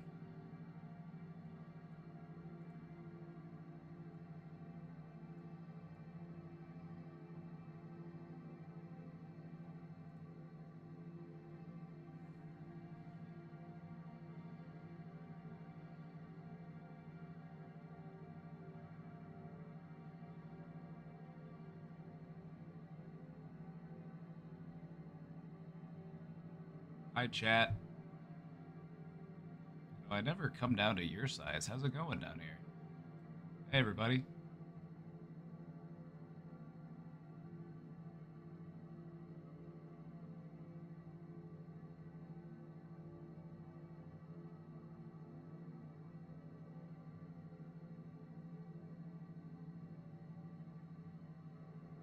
Big.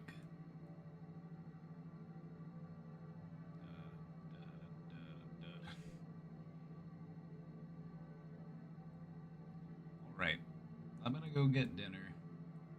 Wrap up for today. I'm gonna go, I think Casey's still in the kitchen, so I'm gonna go bug her. Anybody want to subscribe today? It's 9/11. Come on, it's 9/11. It's September. Any subs? Any subs?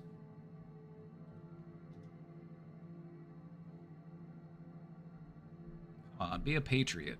Be a patriot.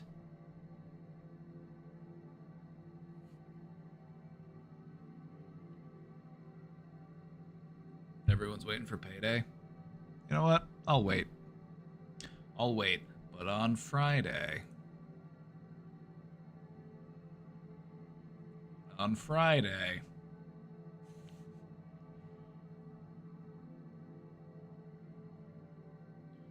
I mean, okay, I get it. $6 a month isn't technically free therapy, but I mean, it's not that expensive. I mean, could you realistically ask for it to be any cheaper than that?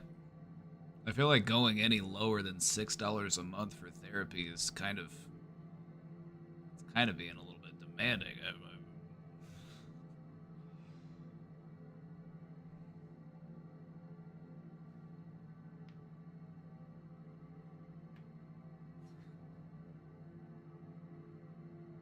$6 a month? That's too rich for my blood. But no, I do support. I do greatly value everybody who supports this stream, whether it's by watching or chatting or even just lurking.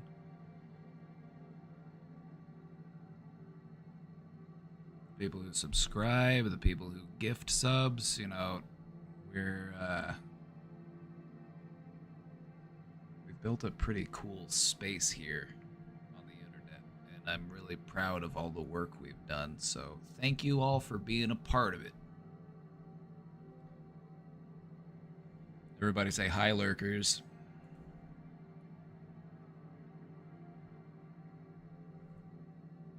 Everybody say hi to the lurkers, because there's lurkers in here who, for reasons of their own, they might feel too shy or they might be unable to chat for whatever reason. So let's just take a moment to say hi to them.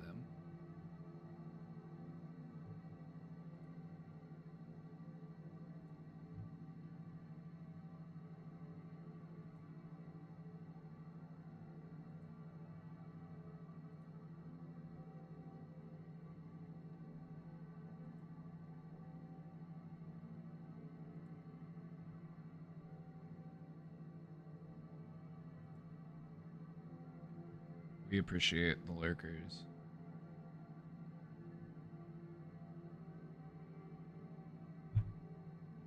Don't stare at them. Don't stare at them. You're gonna make them anxious. Don't stare at them. You're gonna make them anxious.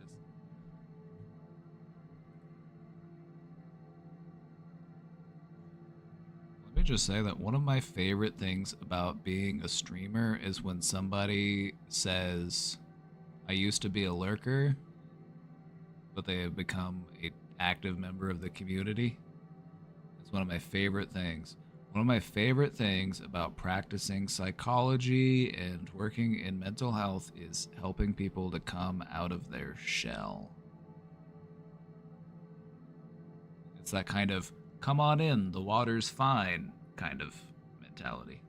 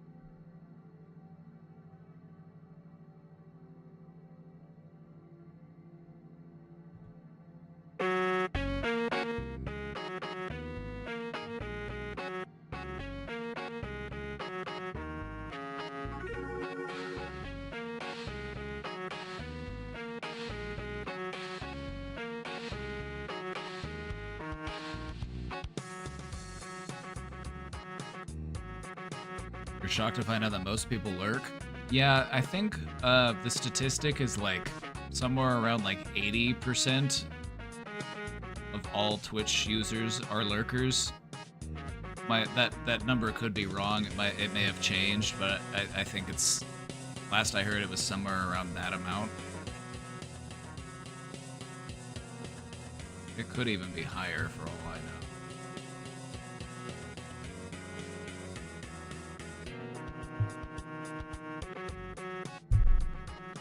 Alright, everybody. I'll see you next time. I'm gonna go hang out with... I'm gonna go see what Casey's doing. I don't know if she's back on her desktop or what she's doing right now, but she was making dinner. Anyway, I will see you all next time. Have a good night. Bye-bye.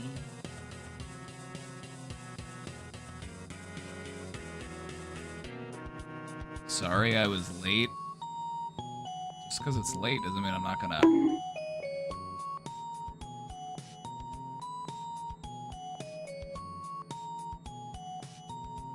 Oh, Evie, please, you missed it. I quoted you earlier. I actually quoted you earlier.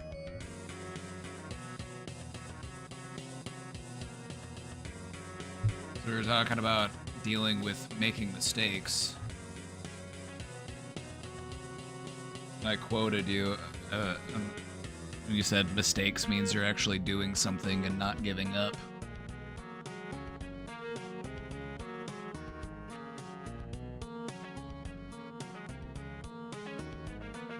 Got some good brains in this bunch.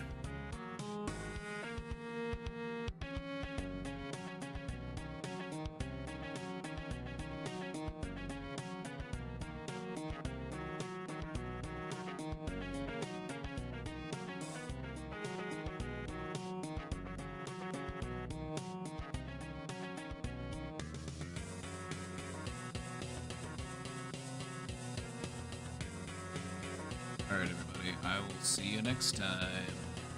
Bye-bye.